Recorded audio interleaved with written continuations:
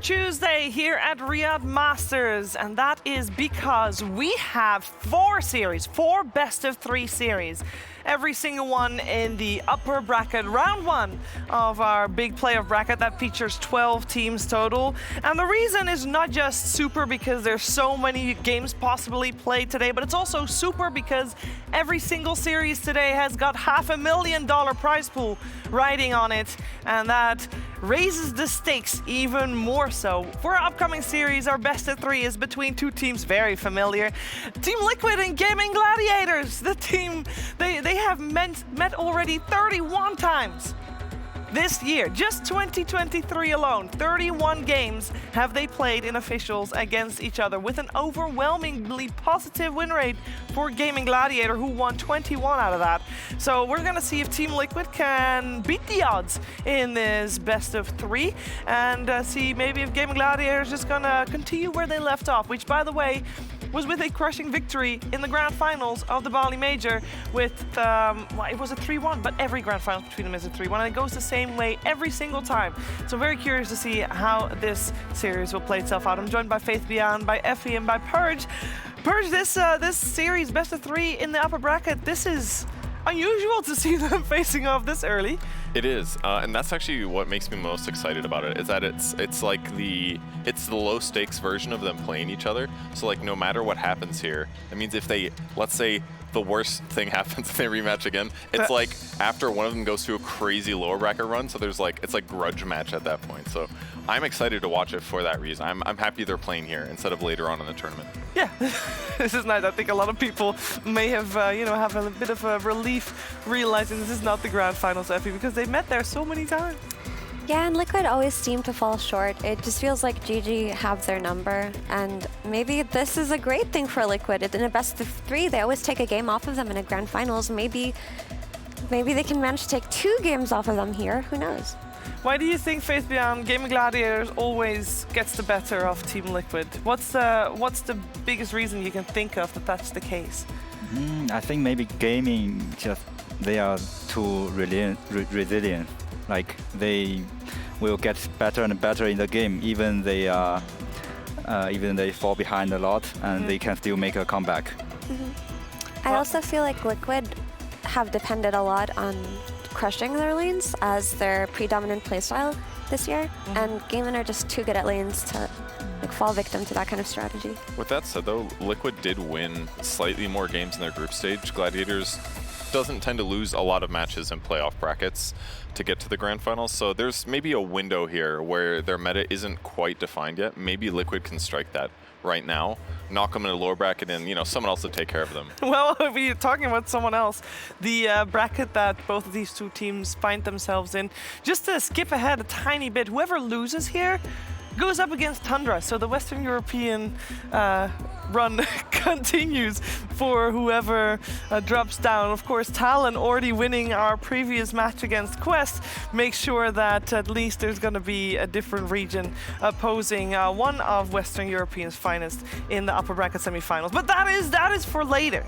You know what? We're not even going to have upper bracket semifinals for another like 2 days or so. So we're focusing on these upper bracket quarterfinals, if you will. And I want to focus first on Team Liquid. This is a team that started the group stages, Effie, very slowly, and then since then has started to ramp up pretty fast.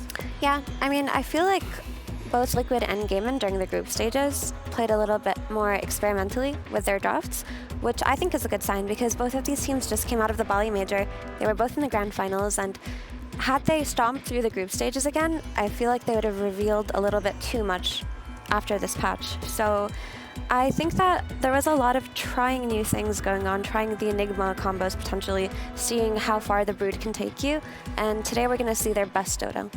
Keep in mind as well that Team Liquid had to play the play-ins, so they've had even more matches under the belt. They played 10 more matches even before group stage started, so they've been here a while grinding games. They've got the varied strategy, and they've found some stuff that works for them pretty well. Yeah, we've seen Team Liquid with more games under their belt at the International 2022 fairly recently, going through the lower bracket, or sorry, last chance qualifiers and lower bracket as well, actually. They did get more games and they leveled up the more they played. So that might be the case here as well. Very curious to see what kind of spirits Team Liquid is in before their series, and that's why we had Jenkins. Check them out.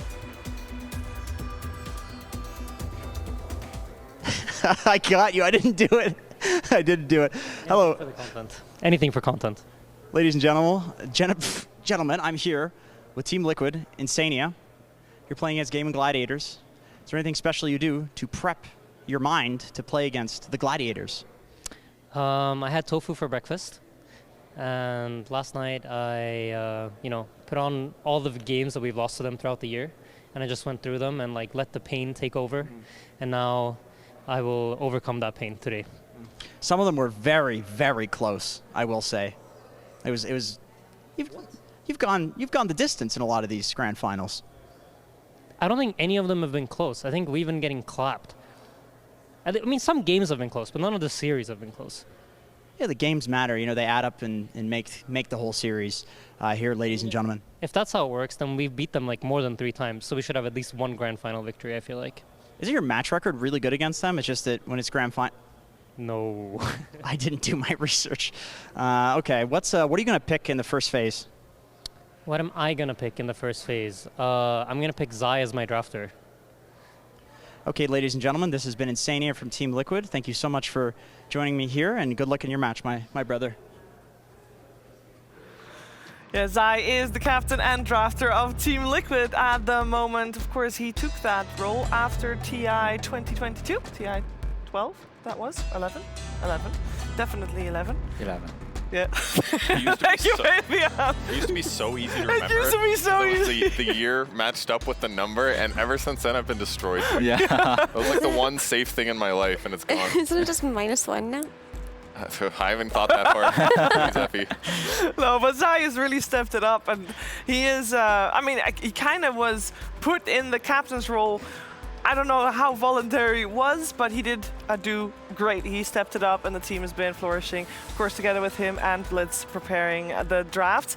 And let's focus a little bit on Gaming Gladiators, because when you're talking about, on one side you got Coach Blitz, on the other side you got Coach CY. And there's not a single coach in the world, as far as I'm aware, that is having a 100% LAN win rate. 100% Perta means he can't lose. That's no lie.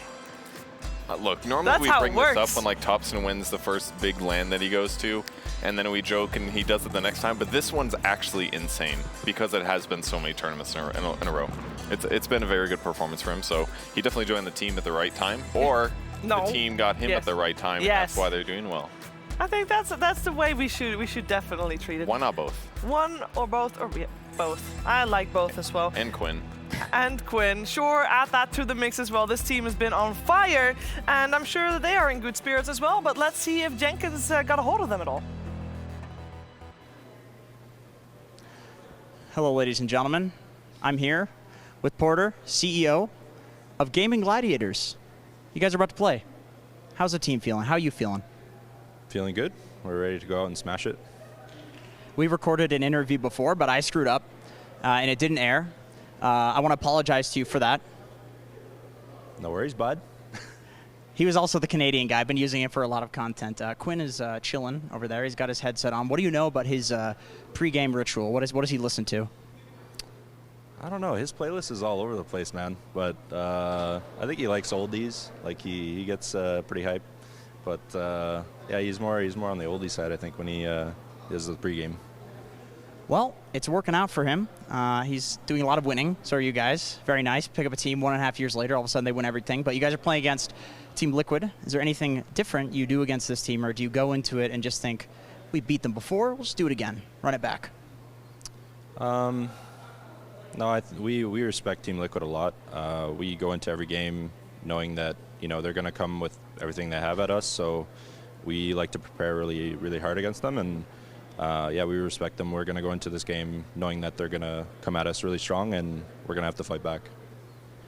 Fighting back indeed, Sheever, or whoever the host is. Thank you for the interview, Porter. Great to see you.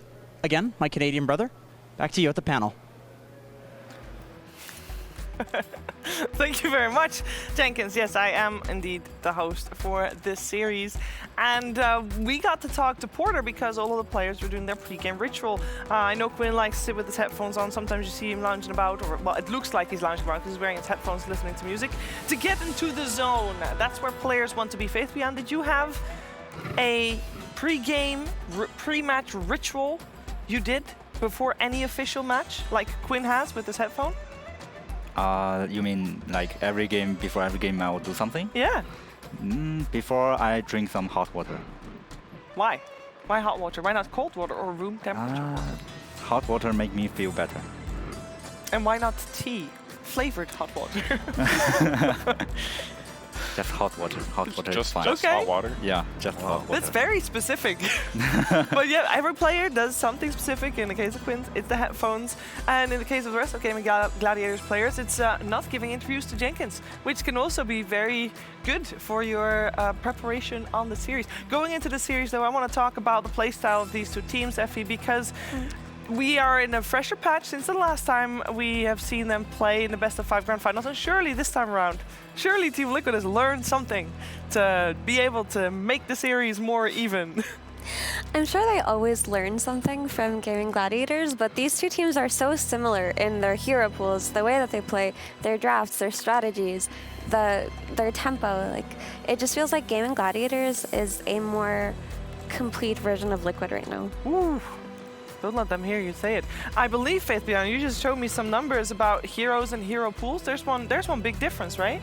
Yeah, I want to point out in this tournament, Liquid have tried so many different heroes.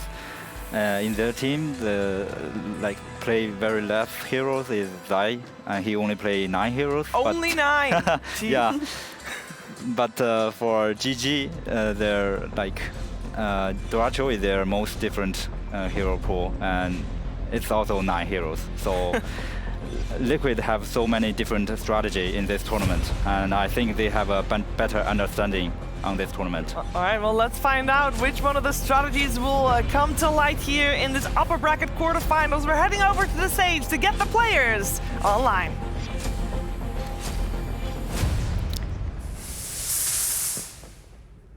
Welcome everyone to an El Clasico here in the Western European region. These two teams have faced off time and time again.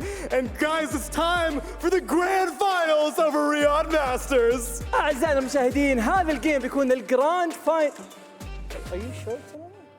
I mean, are you sure this is the grand final? Fancy, if there's one thing I know about Pro Dota this year, it's that every time Liquid and Gaimin face off, it's in the upper bracket quarterfinals here at Riyadh Masters 2023. الجيم اللي راح نشهده الآن أعزائنا المشاهدين بيكون هو الأبر براكت في الجولة الأولى معنا في رياض ماسترز. بيكون هو الكلاسيكو اللي احنا نعرفه في عالم دوتا. ما راح يكون النهائي، بنشوفه إن شاء الله ممكن بعدين، لكن ما أتوقع أن هذا اللي بيصير. All right, yes, for what it's worth, Liquid has had their demons with Gaming Gladiators, at least on LAN. But Liquid is also the only team to ever knock Gaimin down to lower bracket. This was in Dream League Season 19. It was an online tournament, but it still counts.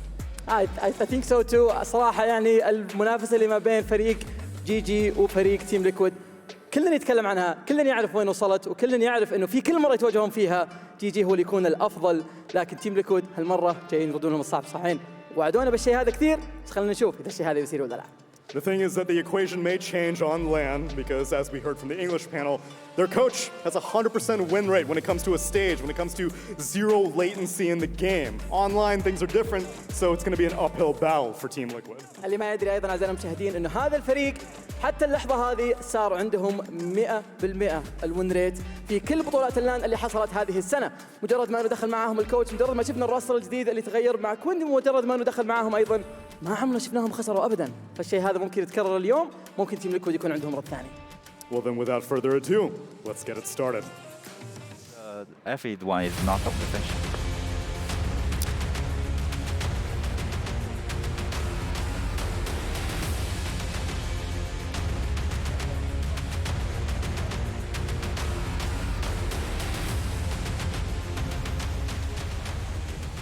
Team Liquid!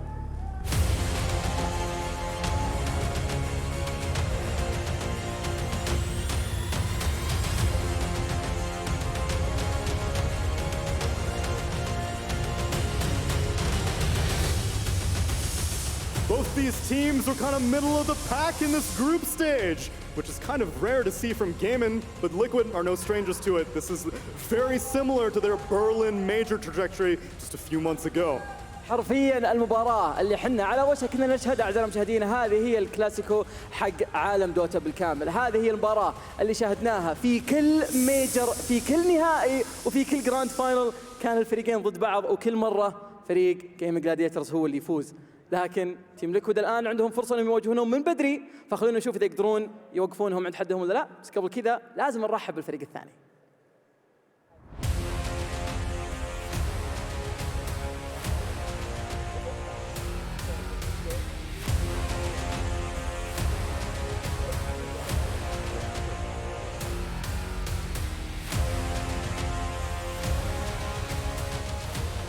أفضل فريق في العالم Gaming Gladiators.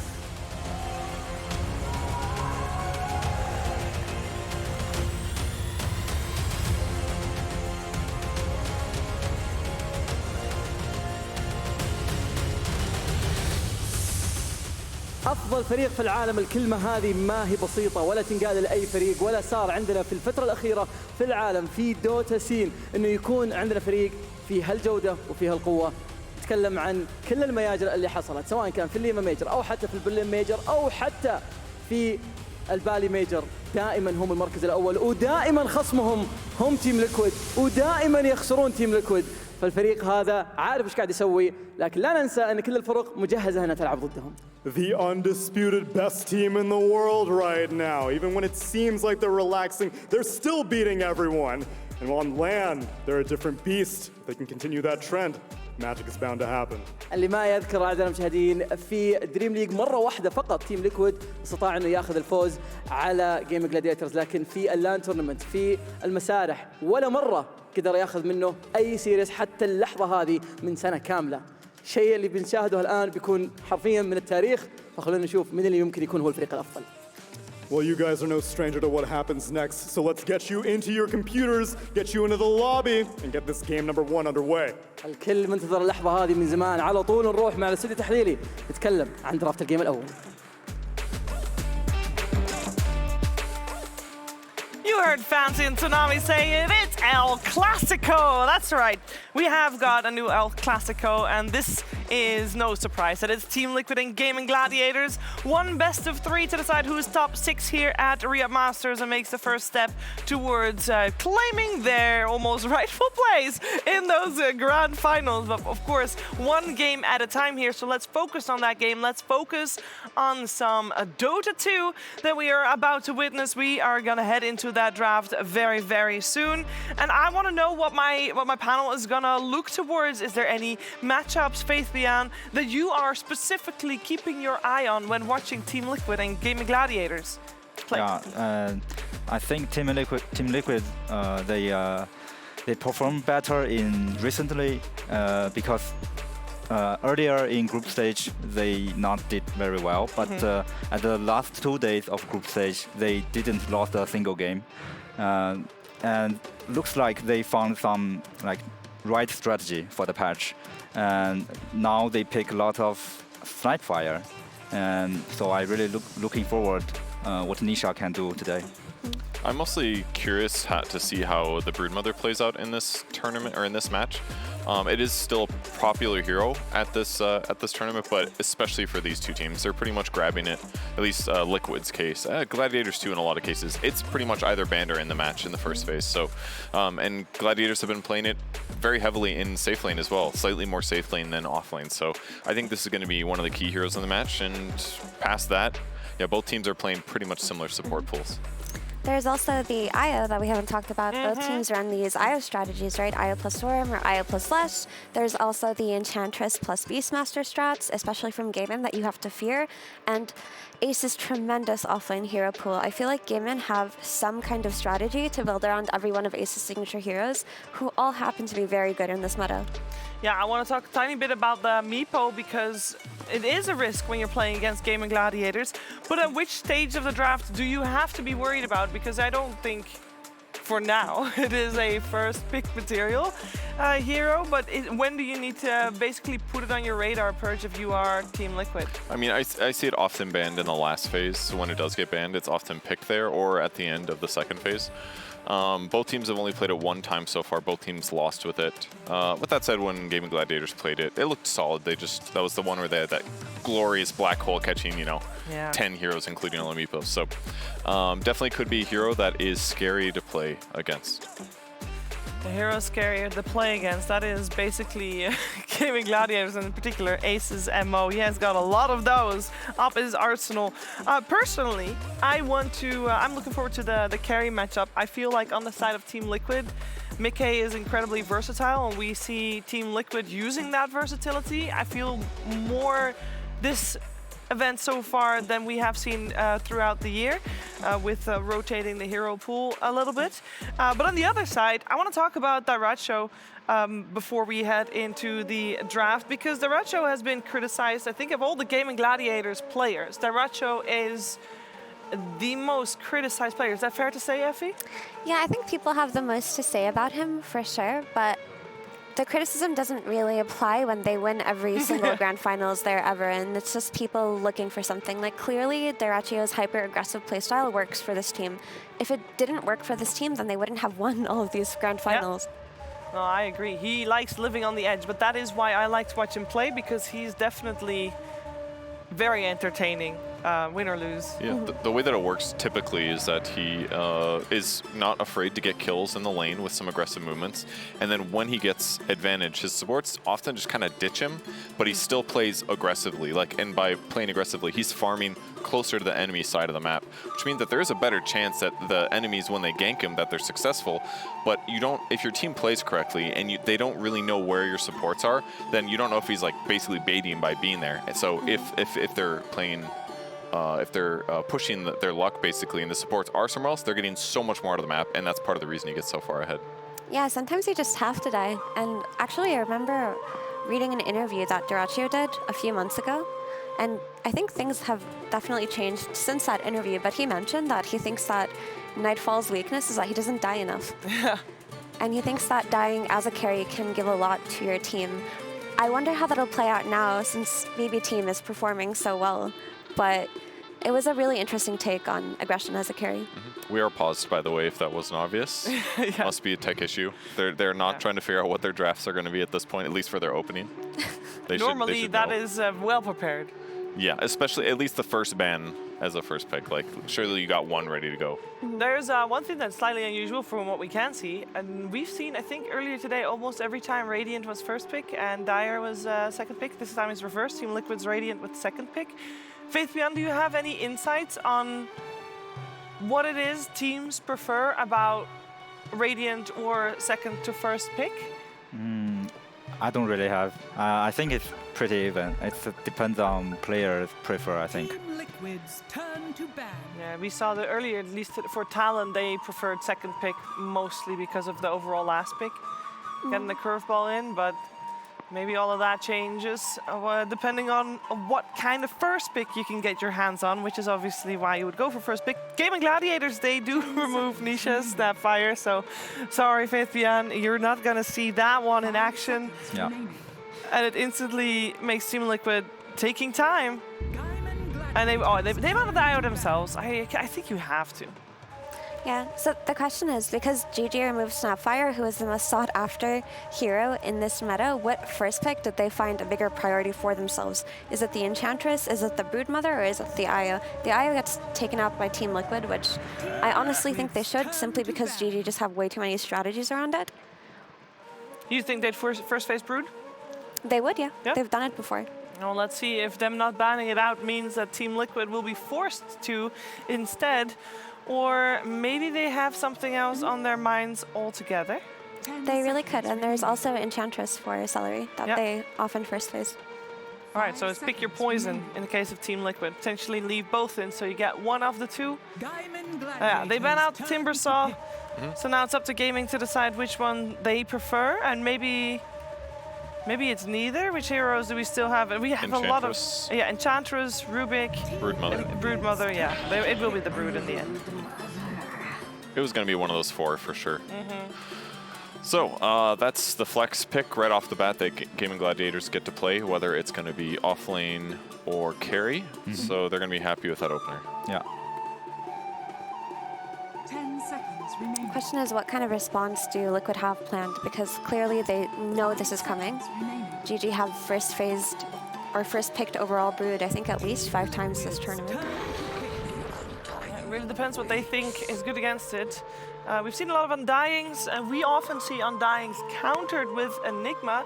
So if they don't want to give that away, they should pick it up. But then you're stuck with an Enigma Undying opening, and then you're just going to give Rubik away. So this feels very difficult. I think you're not concerned about Enigma right now, because if you pick this Enigma early for GG, you're kind of ruining your Broodmother flex. But if that's an option they were worried about, this Rubik does defend it.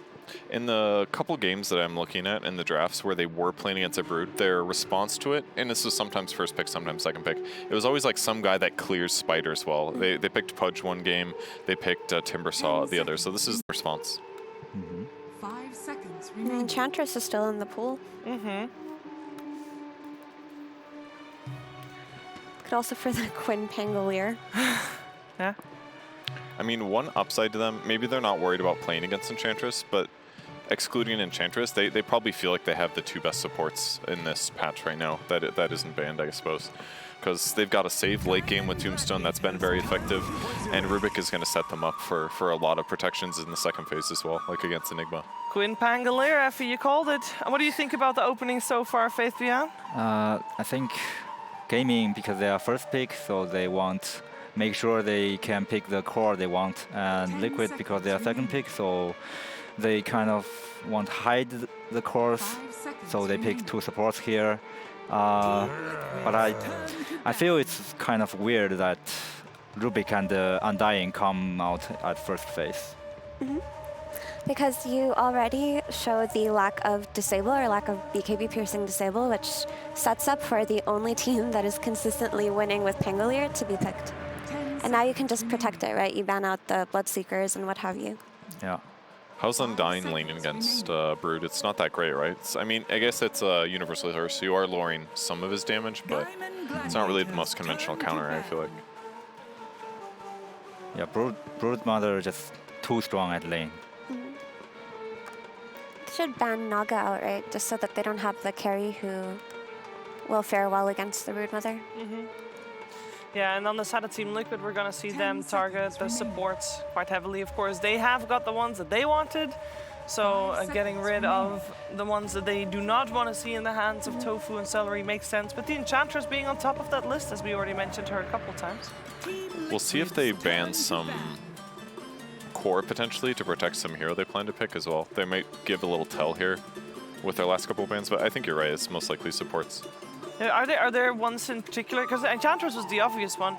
Are there other ones that come to mind that are some that Celery and Tofu are just too good at? They like to play Pugna, both of them.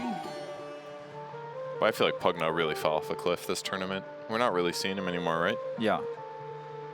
There's also Team Liquid still has that great win rate with Lycan that we talked about last time they played.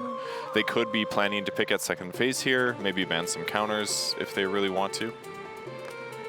Because it's less likely that Gaimin fit in a Lycan themselves if they want to play it. Yeah, I wonder if they're going to address Ace's hero pool in the second phase too, because yeah, the Broodmother could go offlane, but we've seen it flex to Duraccio on the safe lane, and things like Darkseer would still then be in the pool for GG to pull out on 16-17, which is honestly quite fearsome because Team Liquid's heroes don't address the Darkseer side lanes very well. Undying and Rubik will both struggle.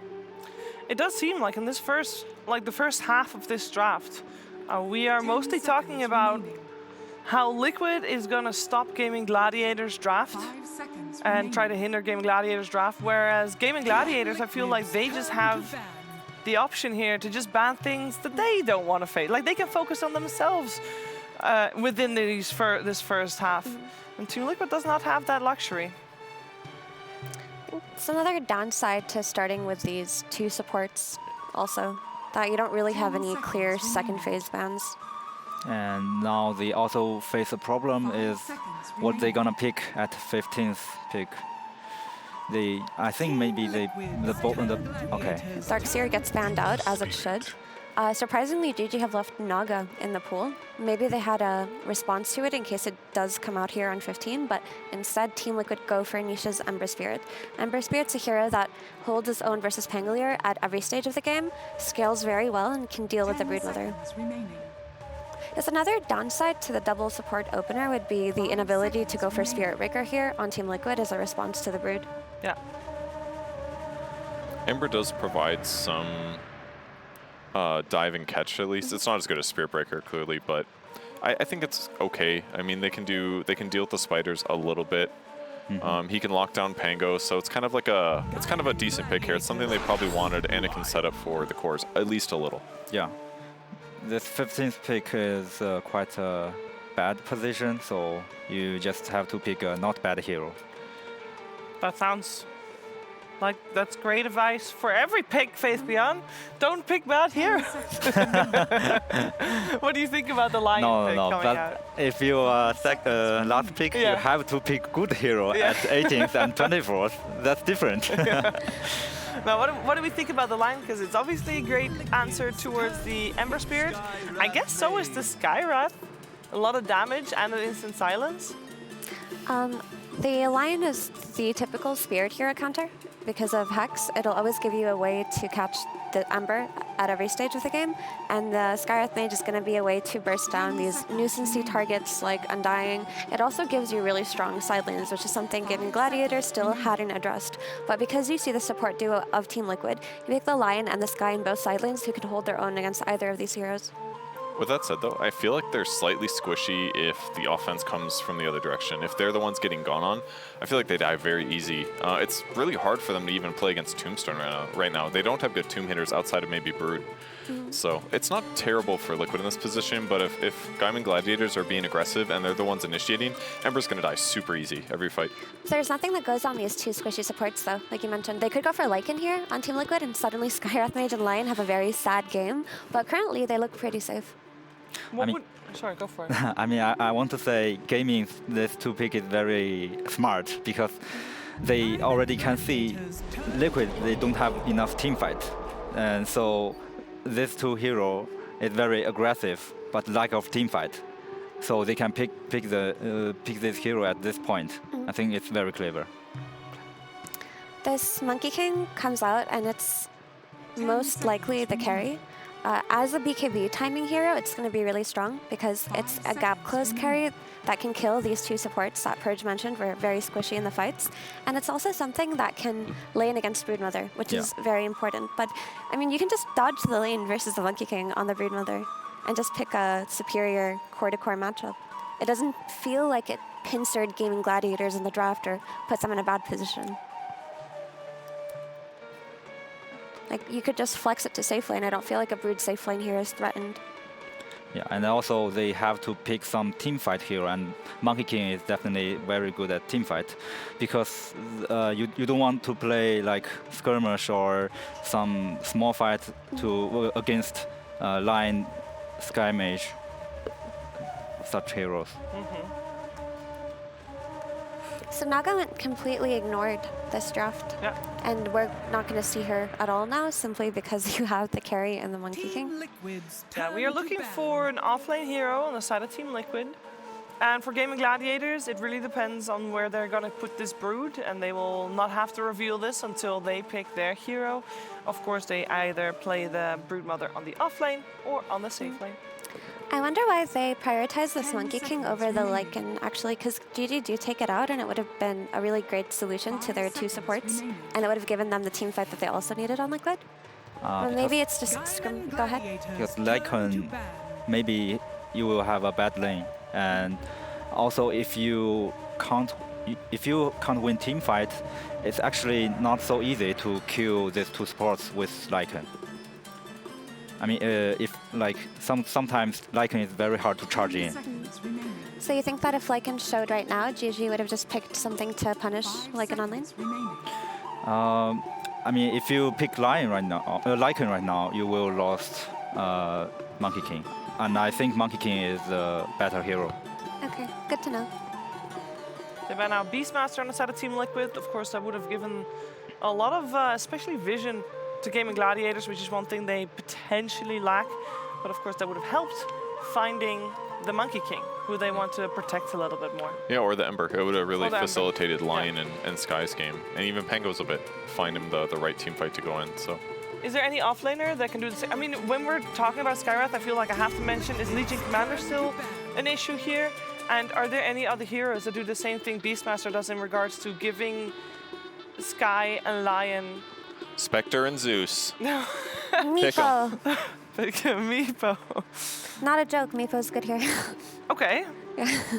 10 seconds remaining. Why I not? mean, it could be Yeah. a more difficult lane versus Monkey King, but he can easily catch up, and Mega Meepo owns, and the supports on Team Liquid will die to it. Yeah, that's It could a be good idea. something they're looking at. And you can chain net Ember as well. Yeah, I think it's a great idea. Ooh, they ban out the Faceless Void. Ace's most played is Underlord. I don't think I got banned, right? So yeah, No. he's got to either play Meepo, Underlord, or a new hero. Or Brood Or Brood. would be maybe a little bit less exciting. 10 seconds. But we remaining. could still be looking at a Dairatcho hero for this overall 5 last pick. seconds remaining. We could be, but it would be a very difficult lane for Brood if she went up against Undying and Monkey King. They'll go for the Slark. Okay. His first of this tournament, but not a hero he's unfamiliar with. I mean, there aren't like the most obvious counters. It's nice for Team Liquid that they can pick their offlaner, knowing that that's going to be against the 10 Slark, but seconds remaining. so many are banned. 5 seconds I remaining. think maybe they can pick Visage or Mars just to play as a ball. How do you think Visage does in lane against Slark? Not bad, especially now Visage is a universal hero, very strong on lane. So what would your personal preference of the two be? Yeah, and also Visage, it's very easy to kill these two support, so it's a good choice. Yeah, that's a good point. They're very weak to armor. You just hit them with the Sleight of Fist, with the Orb of Corrosion, and they're just going to die to birds. Yeah. Yep, and I think Pango is the only one that can kind of kill birds with a swashbuckle, right? That's it? Yeah, but if you are very, if you hold it as a ball and you're Yeah. very strong, Pango cannot do too much. Okay, well, it will be the Yeah, potential Visage. call. Choose your Do you think that's so enough cool. for Team Liquid to have the favorable draft here? I think this game depends on how lane's going. And we can't say too much now because it very depends on how you play it. If lane going well for Liquid, I think they kind of easy win here because they can control Roche and they have team fight and they have physical damage, they have magical damage. I think they have everything. I worry about the Broodmother, just because I feel like the Monkey King Undying lane is very difficult, because I feel if Brood had a better lane, it gives so much more space on the map for a Gammon, but the Brood can be punished a lot on this lane, and because of that, I feel like Visage will probably hit a timing where Brood has to start dealing with him when she's not ready to. So I slightly favor Liquid. Slightly. All right. The only downside, one of the downsides though, is that if Brood gets ahead by winning the lane, they don't necessarily have the best punishers. They don't necessarily have like a Mars ulti or a Disruptor or something to guarantee that Ace gets killed. So maybe Ace can somehow win the lane and run away with it, and then it's the opposite thing. They're like, okay, how do we deal with this Brood? We have Sleight of Fist and Boundless Strike, and hopefully that's enough to like clear spiders. So there's a lot of pressure coming out from these lanes in terms of who gets ahead, because whoever gets ahead should, on paper, win. Is that fair to say, Faith Beyond? Yeah, yeah, it very depends on lane. And I a little bit prefer Liquid's draft. I think it's more structure. I think Gaming's draft is too aggressive. Yeah. Overall, we did start talking about the Broodmother the moment we started talking about this draft in particular, Effie. And a team that has the Broodmother, with that in mind, does not have the edge in this case, purely because of the lane matchup. Yeah, the lane for Brood is going to go very poorly, unfortunately. So Gamon's entry into the game is going to be slower than it normally would with their Brood.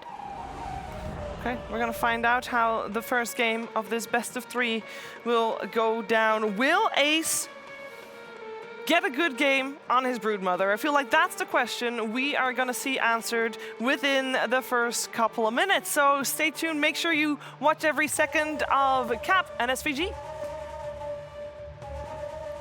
Liquid versus Gladiators, a matchup that seems to be fated to repeat time and time again throughout this season. And we're going to go once more in the first round of the upper bracket playoffs. Now, these two teams have matched up against each other in 4 different grand finals appearances, Avery.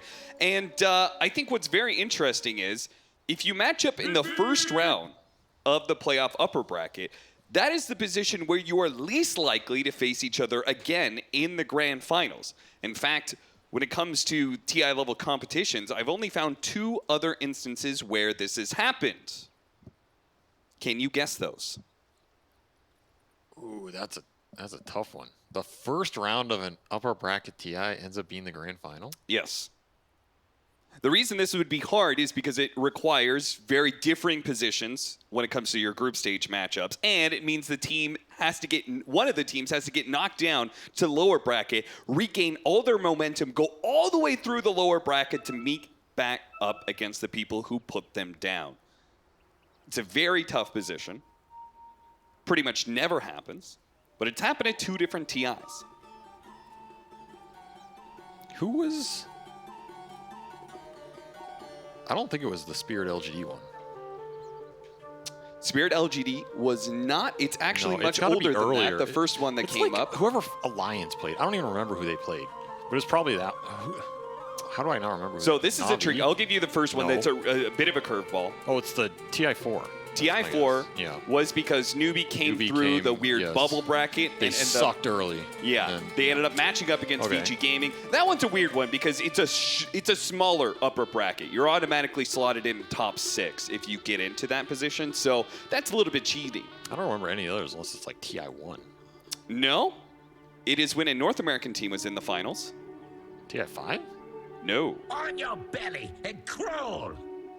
You. The only other time a North Are you American sure this is a team has TI? been in the grand finals of a TI was Never. What are you smoking? TI6. Digital Chaos versus... Oh, well, okay. I mean, that's a European team, bro. Oh, my God. Come on. How many NA players did that team have on it? They were coming from the North American region, so... Anyway, yes, Digital Chaos versus Wings actually occurred in the first round of the upper bracket. Yeah, they got 2-0'd. They got 2-1'd. Oh, good mind. try. I don't remember anything about that event. And For good Digital reason. Chaos then managed to climb back and went through LGD, TNC, eHome, Fnatic, EG, just to get to Wings and run out of steam and get 3-1. So is well, your point did they that run out of steam? We're going to get a different grand final than the last 5 tournaments? Is that what you're trying to hype up right now? I think if it does happen, then it truly is fate. Let's put it that way. True. I can't. It's also been a rough road and very likely means Liquid, who are a bit of lower bracket kings. I mean, this organization is known to be lower bracket kings going all the way back to TI7, where very famously, Miracle stated upper bracket is for bitches. Liquid made a very strong run through the lower bracket, actually won the whole damn thing. This Liquid squad has also managed to do some great lower bracket runs, and they are very likely to be heading into that lower bracket. At least history would support that because they are combined. You ready for the combined game score? This year. Wait, can I guess it? Yeah. In everything? Including DPC regionals or no? Including DPC regionals, yes. It's got to be like 15-3 or something. 21-10. Okay, that's not as bad. Actually, that's not as bad as mine. Yes, if you took away the DPC regionals, you would actually be way closer because the DPC regionals is actually where Team Liquid has gotten series wins over Gladiators. Well, maybe they should stop doing that. That's what I'm learning. Yeah, Maybe you should stop giving this team a good practice run in regionals and beat them on land for once. You know, speaking of practice runs, I actually ran into Quinn before the series. He was putting on the headphones. I interrupted. Why'd you do that? Well, because I got to give Liquid a little bit better of a chance. Yeah, I mean, I ran into Boxy earlier, too, and tripped him on the stairs. What are you doing out there, man? So I asked Quinn. I said, hey, we already know the storyline. You guys dumpster Liquid all the time. They, maybe they win some online stuff. But is it any closer in scrims? And he said, well, I can't really tell you that because we haven't scrimmed against Liquid in a long time. Their schedules haven't really synced up. There was a time where Liquid wasn't scrimming. There was a time where Gladiators couldn't scrim. Sounds like fear to me. I mean, if I was Gladiators, I wouldn't scrim Liquid either. I would be like, we have the advantage over them, guys. Let's not teach them anything more. Yeah, but that's literally every team for gaming. Yes, but Liquid's the team that you've met over and over and over and over and over again. Yeah, I get it. It's a bit of a, why would we, if we have the edge, why would we give them a chance to fix it? Sure. I kind of believe in that. In this game, it's another Monkey Ember lineup for Liquid. This is something we've seen them run a couple times. It can be very explosive. If you snowball off the lanes, you get these matchups working for you. Suddenly you just run around the map, combine all the cores. Mickey has looked like one of the best Monkey King players at this tournament. It's a very difficult hero to execute, I think, sometimes. Like, people tend to look at Monkey and feel he's straightforward because, you just smack people until the ult. But there's a lot that can go wrong for the heroes in the fights. There's a lot that can go wrong off these rotations. If they don't pan out for you, you fall really far behind. You need to make sure you buy the right items, use them in the right way, and join the fights at the right point. And you need to win your lane with this hero. So a lot of emphasis for me is on Mickey on this Monkey. How does he pop off? And that last pick, Visage. Can you get on the backline on these weak supports in the line and the Skywrath and just take it to him with the birds plus some Sleight of Fist and a Boundless Strike? These two supports for gaming are very susceptible, and I guess so is Dyrachyo, as some Soul Assumption will claim his soul and assume it. As Zai is off to a fast start here with the Visage. That is a very good sign for Liquid, as if he gets fast Auras here, fast Drum, fast Solar Crest, you're going to be blazing through these objectives. And what is the objective defense for Gaming in this lineup? Pango, that's it, I'll tell you. The answer is Pango. Yeah, you're right. I was like looking at it, it's Swashbuckle. To me, this is a very weird draft for Gaming. I think it's missing a lot of the things they usually have, which is a hero and ace that can control the objectives. I mean, they play Brood a lot, but Brood is usually a hero where he's just scaling Vine Pipe, and they have another hero to fill that role. They don't really have it unless the Pango's off to a crazy start, which the Ember matchup is something Liquid have picked before and are very confident that Nisha will do well at. So I actually feel like Gaming might just get run over this game. I think this is one of the weaker drafts I've seen from them in a long time. Not that it's bad, but that it's susceptible to how Liquid likes to play. If Liquid get what they want out of the first 10 minutes here, they could be in some danger. And we do know a lot about Gaming Gladiators, not just because we have the most footage of them as they're in every grand finals, but also because they're a team that has a relatively small hero pool. For a team that is usually playing some of the most matches in a given event, this one, for example, they actually are the team with the 4th least. In fact, they have, of the teams actually here, they have the smallest hero pool. They've only picked 44 heroes. Well, yeah, you have a mid spammer who only plays 3, so you got to kind of work around that. Mickey gonna Tofu, that is going to be a second kill. Liquid getting a pick off on both their side lanes here. Pretty good start to offset the 3 bounty rune pickup that Gaming Gladiators had from the get-go. Do you think Quinn knows there's heroes in Dota outside of Pango, Lishrak, Ember? Or do you think every time it gets picked for him? Dude, of course he does. He knows one more hero at least. Which is if they take his Ember, he picks Huskar. Oh, well. Yeah, the no fun pick. He's like, oh, you want to block pick my Ember, huh? I'll show you. Huskar. This guy really is disgusting. Forgot about that. Either way, Liquid will take a pretty decent lead here in all 3 lanes. The first blood top, the kill bottom for the Monkey, and Nisha is winning mid straight up against Quinn, taking advantage of this matchup. In fact, winning it quite hard, 23-5 to 10. Yeah, highest amount of last hits at 3 minutes of any hero. Super impressive stuff from basically Nisha. Perfect, right? He's only missed 1. Yeah, and you added 6 to 9 on top of that. That is insane. Okay, I mean, I think he had a rough, middle of the year, but he's pulling it back, getting into TI form, showing us the good stuff here. I remember they played this matchup too at some of those other majors, and it was not this one-sided. I even remember, I think Quinn killed him in one of those lanes. Yeah, he did. With the Pango Ember. Yep. So this is what I think Liquid have wanted out of this matchup all year. He's gotten enough practice in all of those regionals, all those majors. It's adding up here, Cap. And finally, someone can tell Quinn to suck it. Maybe. We'll see Quinn fight for the water rune. Who outclicks who? Quinn gets the water rune. Okay, well, I mean, not everything can go your way. And it means the other water rune is also his if he wants it. That's a pretty big swing. A lot of extra regen to push through these Sleight of Fist spams. see how Liquid can transition some of these early advantages and perhaps some more kills. They have some kill possibilities on these lanes with their cores. A lot of early damage that can come out, especially if you get Jingu stacks down here. Maybe not on the Brood, but on the Skywrath, on the Lion. You want to kill these supports as many times in this game as you can if you're Liquid, and continue to push them farther and farther back. The more they're behind, the more they're going to feed in the fights, and then you're just cruising into the support levels. Nice little Ravage. Two-man impale, pretty good. These next 5 minutes are the point where Liquid can really ramp up the pressure, because you need to get to level 6 on Slark, you need to get to level 6 on Brood. Both these side lanes, you need to not feed away kills on Gaimin so that they don't pull ahead on the levels in Liquid and can punish you even harder.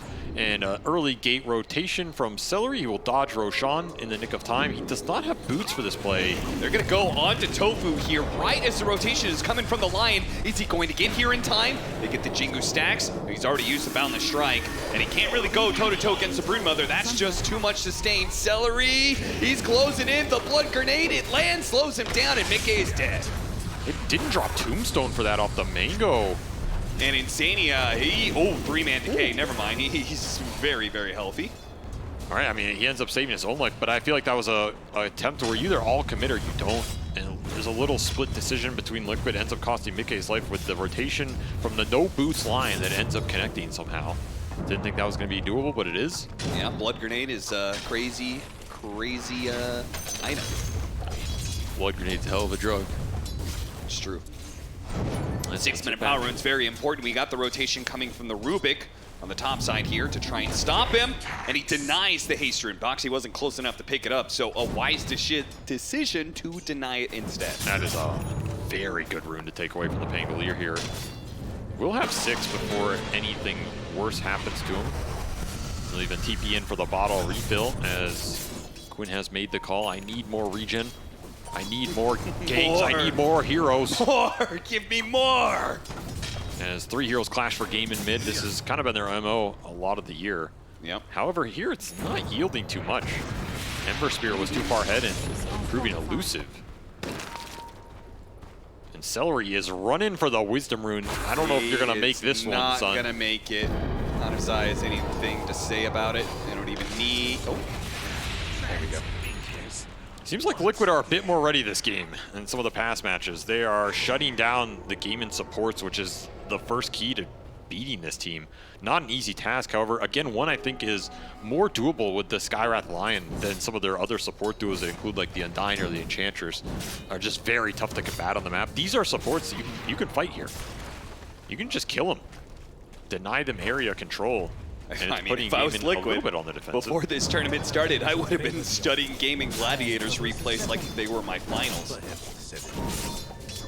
Well, you heard Insania talking about watching them all. X into stun, Rolling Thunder. Swashbuckle isn't quite enough. He gets off the slide. A two-man's chains, and Nisha turns it around. He gets the kill on Celery, and Quinn is going to get run down as well here. Double pickup for Nisha off a big turnaround. Mickey knows how important that was. Tips Nisha for the play. Man, Liquid are definitely ready. They have gone through the ringer versus this team, and they know their moves by now. Just not enough burst on that jump. You need the Skywrath Mage here too, and then you get that Ember kill, and it's a big turn. Tofu not able to join this game. And a Fairy Fire. Yeah, and that's that little lane advantage Nisha created, right? If this was the other way around, you're not getting this turnaround with only Boxy joining. Instead, huge advantage for Liquid off this mid lane. The Visage is continuing to free farm top and has kicked Duraccio out of there before level 6, so this Slark is jungling the hard way right now. Yeah, that is really rough. He might not even be able to fight these ogres. And Celery are going to be run down by the zombie. Nisha cleans him up like a Duraccio, maybe. Fighting for his life out here, and that's still not level 6. Oh, man. This is a large level disparity between the supports right now. You got 2 level 5s on Liquid versus level 3 and 4 for Tofu and Celery over here. And these are not single target supports you kind of want to be behind on, because the actual skirmishes are going to be difficult for you. When these birds come in, when the tombstone gets dropped, you're getting slighted. It's a lot of zone control you have to enter with these squishy backliners. Duraccio heads to mid, knowing that that safe lane is no longer a lane he wants to play in, especially since the Monkey King has vacated bottom. This is very aggressive. Big stun, follow-up silence. Nisha, though, is going to be healed, and that's enough. Gaming Gladiators, They had a small little window to put some damage on Anisha, but they know it's not going to be enough. This was a lot of space for Ace. Yes. While all this was going on, he took bottom tower. He is top net worth in the game. He's invaded Liquid's jungle. The downside of their draft is outside of the Monkey King and Ember. Their heroes don't interact too well with the Brood, and they have really big issues trying to catch him. So Liquid want to continue to fight away from where Ace is. Try and capitalize on the weak support duo right now, especially with this Searing Chains build from Nisha not going for more points in the Flame Guard. Makes him a bit squishier. Also means he can set a lot more up for the Rubik Undying to close the gap and get decays and Fate Bolts off. Insania trying to get some vision down, but is going to be caught here. So very likely to be killed, and that's going to give Dyrachyo an important amount of experience and a first stack of agility for him. Very deep ward he got out. Will cost him his life. And that is about how fast Celery's going to die this game. His health gone in one slight. Yeah, Solar Crest already up for Zai. Managed to take his own tower, and D-Ward will go Dyrachyo's way, so that invasion from Insania doesn't yield too much here. It actually feeds a lot to the Slark. Dyrachyo very happy about that one. Better than the neutral creeps he was having issue with earlier. Yeah, certainly. Catapult waves back up. This is where, if you're Liquid, you want to crash mid right here, take away this mid tower, limit the power runes away from Quinn, and really shove the map control into your favor. Not much to stop this if you're gaming. Again, the tower defense pretty weak here. It's swashbuckle, that's it. It's crazy how like they have such a similar strategy from their offlaners. They both want to be able to get ahead, get their ultimates, and then claim the safe lane tower and then push into mid. That's a Broodmother play for sure, but it's the Visage who is the thing is, Zai left this push. Their catapult died. Maybe they were afraid of the Brood backstab here? Yeah, could be. I don't know. I feel like that's a fight where maybe the DD was dissuading. I think that was a window where Liquid, ideally, they get that fight going, because now you're giving the space to Ace to come in from the back. This is debilitating for Insania Insania. dying so quickly. They're going to deal with the Tombstone first. It actually saves Insania's life. Not that Ace is too sad about it. Yeah, but the thing is, there's Dire Catapult up now, and you gave a lot of the river control wait, if to we can kill Gaiman. Anisha even better. They burst him. Oh, Liquid, things falling apart after a really good start in the laning phase. They may just lose their mid tower for this go, though I guess not very many spiders left, so. I think they're happier with the Ember kill in that tower, to be honest. Yeah, I don't think Gaiman needed this early, whereas Liquid could have used the space a lot better. Something about that move was awkward. It got called off, but not everyone was on the same page.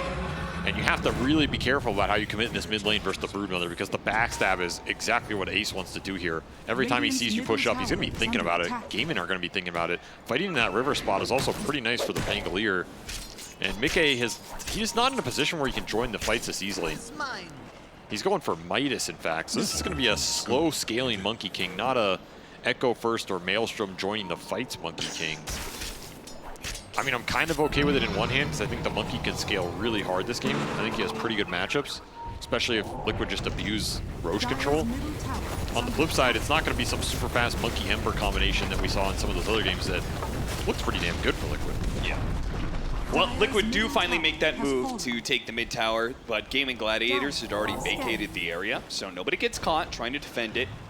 They give up the tower cleanly.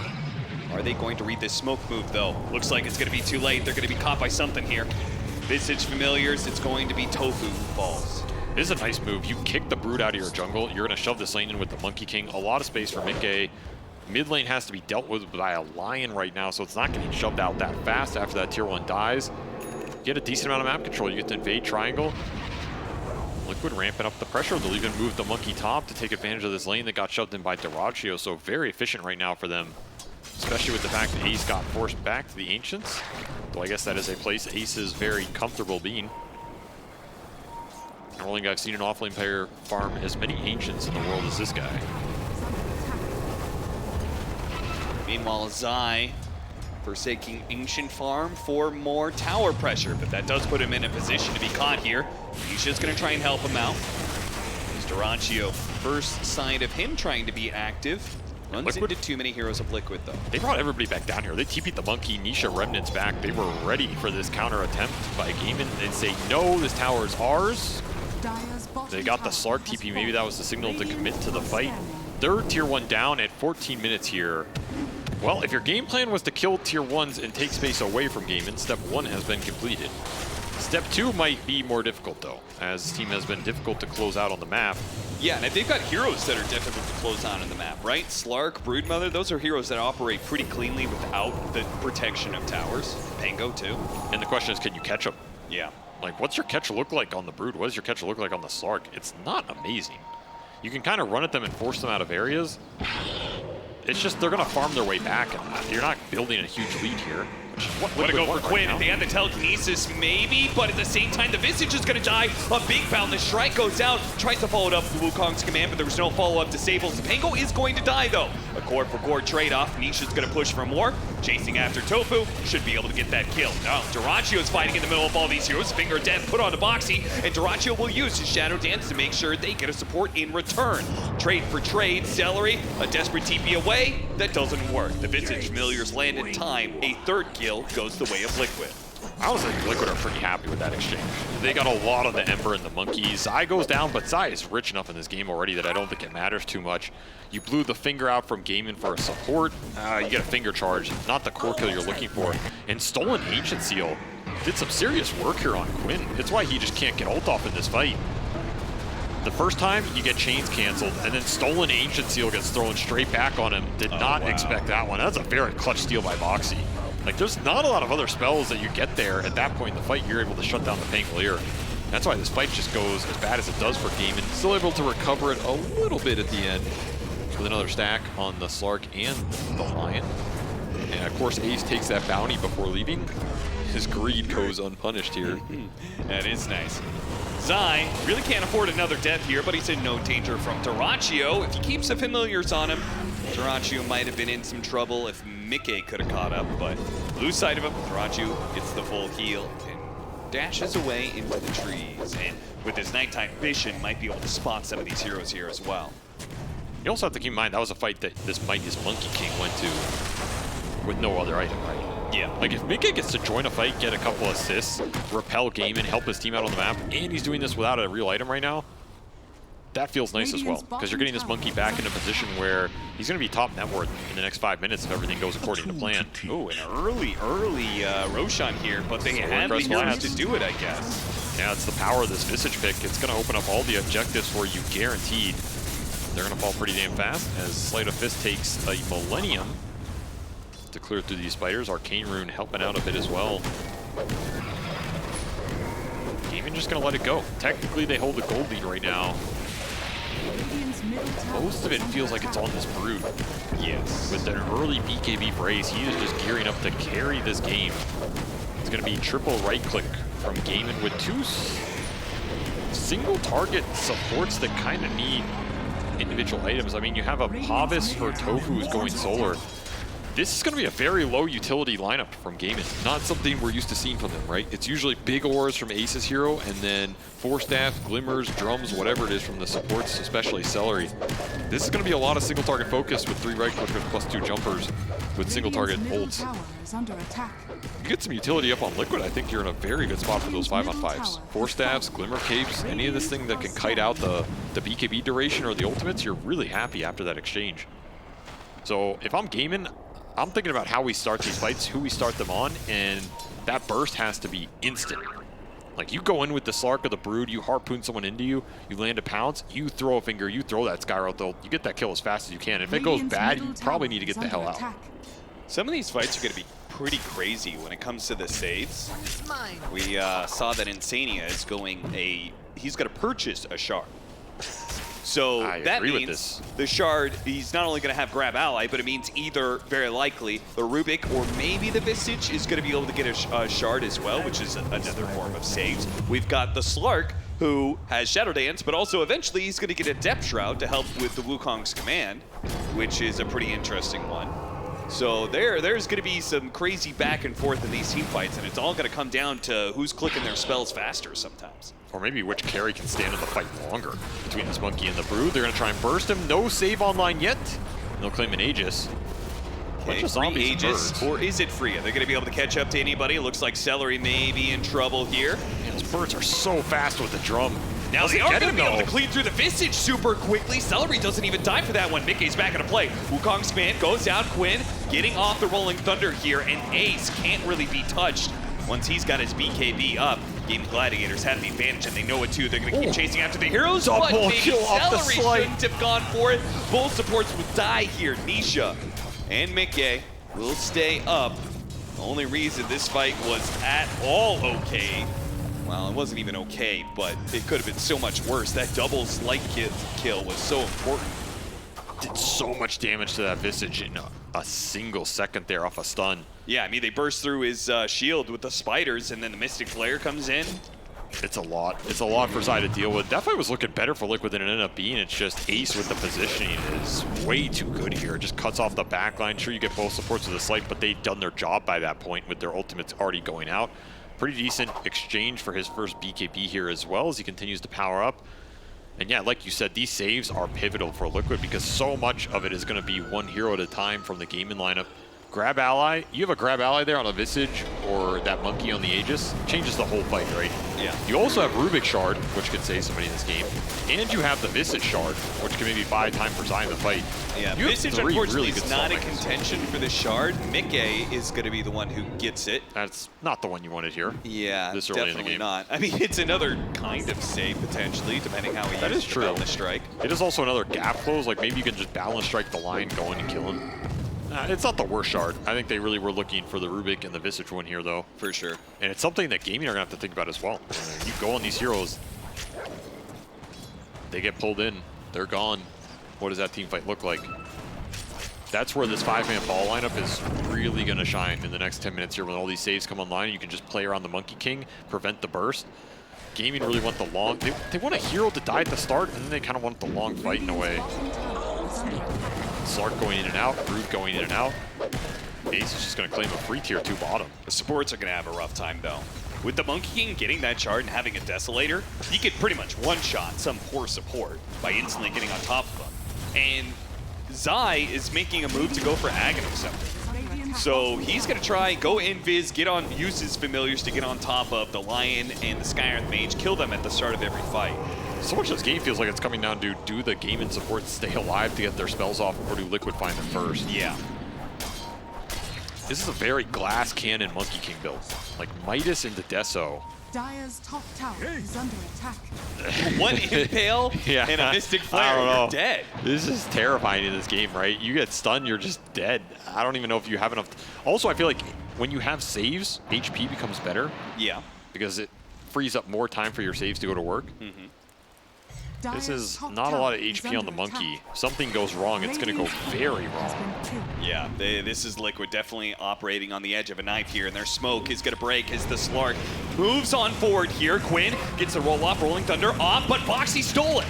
A big steal because now he's stunned up Dyrachyo, who has to use the Shadow Dance to protect himself, but he's going to be stunned over and over and over again. If he could have changed it, it would have been beautiful. Nisha jumps away to his Ember Spirit as he was hexed up at the time, but he managed to get away. Oh, he got a slight change onto Dyrachyo, who's still low and doesn't have that save anymore. He needs the regen to go out. Mystic Flare going to be tanked up by Boxy as the squishy Monkey King is kept alive through the assault of the supports, and they're going to clean up here. They're going to be able to get both of the supports killed and still might be able to get more. Quinn, roll up, but this time doesn't have a Rolling Thunder, and he's going to die to physical damage, and Dyrachyo's dead, and Ace is joined into a fight he can't win. 5-0. Liquid was beginning to lose a little bit of control of this game, but a beautiful team fight turns it all around. Stolen Impale from Boxy was really helping out on the backside of that fight, but the damage is all Nisha here. Just slights for days. No answer to this Ember Spirit, who finished up Maelstrom and Kai Assange there. Hits his level 15 talent as well. Really, this might just come down to the stolen Rolling Thunder, though. Yeah. It stalled Dyrachyo for so damn long. He can't get anything done in this ult. Really nice Delta split by Gaming here to kite out this Wukong. Basically yielded nothing for Mickey. I thought at this point maybe it looks a little sketch, but another 2-man chains from Nisha, another Remnant in, and then Boxy, not only does he get the Impale steal, he tanks the Skywrath ult to help Mickey out, and at this point you're just trying to catch anybody you can. A nice turn attempt. It does not go Gamon's way. Another Rolling Thunder fight. Quinn gets off the Rolling Thunder. A chain stun. Nope, Tombstone. See you later. Buys him a bit of time here. Nisha gonna pop back out, try and go for Tofu, go for those squishy supports. He will get one and dance away from the Mystic Flare. Oh, Ace turning on the Insatiable. He wants to man fight this out for the monkey. And he almost could have done it, but unfortunately he's running out of time. He's going to have to run away. He gets Zombies out. are going to chase after him. They can't get away from these heroes. Sriracha with his Shadow Dance. Aghanim Scepter knows he has to pounce away from this fight. Another good fight for Liquid. And another crap ton of damage dealt by this Ember. Gaming cannot find the answer for Nisha in this game, and it is not the Brood with the BKB as Ace faces a second death here during what is really his early mid-game power spike, right? I mean, maybe if this game goes to 60 minutes, this Brood is going to turn into a beast again, but these two fights felt like it was his time to take the game over, and he got shut down hard. BKB, I mean, you gotta get some big kills out of that. You're supposed to be able to just take on a core, kill them, because they can't outdo you when it comes to lifesteal factor. And I think the itemization for Liquid just been on point, because Mickey went for this super high damage build. Liquid built up some auras to help him out, right? The Solar Drums and Vlad's on Zai. It does so much for this Monkey King in the early game. Then you throw on an Undying with Soul Rip, which is being leveled up by Insania here. Holy Locket as well. The Aghanim Scepter is about to catch Quinn, which there's a big difference in the impact of these two mid laners. Quinn dies again, where Nisha's having big impact in fights like this. This is such a fast Visage Ags. It's going to tear Gaming apart. Now you have to spend detection between these two supports. There's too many angles to cover. And of course, the Desolator helps on these single target slap bursts with the Visage as well. Yeah, it's a good point. You get Deso hit, you get hit by the Orb of Corrosion off a Slight, and one bird stun, you're probably just gone. And that's a lot of burst that comes out of the fog. You're not even going to see it here. Charges starting to build up for Mickey. Also went for a Grove Bow on the melee hero, which is not common, but the attack speed and the extra spell amp off a hit doesn't seem too bad here, honestly. Yeah, I mean, when you're sliding, you're getting Orb of Corrosion on all these heroes. Your Boundless Strike, you're getting Deso and Magic Amp. The Visage is popping out with the extra 25% damage off the familiars. The tower's just gone. Yeah, it dies so damn quickly, and they're not even really having to commit much for it.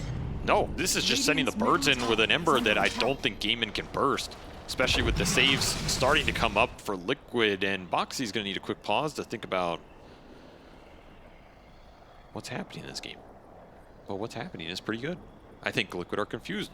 This game's going too well. Wait a minute. Hold on, guys. Check the script. I think we're supposed to lose to Gaming Gladiators. Are we sure this is their base we're pushing? It's not ours, right? Did we just dunk on ourselves? No, indeed, you are just about to take a range barracks. The Gaming Gladiators have to throw spells at familiars. This is where their lineup just suffers, man. Especially these supports. They don't do anything in these base defense situations. Like, you're throwing out an Impale and a concussive shot, congratulations, right? Meanwhile, you drop a Tombstone, you get those birds going in with the aura, everybody's online. You're just slapping kids. A lot comes down to how much Quinn can get done, and so far in these fights, it's been a struggle. The Rolling Thunder Steel, some of the silences and stuns being thrown around with Boxy into him, and the Pango's damage isn't crazy right now because he had to go back for a shard, as well as Manta style next to try and get some defensive capability up to stay in those fights. This is limiting what the Pango's doing in terms of damage, which pushes it more and more towards the Slark and the Brood. Okay, you have your items up on Slark and Brood. You need to start finding the backline and committing on these kills, especially during Ace's BKB duration. So far, that has been combated very well here. Like, are you happy if you trade the BKB on the Brood for a Wukong? Normally, I'd say you're very happy with that. In this game, I don't know. I feel like if I'm Liquid and I throw my Wukong and it makes Ace run away during Insatiable and BKB, I mean, what do you do afterwards if you're gaming? I feel like you're happy with that trade. So I don't even think these Wukongs need to get insane value here for Liquid. It just needs to protect the backline when the Slark and the Brood commit. It makes me think about the Shard is still a way that he can help Ace commit on the Slark. Right? If you could Depth Shroud Ace and allow him to just keep laying into the Monkey King, maybe, but then there's the Tombstone save, and you don't have the fastest way to kill that Tombstone. No. That's the Undying's so annoying for them in this game. Because I agree, if you could just man up on the Monkey with the Brood and the Slark and just fight through the Wukong with the Depth Shroud, he doesn't get the Jingu because he can't see anybody to hit. That sounds like a decent recipe here.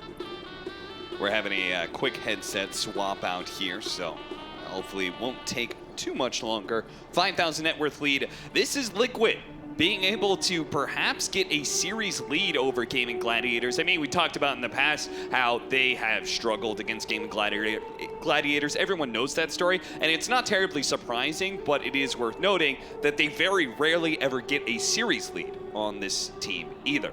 Most of their finals have always been behind. I believe maybe the one Dream League that we cast together, the one that went 3-2, I think was the one time that Liquid maybe had a game lead in a series against Gaming Gladiators. I mean, to be fair, I don't know if there's any team in the world outside of BB Team that has actually won maps against Gaming.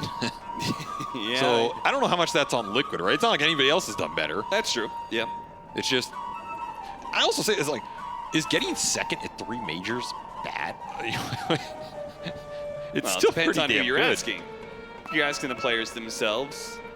I mean, probably who hard on was themselves. #1 in DPC points? Liquid. Who was #1 before Lima Major? Liquid. Who is #1 in the hearts of the people? I've heard much louder Liquid chants usually at Trick question, it's Enigma. Got you again. True. You got to Can we keep up start with these the quizzes. chants? They're real fast. They're real fast. You got to keep up here. Who was #1 in TI7's group stage, Group B? Go Cat. 3 seconds. 3, 2, 1. J-Storm. I know. That was TI8. I'm talking TI7. I don't know what you guys were that. I wasn't there. I don't remember. You what weren't there. Oh no. I don't remember who topped Group B at that. Wait, that was the tournament Liquid won over Newbie. Yeah. I think Liquid topped one of. I think they topped their group, and I think the other group. Hold on, my power of memory is coming back to me. A Chinese team, I think. I'm going through my Mind Palace right now. Yeah. Group B, LFY. of course, that was when LFY was on the Damn, I did pretty They good. did very well for themselves. Ended That's up some placing old. 3rd. TI7's a weird tournament, man. Not a lot of people remember the group stage from that, but it was Chinese dominated. You had LFY, LGD, and Newbie in the top 4 out of those groups. And Newbie even made it to the finals. LFY with the early stages of Monet's career looking pretty good. That was the There's last some history time. lesson for all you scrubs at home, but history is being made here as we are back in the game, and Liquid are pushing high ground. That is a free range, Drax. You pause, and it's gone. Got him. See you later, nerds. All right. They back away after that one barracks. They don't push for more. That is a courier with a TP Okay, I thought that had his next item on it, but no, it didn't. I got a little overexcited there. You did. Wow! He has to kill it. He will. Has to kill the courier. Wow. Are scanning. Shout out to the legend himself, LD. No, Liquid And in a pretty setting up good for Roshan. position to defend this Roshan. This is a very tough fight for Gaiman if you just sit around the pit. And Ag's done for Nisha. Holy crap, this Ember is big and he is deadly. He's going to shred your backline here, man. Duraccio is going to start trying to get some hits in. That's an early Tombstone. Early Tombstone used like that. Not too bad. Yeah, Gaming are just going to wait this out now. They They'll have lose a nighttime. ward for it, though. That's So true. they But didn't they hear have much of nighttime the vision game with for it. Slark. So I don't know if they care too much. Trying to take away some of these fighters. The push is coming in. Duraccio pushing forward. Gets the Zai bounce. on the CG back. going to be bound the struck, and Zai is going for the supports almost immediately, but he is going to be missing Flare Finger Death, and he didn't even finish him off. The Slight does manage to get it. Nisha jumping in, but immediately hexed up. A great reaction for Celery here, but bouncing around with that Aghanim Scepter. He's out of Slight Remnants. Going out. Yeah, he's out of Remnants. That Aghanim Scepter, he went too deep for it. The team wasn't able to follow him up. They were so far away. Now he's pulled the supports into a bad position. A TP away from Box. He's denied. Insania comes in with the heal. What are you even doing there? You think they're going to run out of damage? You've just killed yourself as well, Insania. Oh, Liquid crumble. In a time where they needed it the most, they had the advantage. They had an opportunity to take Roshan. They had the opportunity to take this game by the horns. How did that go so bad? Where was the synchronization on the jump? Zai found the backline. Where was the Monkey Boundless? Where was the Ember remnanting in? These 3 cores were not on the same page at all. We didn't even get a Wukong or a Monkey BKB in that fight. I don't know what the hell happened to Mickey. Something bad happened to him. He was focused on Duraccio. Yeah, this is just too split, right? I mean, I understand what Zai's doing. I think he just commits too far with his hero. Yeah. Pays a big price, and now you're just in Gaiman's territory. The Monkey and the Undying are chased in the back. They're not even contested here. They just backed off. And even then, I think it still might have been okay if Zai and Nisha went in together. They kill the Skyrim Mage before he gets off Mystic Flare. I don't think that fight necessarily looks that bad if all the cores are together. Duracio's poking you. Okay, sure, you got that Tombstone out earlier. Liquid not on the same page. You got the first racks in this game, but you did not get that second Roshan, and that is a big one to give away. Cheese onto the Pango, Aegis on Duracio, so now this Slark can play hyper-aggressive, especially during the nighttime. He's got that shard up, he's got Harpoon finished. Oh, Liquid, what have you done in this game?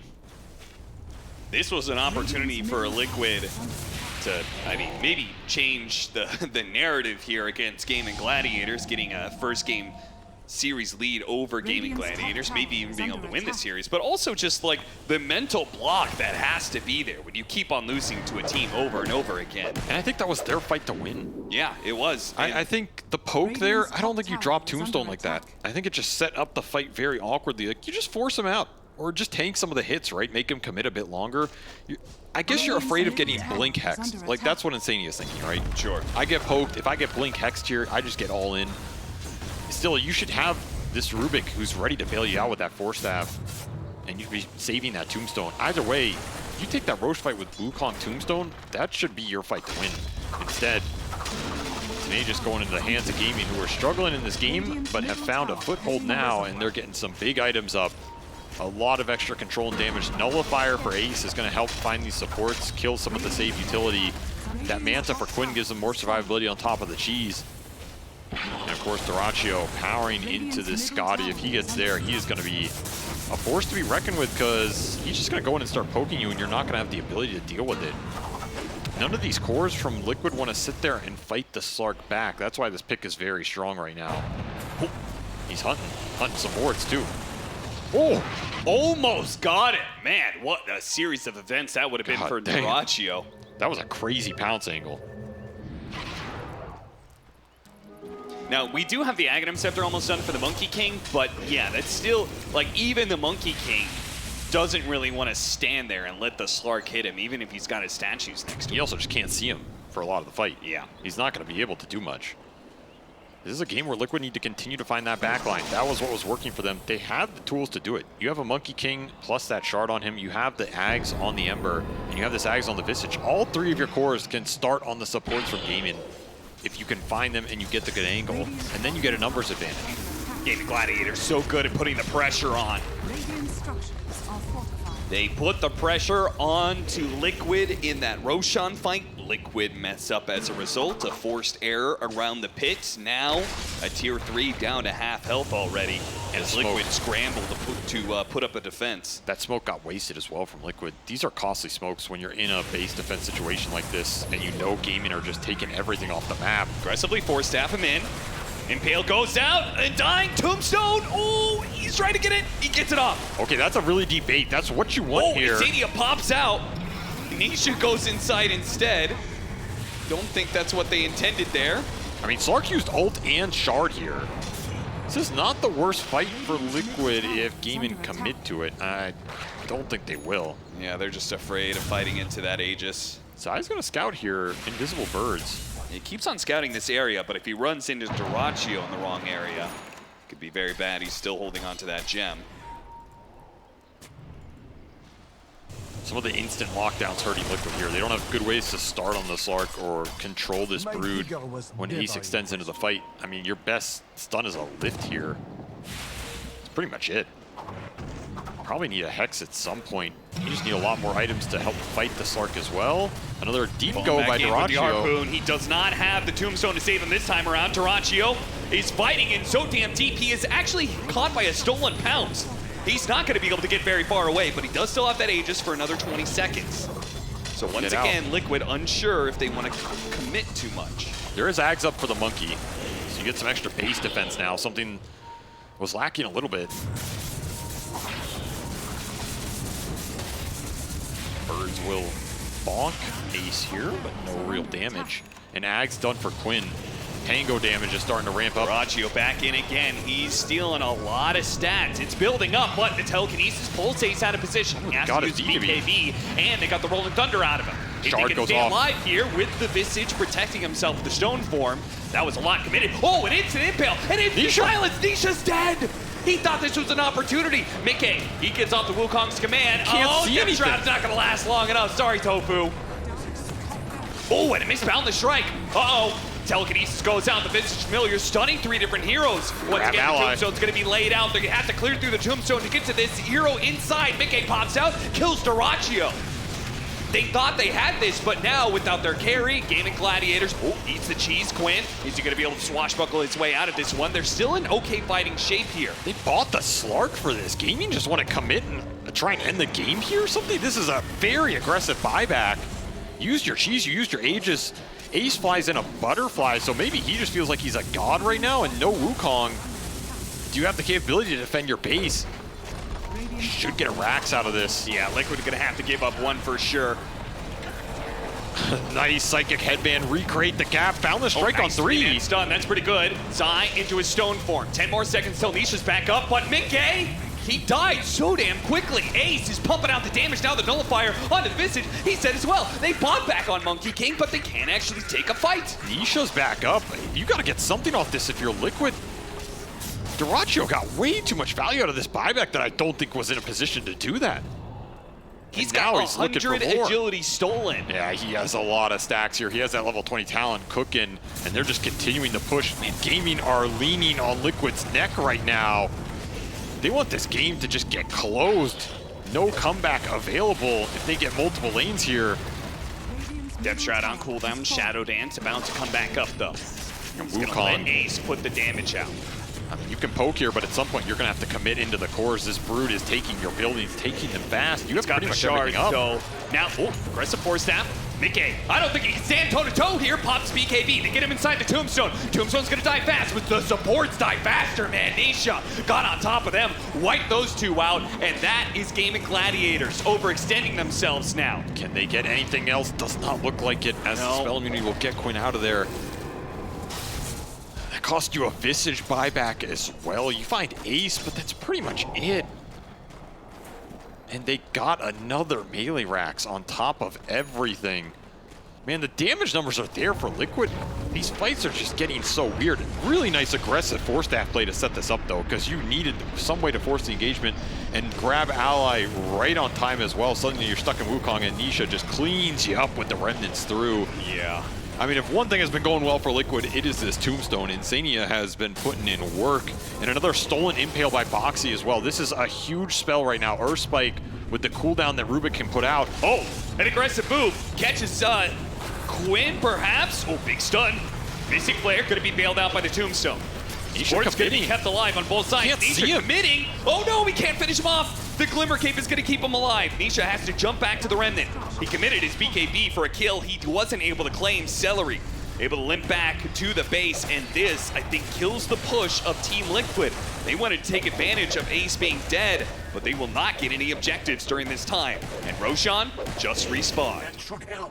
They did at least get this melee Rax top in the middle of all of that fighting. That wave from the ranged Rax going down earlier eventually pushes in and cleans up that lane.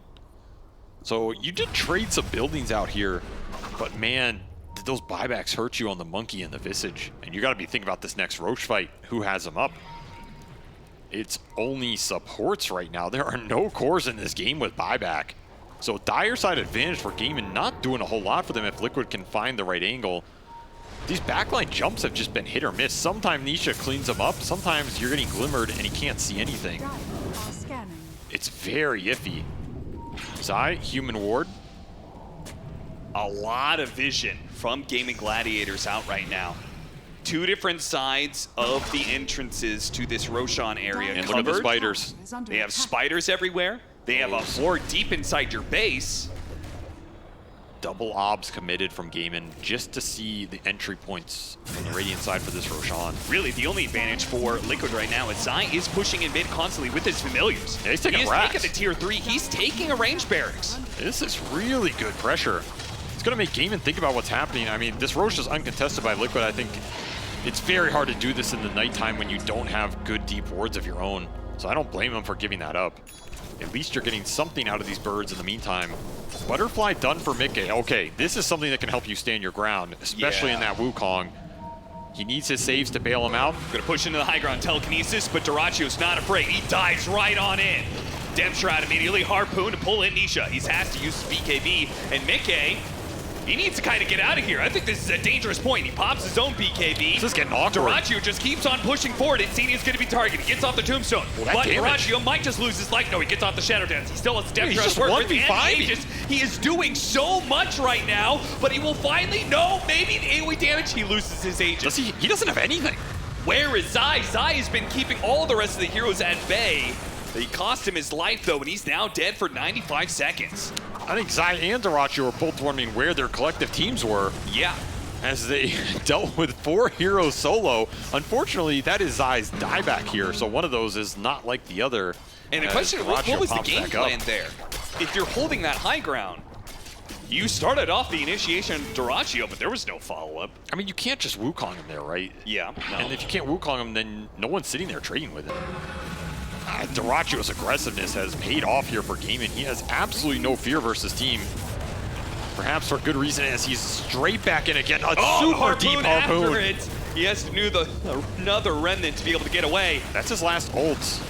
This is your window to try and get something here. They gotta get Duracio before he resets. Ooh. Not gonna stop him. And they have this window. 40 seconds to try and go for Megas. Liquid, what are you gonna do? There's another push coming from G.Gladiators. Another Duracio poke that they don't have an answer for. Yeah, just slap let him back. do the damage onto the building. They're just getting Megas here. Duracio is keeping all the heroes at bay. A range barracks is left. Ace is gonna go for it. He's got it. This is your chance. Get core kills. Oh this no, game might just be knocked out. impossible. Monkey King got knocked out. Double impale. He got impaled as well. No Wukong's command. No buyback from him either. And they're against Megas, as Ace just said, good job, Duracio. I'll take advantage of that space you've created and be the real carry in this game. This Slark just came out of nowhere, and there's absolutely no answer for it in the fights. They could not get to the late game lockdown. A single slip-up cost a Roshan, and that single Roshan cost Liquid so much in this game 1.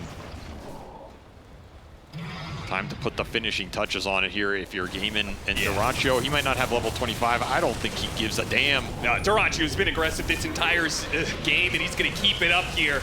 They're not going to let Liquid get a breather. He's going to keep it going. Zai with this stone form trying to keep the heroes back. Celery's low. They do manage to finish him off. The Mystic Flare going to work onto the Visage. Not quite enough damage. A buyback immediately out of Celery. Once again, trying to keep this going. Boxy jumps forward a little bit too far forward. Tombstone buys him a little bit of window of time. Duracio keeps himself up with the Depth Shroud. But again, the 3-man of Liquid is holding. 45 seconds left on the Monkey King. 45 seconds is an eternity here. And that's like 3 more goes from Duracio at this rate. I don't know if there's anywhere to hide. He is straight back in after healing, straight back into the harpoon. Oh, the blocks! It's just enough. Fountain will not save you. BKB. The physical damage isn't enough either. They're diving in so deep for Nisha, but he still managed to keep himself alive. Ace, meanwhile, buildings. He's going half health right now. 18 seconds left until the Monkey King's back up. Quinn diving over to the side. He's going to finish off the buildings in style. And G.Gladiators make the comeback. They will continue to keep their goddamn foots on Liquid's throats. They're not letting them get anything out of them in any of these series. Man, that was one of the most aggressive 10 minutes from a Slark player I've ever seen. Insane. He was just 1v4ing, 1v5ing, absolutely no cares in the world. Plays those cooldowns. He even took the Spell Prism for lower cooldown on his ult in the shard so he can go and poke, get out at a higher rate. And Ace just cleans up the buildings from the human shield that is Duracio. I mean, the scoreline does not reflect his impact in that game. A single Roche fight that gets botched by Liquid just collapses their momentum. They never got anything going after that other than a couple racks off some birds and some split push. There is something about this matchup that is incredibly frustrating for them, because if you're not winning that game with that style and that start where Nisha's 9-1, 10-1, just styling on kids, wins the mid matchup, Quinn is so far behind, it's just like none of it seems to matter. They slip up when it mattered most. And it comes back down to, I think, that mental block that they have against this team. And that mental block only gets harder to get over the more this is cemented. Something about that Roche fight was off between the three cores, right? Yeah. Like, you had Zai going in, the Ember and the Monkey can go in with him, but they don't. It cost you a lot. It cost you game 1. We'll see if they can bounce back in game 2. That is the only question that remains. All right, a lot of questions that the panel has to answer. We're going to head to them before we go to a game 2. All right, well, we're gonna find out if Team Liquid can make a comeback, but game number 1 went the way of Gaming Gladiators. There's a lot to break down because for a long period in this game, we thought Team Liquid was having the upper hand. I'm joined by Purge, by Effie, by Faith Beyond. And Faith Beyond, this game, what do you make of it? I think Liquid, they have a better draft, but Gaming, they just play better. And we can see Liquid have a huge lead at 10 minutes, but Gaming, they just make every right move and they force you to make some mistakes in team fight. They win team fight without team fight skill and heroes. They are just too good. They're just too good. Is that really just it? Is it that simple, Mira? I mean, they're so good, honestly. I thought that this game was over after the start that Nisha had on the mid lane and after Broodmother was countered on lane, but Gaming Gladiators, they just do it every time. I don't know how. You know, Ace has no business being this good because he is way too dependable. He's just way too solid because I feel like if there is a hurdle to cross as a Broodmother, it would be a Monkey King Undying lane. And yeah, he was still topping the net worth charts the entire game, but at a slower pace than he normally would, but that's not even something that you would expect out of this Broodmother. And as Broodmother bought them so much space and so much entry points into this game, the Lion and the Sky were able to get some very key pickoffs, take away the Aegis from the Monkey King when Liquid did have it, and then when Slark got his items up, Slark functioned so well as a chaos factor in the fights. Like in that fight near Roshan where Nisha got, where Ace got an ultra kill, it was because Slark had isolated the Monkey King. Slark forced the BKB out of the Monkey King, so Monkey King couldn't really join the fight with his BKB Wukong, and Ace just gets an ultra kill. Afterwards, he isolates. When he gets an Aegis on Duraccio, he isolates 4 heroes from Liquid while the rest of Game In are killing the Visage. Like, it is just unbelievable how they pulled this off. I can't even believe that his KDA on Slark was like 4, 3, and 10. Like, his impact was super insane. Like, he was tanking the whole team. So many team fights. It felt annoying to watch. It's like 4 heroes around Slark. You're like, oh, they'll get him with a stun here and they'll layer a chain stun. It just wasn't possible. They didn't have enough disables, especially ground disables that would set up things for them. So he just lived all the time and kept stealing stats and did way too much damage. Yeah, I love the last fight, or semi-last fight, I guess, that we saw after the Roshan was taken. It looked like Duraccio was just basically on a crusade by himself. But instead, he was creating space, he had the Aegis to back him off, and it looked fantastic. There were a lot of fights during that game, and we have chosen one to analyze in our STC play analysis. Let's take a look. This was a pivotal moment in the game where this fight, it was the fight where Team Liquid was just not on the same page, Faith Beyond. We heard our commentator say it as well. Gaming Gladiators, obviously, they came out on top of this fight, but this was maybe the showing of the mental block. Yeah, I mean, Gaming, they're just too good at like some micro Dota. Every time they can go in with a perfect position and they force you make some mistake or bad moves. Every time this Slark just going in and make some crazy moves, they are just too good at this Dota.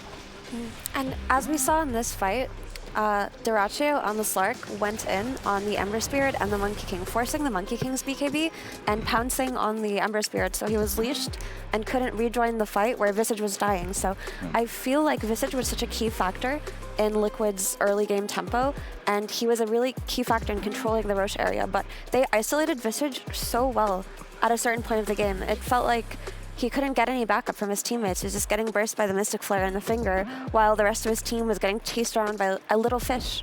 Yeah, and he provided auras, and his familiars got a lot of AoE stuns, even against Slark. That stuff was pretty good.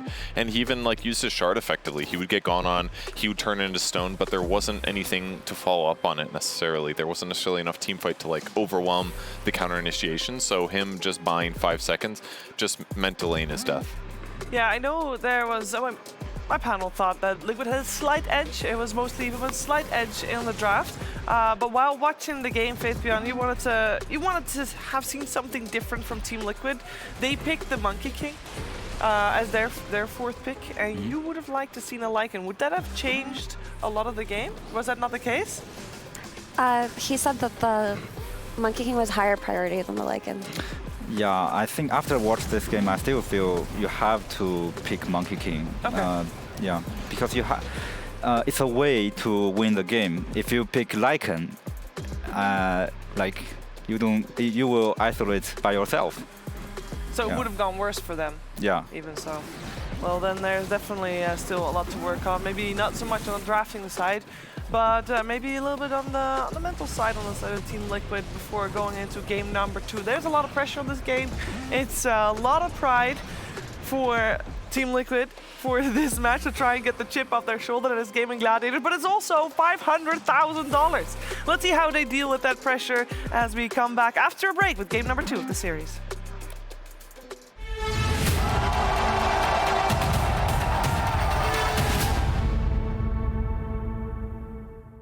I would say my signature hero, as it is right now, is Disruptor. Disruptor is kind of support who can do a lot of stuff without net wars, but also he scales if you get some money. You can buy Axe, you can buy Blink, some support items, etc.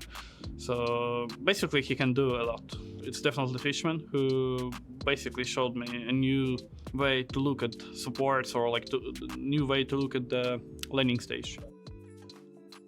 Disruptor is, at least back then, he was like most anti-meta hero to carry players or like to core players, because playing against Glims, ulti, basically this, control that provides Disruptor and teamfights is insane, and it felt good to play Disruptor back then. And then he kind of dropped out of the meta, and I would say Fishman brought him back into the meta with new way of playing Disruptor on lane with Glimpse instead of Q. And because of it, I kind of got back to it. I think my signature hero is Morpling and Naga. But Morpling sucks now. Yeah, maybe Naga. No way. Once again! Shanks No is way. the Baka's killer! He has his number, his Instagram, his Facebook, his MySpace at this rate. I think their mobility. If his carry dies, Panda feels the need to die too. And like controlling the illusion with Naga. I'm good with it. Maybe signature hero of the years, Enigma. I think it's always been on and off for me, but there are times where, yeah, like I started out playing a lot of Enigma, and then it's kind of just always came back at some point, and in all my teams, I think at some point it's coming back. They have the Batrider one, and the Enigma one is 100 off, but 100 off is not here. Pressuring Zai, managed to get the black hole off, but he's slowly burning to the sun ray right now. Nice Now the egg Supernova is position. going to be used, and they use the Fiends Still for picking alive. up the last one of Uragi. He's in trouble, and he's going to die. What I enjoy most about Enigma is just the all the mind games that go into black hole. Like for example, for me, I like to not use this spell so much, and play around like other aspects of the hero. Like for me, if I play Enigma and someone like ends up picking like Rubik or Soundster or something against me, instead of like trying to brute force my way to use black hole, I would rather like just play on my minions or something and just go RS and do stuff like this.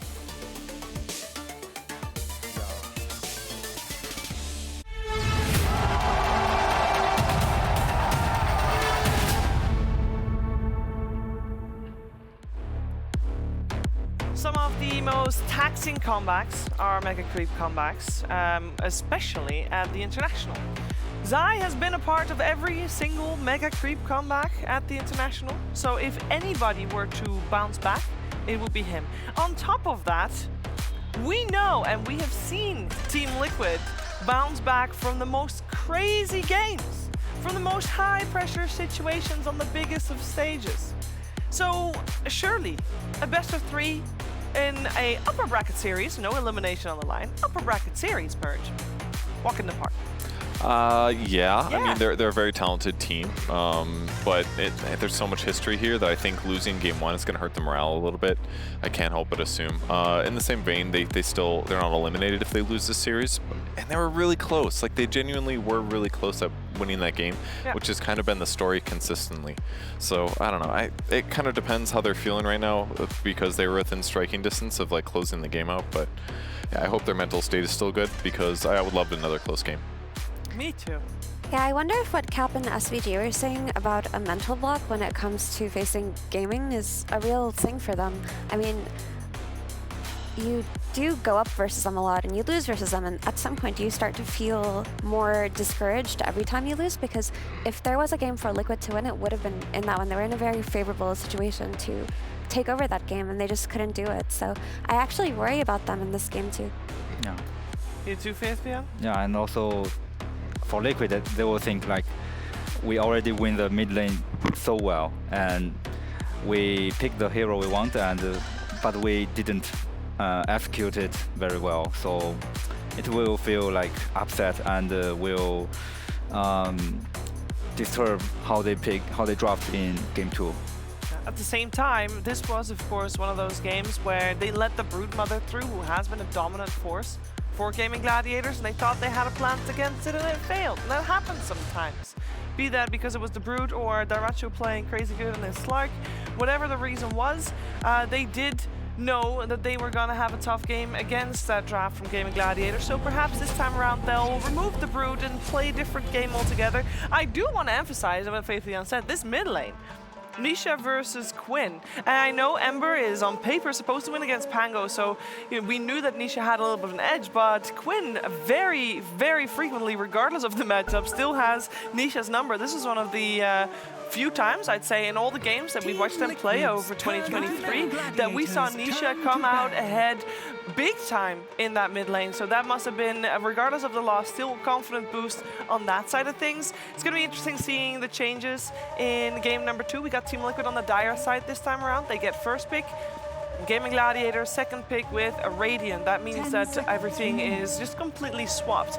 That means that Team Liquid gets priority out of this banning phase, and that has been quite the, I want to say, dance of different heroes and which are let through and which aren't. We already have the IO removed that Team Liquid and Gaming Gladiators have been so successful on. We got Timber and Broodmother removed. So in the pool, gotta consider, we got Enchantress, we got Snapfire, we got a Storm Spirit in first phase banned out previous game as well, I believe. Which other heroes am I forgetting, Purge, that in that first? I mean, then there's your support stuff that sometimes gets first picked, like Rubik and Undying. Yeah. It's possible opening as well. No, they'll end up going for the Rubik as the opening pick, so there's that one. Yeah, because gaming, they always opening with Rubik. When they last pick, they like to opening with Rubik Underlord or Rubik Timbers or Rubik Beastmaster. So I think Liquid still the Rubik is a very good choice. 5 seconds remaining. Then what will be the answer of Gaming Gladiators? Any of the heroes we just mentioned are in high contention. They gotta consider Team Liquid potentially wanting to pick up the Enigma together with the Rubik, which they sometimes like. But then you don't want to pick Enigma against the Rubik either, because then you get your Black Hole stolen. So potentially you want to pick something that can already deal with the, this is like mind games galore, Effie. It hurts my brain. Yeah, they're still Undying and Enchantress for Gaiman. If they have a second pick, they could choose to open with 2 of their support heroes. I don't necessarily like it too much if they pick both, but Undying itself is good enough. There's also the Ace Underlord that's still in the pool that they're comfortable to play around too. 10 seconds remaining. Yeah, Undying will be that first one. Enchantress is, of course, I mean, Enchantress is Celery's best hero, but he also plays the Undying. So, and we said previous game that not often do we see a team opening with 2 supports, even though obviously previous game we did see Team Liquid do the exact thing that we talked about, and they do open with 2 supports, but it's the techies. It's a little bit more flexible in what it accomplishes, I guess. It seems teams aren't scared to pick techies against Rubik. We've seen it quite a few times the last couple days.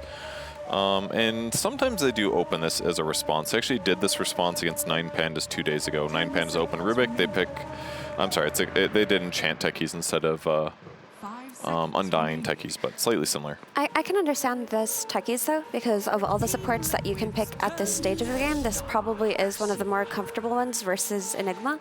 Since when you have this Rubik, you have to think about the Enigma that could potentially come out on 8, and you don't really have a solution to if you pick a different support that doesn't have the kind of stun that techies has or the lane presence versus him. I'm quite amazed that Liquid didn't pick Enigma here because they like to play this hero, and it's also a counter to Undying on lane. Maybe they found this hero as another trash hero, I don't know. I think they're more comfortable with Darkseer's success rate this tournament compared to Enigma's. Also because there's no Enchantress coming out of Gaimin, they feel like Darkseer is set up for a better lane than he normally would against this team, who default to heroes like Enchantress with their Dispel versus Darkseer. Got the Bloodseeker ban coming out. Is Bloodseeker is obviously a protective ban towards the Darkseer. Should we still be worried about Quinn's Pango? Because it is such a comfort for him as well that potentially you might still want to just straight up remove it from the pool. I think it'll depend honestly, because Gaimin have second picks, so they can close out their next 2 banning phases with Quinn's hero, and they don't have to pick it early enough. Pango is a great hero for Quinn when they want to pick their mid laner early, when they're in a situation like their first pick, and they can close it out on 8th pick overall. It looks good, but at times like this, you can wait for other things, right? You could wait for potentially a Leshrac or a Storm Spirit or an Ember. Ember out. Aren't these bans on Team Liquid? They're also like anti-Pango heroes though, and they're not going to get the first pick out of the phase. But I mean, maybe they just are also good against Darkseer, but doesn't this just set up Gladiators for a perfect Pango pick? But that's why the Team Liquid should ban it in their next ban. No? They could. The thing about Pango is that when you have second phase, you don't want to pick your mid hero on 15 because you can just set yourself up for a much better one on 18. Like Pango looked so good in the last draft because it enabled them to draft around Ace and draft around Dyrachio's Slark later on because they dealt with their mid pick so early. 10 seconds remaining. So that's a good point. If they do skip banning it, it gets grabbed, Team Liquid gets double response. If Gladiators doesn't pick it, Team Liquid could pick it themselves, so it's decent position for Liquid, I guess. It puts them in a position where they can tailor the draft the way they want, which is a position of power. Whether or not it is a good Pango layer game, it will give the wheel of the draft to Team Liquid, and they can dictate where it goes from there. I mean, on the other hand, if they ban out a lot of heroes, Gaimin may just consider taking Pango for themselves on 15 simply to not give it away to Liquid, because if you think about the Ion Shell plus Pango combo for Liquid itself, then you may consider it as a deny pick as opposed to a counter pick on lane, if that makes sense. Yeah, they ban out Faces Void.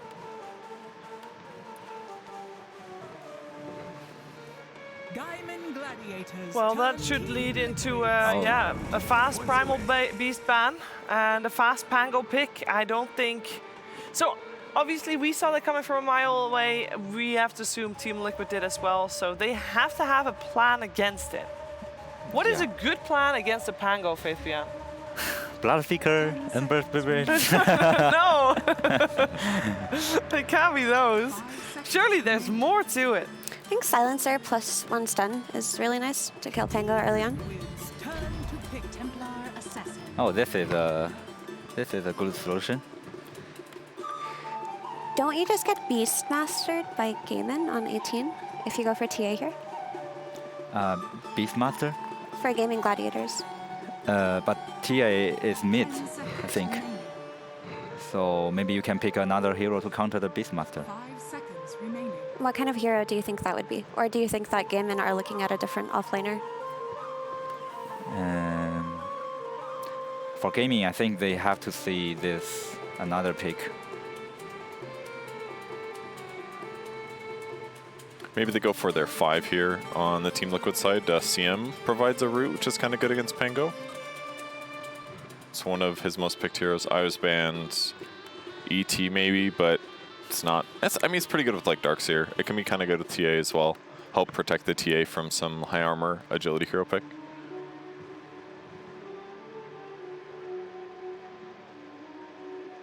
Bat is still in the pool too, actually. Bat Rider is still in the pool. Well, Team Liquid, they are taking their time. They must have tailored this way, so I'm assuming they have a plan. Otherwise, well, otherwise they've got bigger problems than just one game. They go for Spirit Breaker here. Potentially Liquid honestly might have wanted that Pangolier here, which is why it took them some time to think about it, and Gaming just stole it away. But they needed a melee hero to play with the Darkseer. They needed something to take advantage of Ion Shell, because none of the other two heroes were complementary to it. And the Spirit Breaker will provide them that ganking early game force, and also a means to dive tower with Ion Shell. Morphling. Okay, so that should be the Retcho's hero right there. And knowing that it will be Quinn on the Pango means we are looking for an ace hero on the side of Gaming Gladiators. So my question is, A, does Meepo stand a chance in this game? On the side of Team Liquid, it seems like we should be looking towards a hero for, well, depending on where they do the Templar Assassin, but either Mickey or Nisha. So first things first. Space Beyond Meepo, yay or nay? No, never mind, banned. Okay. I think Gaming picked Morphling here. It's quite weird because they don't have too much offlaner to pick here.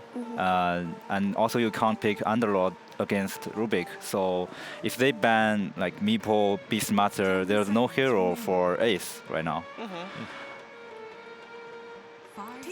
Can you explain why you can't pick Underlord against Rubik? Still the Firestorm. I mean, both skill is very good. So you think that the hero gives away too much? Yeah.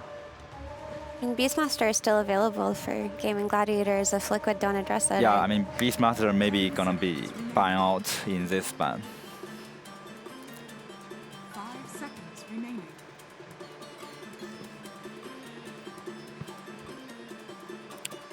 Nope, Storm's banned. Dragonite, Queen of Pain. Let's see.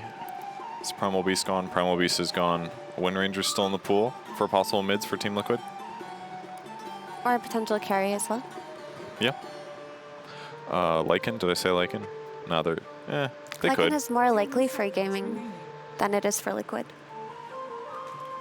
In this tournament, the Ace only play 6 heroes, and only left hero in this game is Underlord and Lycan. And I don't think these are good heroes in this game. Maybe Lycan is okay.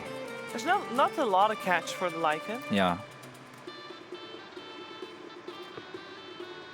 Of course, he'll get the luxury of seeing what Team Liquid picks before making a decision either way. We got Gaming Gladiators already banning out the Drow Ranger, now also the Terrorblade. This Terrorblade ban looks like they won't pick Lycan.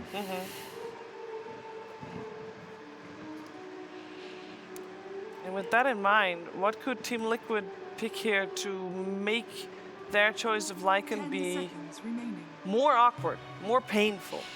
Slark? 5 seconds Okay. remaining. Still in the pool. It would be less good than last game when Gladiators played it because there's still Techies AoE, but and they'll go Monkey. Okay. Another Monkey King.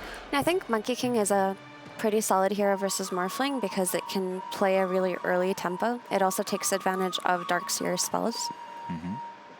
And I guess it's something that can defeat Lycan on lane, so maybe this is just their way of addressing the preemptive Lycan. It makes his ulti a lot better too. Vacuum is like Monkey ulti is one of those spells that can be amazing, but a lot of times your enemies will force stuff out, that kind of thing. Vacuum and Wall can really keep them globbed up in the center of it a lot longer. So, and that paired with the fact that they're going to be very good at diving on the Team Liquid draft, I think Monkey does fit the direction of the rest of the lineup pretty well, while also protecting their offlane matchups. What about Tide or Pudge? Oh, Reader. Oh, this is not Tide or Pudge. That's Just think sad. about this hero. I can hear Jenkins screaming Pudge, I'm sure. I think this Reader is a very good pick here. Why? You can play on lane and you can counter TA in mid game, and Monkey King. Yeah. Both cores are countered by Static Link. They're a little weak on Disable on Team Liquid as well, so he should be able to run around kind of as he wants. I mean, maybe a wall of replica is a little scary, but you know, he'll just be able to like continuously nuke and stick in his lane a long time. Gaming are also quite weak on Disable outside of the Pangolier, but I feel like their lanes are stronger overall, so I mean, the Razor could be a very great pick for them, or it could be something that gimps them because they lack team fights, because that's something Gaming doesn't really have. I'm a little worried for Team Liquid here, the way we are all talking about this on the panel. Faith Beyond, give some hope to all the Team Liquid fans out there. Actually, I think Monkey King have a chance to punish Razor on lane, because when Razor is level quite low, it's not that powerful, and you can call your support, go through the gate and kill it together. I think if they can punish it on lane and they have a good team fight, maybe they can make it through. Yeah. But don't you think that Gaming's supports are also good at backing up the Razor if they were to bring more heroes? Yeah. They have Undying and Techies. Yeah, that's true. So it's another like rotation compete. Yeah.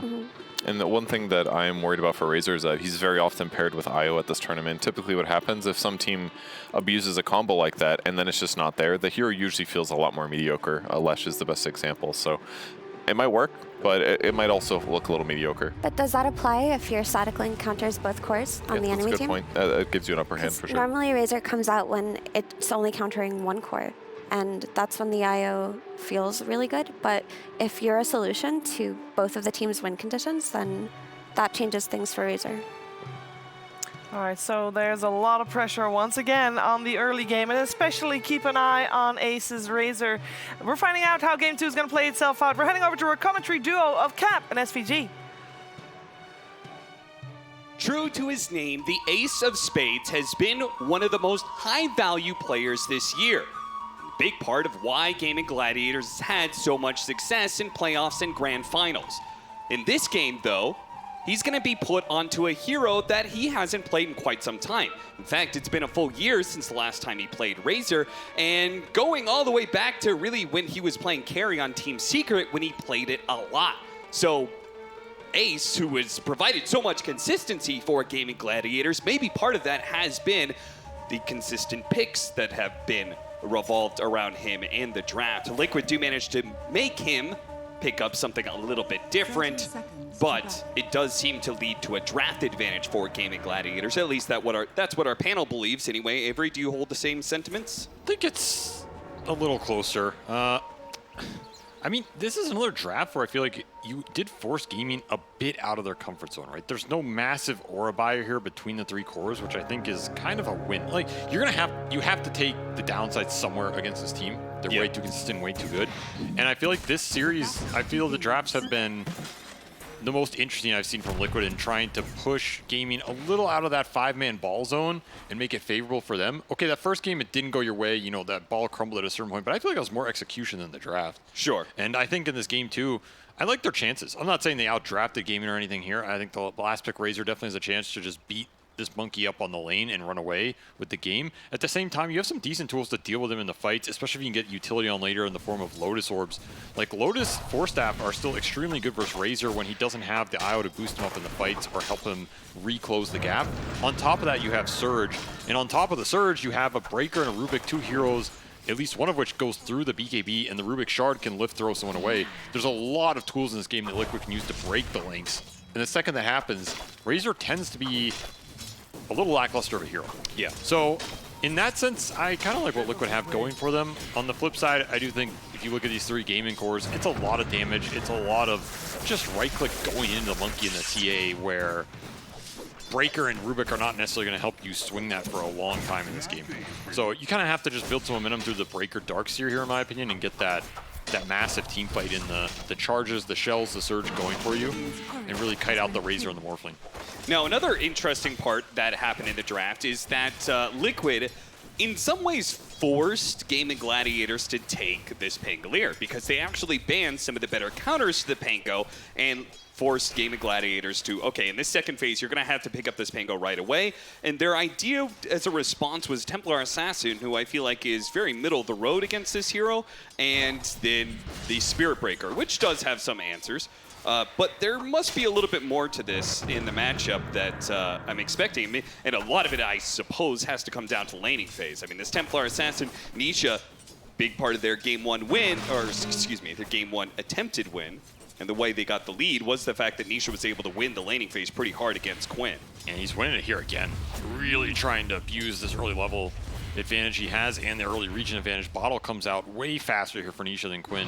And he pushed him off the wave even on those early exchanges. I don't think Quinn's too happy with how these early meld exchanges went. No. This is where you can build that advantage and then just abuse region to the point where you're significantly ahead, especially if you get ancient stacks to back it up. I think it's something we didn't see in some of these other TA Pango matchups where the TA didn't gain enough of a lead where you also had ancient stacks and you could play the fast game. Go for it. And hits one level more hit. 3 first, and I think he's just going to leave him. Maybe the Spirit Breaker's coming in with the charge, but Yeah, because of the very bottle, far. they stop it.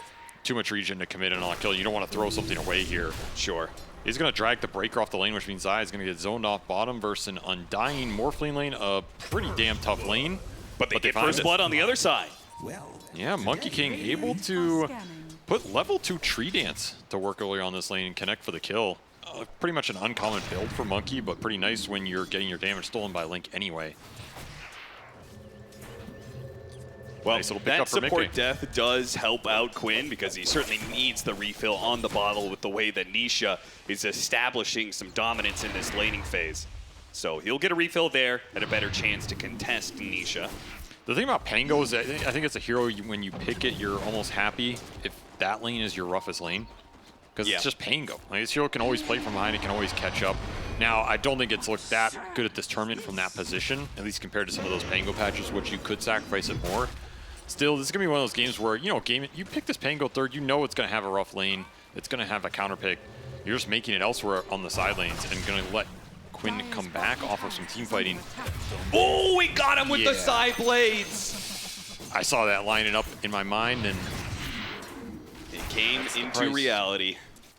Nisha hits him perfectly. He has been on point with the side blades on this lane the entire time. That is very frustrating. I can tell you I can tell you a lot of things about Quinn. Okay. Not a lot of them are pretty, but I'll tell you one thing. He hates playing against the side blade spammers. He despises. It's one of those things he goes on his 10-minute rant tirades about these TA players that just go and they don't lane properly. They just go to try and hit you with the side blade every time instead of just hitting the CS or the deny. It's so annoying. That's basically the rant right there. And that really was what Nisha was doing. He was Yes. ignoring so much of the CS early to be able to hit him with Melt Strikes or line up side blades hit. And did a damn eventually good job. paid off. He got the kill. Yep. So some extra mental frustration for Quinn there was my ultimate point in that rant. I mean, Liquid kind of need to apply that mental frustration because I'm sure they're experiencing their own mental frustration after the breakdown in Game 1. And this is a huge level advantage on mid, too. You have a level 6 TA to a level 4 Pango here. If you can get the power rune on Denisha, get some Ancient Stacks for him, he might just take this game over. You got to remember, that Game 1 was still very dominant from him. He was 9-1, 10-1. He won mid lane. He killed Quinn as well in that lane. Nisha putting on some moves here. A nice skirmish in the river. I don't know who this is very favorable for Zai, but he will get out at least. Yeah, Duraccio doing a really good job. I think this is one of Duraccio's aggressiveness is a double-edged sword for sure. Zai is gonna kill himself on neutrals apparently. The double-edged, right? His aggression. But it really pays out in games like that Slark in the Game 1 we see, but it also really pays out in the laning phase very often, where he really helps his support win some of those matchups. Him playing into that river area with the Morphling helps out significantly. 6-minute power rune is coming up. Gaming Gladiators and Liquid both setting up for it here. Though the extra Trap hero is going to advantage. be on the Gaming Gladiator side. The Techies is well-placed top lane. And you don't have Rolling Thunder for this fight. This is so greedy by Quinn. He's going to be away slowed with up this? a little bit here. I can't Boxy believe he is gets not that. healthy enough to be able to charge in. That is not a rune Quinn should be getting versus a breaker that can get shelled up, and versus Nisha with the full level advantage in traps versus no Rolling Thunder. Risky move pays off for Quinn. He snatches the arcane away, and these two supports not connecting in the way Liquid wanted them to around mid. And Zai has just kind of been left to the wolves down here. This is not a good matchup for Darkseer. You just get out CS. Morphling can always regen burst the shells, and then he's not found a lot of CS. 11 for Zai. Dyrachyo has 13 deny, so... Do we have stacks up or anything? Is there any way for this Darkseer to recover? I mean, he'll eventually recover when the heroes start moving around. Stacks-wise, no, there's nothing up for Liquid yet. I mean, is Morphling a hero to move around, though? I think he might be stuck in this matchup for a long time. Yeah, Gaming do not have much incentive to make this game chaotic. I think they're very happy playing the lane matchups outside of maybe Quinn, who might try and, you know, gank a side lane or something. Mickey gonna be caught by the gank. The rotation from the supports with the tombstone out. There is no response from Liquid here. And this is what this draft is designed to do. Make the static lanes in favor of their two side laners who are just gonna out CS and pummel Liquid's cores with the levels here. Level 5 for Ace, way too much for Mickey to handle. And their supports are not good at turning around these ganks right now. Like the Rubik Breaker really want their ults. They really want more levels on the Darkseer to power up the Breaker as well. Yeah. A lot of that is just missing right now, so Gaming taking full advantage of these two matchups. Pretty much only Nisha is getting what he wants out of this early game. See if he can pay it back with some fast fighting items. Boy, this is just terrible. They have to put a support in, an extra support in that top lane to kind of like push back against the Razor aggression. But it frees up supports elsewhere. It means that Gaming Gladiators may have an advantage. Oh, gets bumped over to the other side of this cliff area here.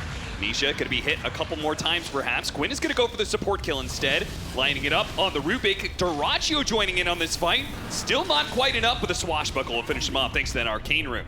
As Arcane Rune's doing mad work. Did not get the shield rune though. Zai coming in through the side. He hits the vacuum onto a lot of heroes with the ion shells, but he did come into this fight half health. Look at Mickey. He has tree danced his way all the way across the map to join in this engagement. Everybody coming mid lane, both carries, and it will be Gaming Gladiators who end up with the kill lost there. Liquid get it 2 for 3. That's well worth it for Mickey. I don't think he wanted to sit top, and now he's at least going to get a kill and create some pressure bottom, force some TPs back here on both supports for Gaming. A little bit of an overreaction maybe, as it's going to free up a lot of space on mid. And Quinn, I think Quinn was just using the Arcane Rune rolling almost a zone for the next Power Rune, and just didn't expect Zai to come in and steal it, because that was a shield rune that he could have taken. Instead committed for the skirmish. Boxy getting the charge away, does hit Tofu midway through his blast off. That was very nice timing. It is one of those matchups that's always kind of hard for the techies to play around. I think this is a good Spirit Breaker game too. I mean, this is a hero that every time we see it, it seems like it just wins. At least for the last year. It's been a good Spirit Breaker meta. It's kind of a hero that gets forgotten about every now and then, but when you get it in a game like this where there's very limited stun, no hard dispel, you get to later levels on this hero with a Breaker, Surge, and Shell, and he's going to do some damage. He's going to mess with you in the Wukong's fight. command going to be using the top lane with the charge already set up onto Ace. They get him. They even brought Nisha over here. You could see Liquid trying to bring numbers to any fights because they know it's Gaming Gladiators' MO to do the same. It's a good heads-up play. I still think Liquid's read of Gaming has been better in this series than in a lot of the ones we've seen in the past. Sure. Even if it's not necessarily going their way. And they have the two top net worth cores, one of those being the Monkey who had to lane versus that Razor Techie's lane. Very tough lane. Yeah, really surprised. It must have been the fights that they just had. The mid-fight, Mickey well, he got first blood too. Oh, he got first blood? Yeah, so a lot of little things went Mickey's way. I honestly don't think the Monkey Razor matchup is that bad compared to most melee carries. As weird as that is to say. Like, I don't view it as a troll or a Sven or something where I feel like you have almost no counterplay. You can still throw down the Wukong. You can be really tanky with the bonus armor. If there's Lotus Orbs or Force Staffs that come out, it helps you a bit more. And then, you know, if you get Jingu off someone, you still have a lot of bonus damage before the Link really debilitates you. I'm not saying this matchup is good for Mickey, but I'm saying the position he's in, he can do some serious work in this game, especially with the TA. You're only going to link one of these. So if you go in together, minus armor the Razor or the Morphling, and just chase him down, can make some really good stuff happen, and it will be the Midas build-up again for the Monkey King here. Another interesting choice. We didn't really see Mickey go for these. Is he trying to bait something here? They're going to try and surprise Dyrachyo with the double ion shells, and they almost got him. Got him a little bit low, but ultimately Dyrachyo will be the one to respond with force. Another adaptive. Almost killing Zai, and he got him with the adaptive strike, and they might even be able to get Boxy as well, as he can charge out of this one. That was a very risky move, and it clearly does not pay off. Another adaptive strike coming up. Boxy going to disappear up to the high ground, gets it off, but even if that didn't kill him, Quinn was on the other side of things. So a very awkward attempted gank that would have been really cool if it worked, but the chances of it working was very low. Dyrachio's just owning this series, man. He really pulled that game 1 back. That was a very good Slark game. There was little control. This is another pretty good Morphling game where Liquid don't have a lot to control the Morphling in the fights if he gets to play the game he wants to. Outside of maybe the Darkseer Ags later on, and if you land like a clutch meld charge on him with the Boundless or something. Yeah, I would also say I think the Templar Assassin Shard is actually a lot of value in this game. It's very good, yes. I honestly think that Shard is just good every game at this point. That's true. I don't know if there's a game where it's bad. Thing always feels nice, and Nisha is still having a very free game on this Templar Assassin, almost level 12 at the 12-minute mark, and this is pretty much without Ancients. That is a crazy amount of XP to have without that acceleration. He is 3 levels ahead of the next closest core on gaming right now. Again, I go to this Templar Assassin is going to be really big. I want Liquid to use it, though, because last time, okay, Nisha had a really good first 20 minutes, and then just nothing translated after that. Yeah. You can't slip up first gaming right now. This team will punish you immensely Wukong's hard. command again. The charge is going to be a bit later this time, but he only needs to do a finishing blow here. One more hit, a second hit in fact needed, but Ace does die. The blast off lands. Meanwhile, Boxy trying to get away from the mines, and he's dead. Quinn is going to respond now with an extra kill. Oh, shield crash stolen. Not the Rolling Thunder he was hoping for. Insania will die as a result as well. So, core for 2 supports. Still, Liquid finding the big Razor kill with their Monkey. This is the Midas Monkey getting involved again and taking it to the Razor. That's, again, where that matchup is, it's not super straightforward, right? It's a lot about who starts on who, or just who has more net worth, I guess. Yeah. And in this case, Mickey taking advantage of it, shutting Ace down, 2 deaths in the early game. That's pretty nice on a hero that relies on how much damage he can inflict into you. This isn't one of those Underlord Tides where the Razor's going to be able to do huge Ancient stacks, catch up, buy an Aura, and then have an insane impact. It's a hero that generally wants to have a good laning phase. Yeah, I mean, he's still doing way better than Zai here, who's at the roughest end of this bargain. Yeah. He's got no support to play with most of the time. It does seem like Liquid, maybe off of the good momentum and the laning dominance that Nisha had in game 1, it feels like they're playing a little bit more for Nisha to carry the game. Not a bad idea. If you're going to pick a player in the world to try and carry you. Look at, they're just trying to keep Dyrachio in this he's in wall. trouble. It might actually work here. The charge is going to come through, and that's enough. Wow. Dyrachio. Okay. His aggression plays against him here as he did not respect what Liquid could have done there. No, not at all. That wall illusion did some work, and he just got stuck in the wall forever. A throwdown from the telekinesis keeps him in there even longer. Vacuum charge comes through. Took about 3,000 damage, but Liquid able to produce it across 4 heroes, and suddenly that Darkseer's game is not too bad anymore.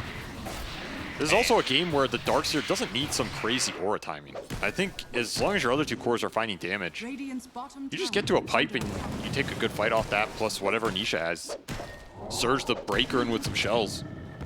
It is definitely an enabling Darkseer game, right? Like, he is not trying to carry off of the wall, but he's trying to carry off of giving Ion Shell to Monkey King and Spirit Breaker. He's trying to get a vacuum inside of the Wukong's command. Maybe a charge, vacuum with the charge is a nice combination as well. Good pickup, though. Zai will die. Again, his game continues to be rough. 4th death for the pointed head man here. It is rough indeed. He'll have to catch up in the team fights, which can easily happen here. It's definitely not out of the question, especially since he can buy the Aura and call when and where that goes down. Yeah. Diffusal for Quinn is going to be his time to try and pick up the pace. Mana Burn's also going to be pretty solid in this game, as well as these lucky shots. You land some disarms on the TA and the Monkey, might just win you a team fight. All right, Avery, if somebody calls GG right now, it'll be the shortest game of the tournament. It will also be the biggest inquiry we've ever seen in Dota. Oh, a TA trap on the high ground is going to be able to spot Celery as well. He's going to get a tombstone out on the high ground. They are not going to be able to save that Undying. Nisha's going to take some damage in the turnaround, but Boxy and the Monkey King is here as well. They're going for the kill on Dyrachio, and they have him as well.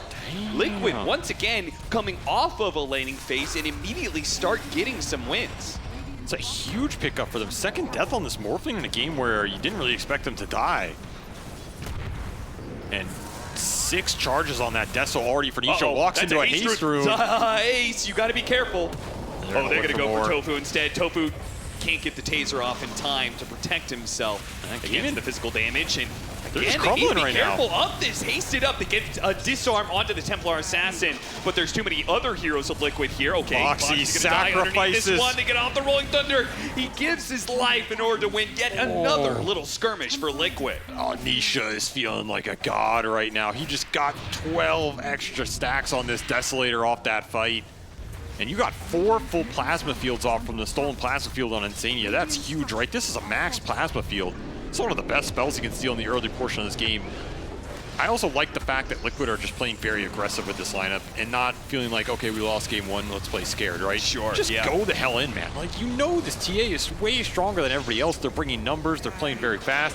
The fact Boxy goes in here, gives his life for his cores, the true job of a support, and then, yeah, you can roll up, man, but you're not going anywhere. And this pushes the Templar Assassin over 10,000 net worth at 17 minutes. He is gigantic. Yeah, this has got to be one of the higher net worths at this time. I was like, it's one of the higher experience. Like, he's almost level 16.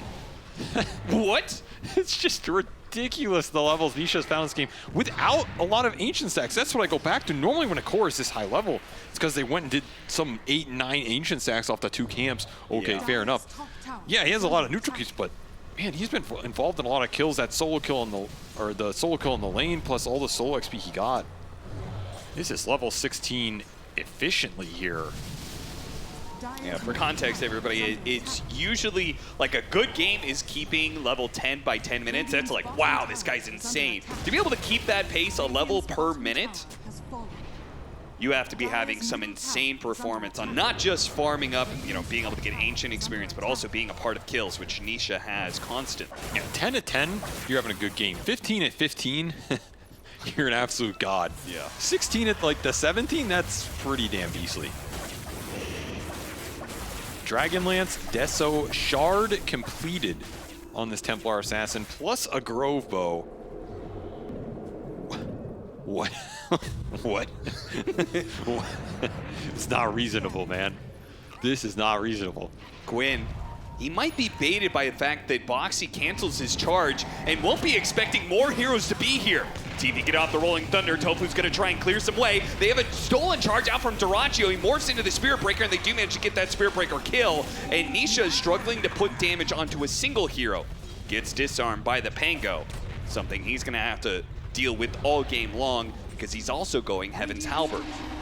Stolen charge, going to commit onto the Darkseer. Turn around, can't even get off a vacuum there, and Mickey gets off the Wukong's command with nobody inside of it. Now he's stuck here, and Liquid are being corralled around. Meld hit. That's a lot with the monkeys. Oh, it is a lot with the Boundless Strike landing as well. The telekinesis is going to allow Mickey to be able to get into the trees. Nisha has refraction, so he should be kind of fine here. Or maybe not. Celery, they're going to keep chasing after him. Nisha into the trees, turns around. Oh, that was going to be a bit of a whip there. And Tofu to deliver the final blow. All that TA strength, you get a Quinn Pangolier out of it, and that's all. And then you end up losing that streak to Ace, who just recovers so much gold off that fight. That's 1,000 gold kill. All that XP going back into the game in cores. Liquid just so awkward on that engagement. They threw out a wall, they threw out a Spirit Break gold, but they didn't want to commit in with the blink on the Templar Assassin, probably for good reason, because you're doing it into a Tombstone and a Techie's counter initiation. It's just, where's the follow-up? These meld hits hurt. You just gotta be able to commit into the fight, and the fact that Zai just gets 100 to 0 here is pretty ridiculous, right? Yeah. Even through a pipe. And this is a matchup problem here. Morphling combining against a Spirit Breaker, turning into him, getting Bulldoze on a Morphling, whose status resistance is crazy good on this hero, being able to charge on in just like he did in game 1 to turn that game around with the Slark. He's going to lead the charge for Gaming Gladiators, and Liquid may not have the tools to respond. I mean, that is the biggest upside of the very aggressive carry gameplay that you see from some of these guys over time. Okay, it might throw you a couple of games here or there, but I feel like it wins you way more games from a behind position than almost any other play style. Because when you're behind, you need to find numbers advantages. You need everybody to come in and burst big core targets down to get everybody re-involved, and that means you need your carry player at those fights. The carries that play AFK are very passive. I don't think you win those games where you fall behind in this meta. Sure. And I think that's one of the things that has been gaming's strength all year. Like, this is a game they're down 7K, 8K, 9K, and they bring everybody to the fight at the right points in time to find these big recovery kills. And that's something Dyrachyo will always give you. It's a reason they tend to come back more than almost any other team. Something that gets overlooked a bit. And it's being put to use here in this series as they recover some of the levels, and they'll recover some gold off the Tormentor, cut this lead down by a couple thousand in the last few minutes. Still, both of the support shards are pretty powerful here, yeah, but I think they would have preferred Grab Ally over the Taser being used. I mean, there is only one Grab Ally. Yeah, not much counters, not much is going to be stronger than that. Liquid are going to be able to take Roshan for themselves, and it is advantage of having a Templar Assassin and a TA who is the highest net worth in the game. That's a good Aegis to get to, because now it means Nisha can go in with this Blink aggressively, even into a Tombstone or something, and maybe help commit on a big core while the stuns are out.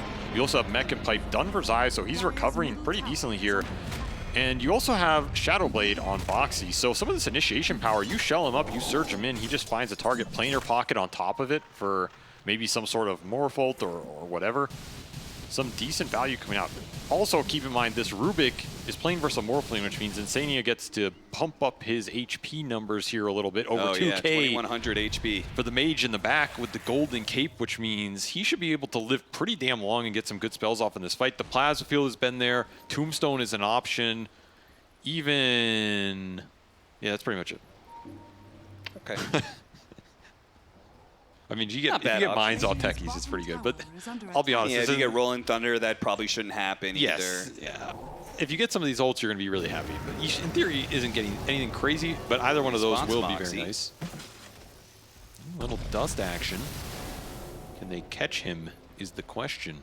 And Dust fades away, trying to land the blast off, but Boxy is ahead of them here. He goes for the TP out. They spot him. The Adaptive Strike cannot come fast enough. So, creates a little bit of space here.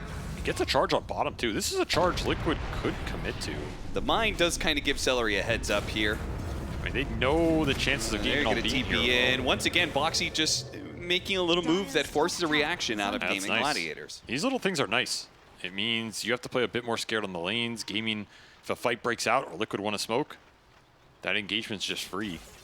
TP's missing on the Razor and the Morphling right now. It's maybe a good time to force something in the top lane. Yeah, you still have this Aegis. 3 minutes left for Nisha here, as he was debating between the crit and the BKB, but I think earlier BKBs are pretty damn nice here. You're just going with the back wall charge. Pump your 2 cores into that fight with BKBs. One's already done on Mikke here. And then you pretty much have to get good links here to yeah, deal but with I could see a world where the burst damage, especially when you have the Aegis, could be more important, right? Like you have these defensive abilities from these supports and you have a Morphling. A lot of this time, you want to kill a hero in those first 1 or 2 punches. A little Wukong for Tofu. Yeah, just to make sure they get it. I think maybe they feel they're not going to get that straight 5-on-5 during this Aegis period, so you kind of have to build for the next team fight after that or for this game going a bit longer. Okay. You're not finding too much in terms of pickoffs on the map right now. Even though you do have this Spirit Breaker, and in theory, your pickoff is pretty good. Yeah, 4 Gossamers will also not help your Meld Strike capabilities here. It's honestly, Templar Assassin, I think, would be seen so much more if it wasn't. That neutral item didn't exist. It kills so much of this window of time. It kind of just sucks for Nisha here. That's some good RNG for GG here. It's also pretty nice versus the Monkey, too. Yeah. You cannot miss the normal punch, though, right? So, if you get there. BKB is now done. So Nisha agrees with your assessment. Better to get that team fight item, so when the Aegis expires, they are still strong. And some defensive items coming out for Gaming. You have this Halberd on the Razor. This item goes both ways, but generally it's a bit more defensive to finish it. And Hurricane Pike, they're going to try and burst down the Pango. They got him. The Taser could not save him. The BKB helping Nisha. Able to clear through that debuff pretty quickly. And they stole mines. That is a very good steal here. You're going to start throwing them out along with some traps. It's a lot of area control. That's the type of jump Liquid are looking for. And it's going to be a problem for Gaming this game. As I said, it's a very solid Spirit Breaker team. You don't have a lot. Oh, Mikke's going to be caught here. He does have BKB. He's going to get off the Wukong's command. try and run his way backwards. Ace, he wants to commit with the vacuum wall is beautiful. Brings the heroes away from the Monkey King, puts 2 of them inside of it. Now they're not strong enough to be able to chase after Gaming Gladiators, but bailing out their carry certainly going to help. Nisha lurking in the side here. Dyrachyo, what he may not expect is a Monkey King in the trees, who's going to jump onto Nisha. 35 seconds left on that Aegis, so Nisha, he's probably going to die here, but his team needs to get to help. Here to help him. Insania, great saves. Mickey found the strike, but the Aegis does go down, and Quinn's going to line it up now. They know no BKB for some of these heroes for this fight. This Templar Assassin is dead, and there's nothing Liquid can do about it. No BKB, no escape. Once more, Dyrachyo looking for the plays, just sets it up beautifully for his team, just goes in with Manta. Scotty understands there is no counterplay in this matchup. Boxy will get a tier 1 top and get that lane in. Some recovery gold for Liquid as they wait for their Templar Assassin to respawn. The downside of him being so high level in this game is when you die, you are dead for a long time. That is a level 20 Templar Assassin. Big clock put on Nisha right here, and Liquid will just split the map and farm it up while they wait for their carry to be back online. Dyrachyo is going to force as many objectives as quickly as he can. Backdoor the bottom tier 1 and take over this ancient area, maybe go for the Wisdom Rune as well. That's going to spawn in just 15 seconds. Very efficient. Yeah, he's having a very good game here. And outside of those 2 deaths early, it's been pretty smooth for him. He has very good matchups in the TA. And, I mean, the Monkey King one definitely goes both ways. Generally, though, with the recent Ags, it's been favorable. Maybe the Ags nerf helps it a bit more. When you can turn into the Spirit Breaker, though. Yeah, that definitely is pretty damn nice. And that's why Boxy is trying to build towards the Lincolns. He knows how important this matchup is, because if you get Ags, Spirit Breaker, or I'm not sure if you want to use that because of the stat steal aspect of it, but being able to have the Ags charge is pretty crazy on Morphling. It's definitely a good steal. Dyrachyo's going to be thinking about this game. I still think he can just steal TA or Monkey. They're both pretty good. I mean, the stat steal is nice, but getting a refraction on this hero, pretty damn good. Maybe not first the Ion Shells, but first the rest of it. And also just stealing Monkey King, being able to hop around. Yeah, if you steal the stats from one hero, steal the damage from the other with the Razor static length, you are neutering their carries. Gaming are just gearing up for the physical man fight here. All those Gossamer capes, the Hurricane Pike, the Halberd, the Taser on techies. It's a lot of disarm and slow, even Elven Tunic on Dyrachyo. Everything is just aimed at fighting this one-on-one physical battle between Monkey TA and their cores. They're gonna find no, again, a freebie. Quinn caught here because he had an Invis Rune, thought he was fine to be able to scout, but a high ground ward and a sentry linked with it means that they will lose not only him, but possibly Tofu as well. Boy, that was the first. Mine stolen from Insania again as well, so he's gonna put a bunch more of these out. Man, that ward was all from Boxy pushing in that top lane earlier while Nisha died.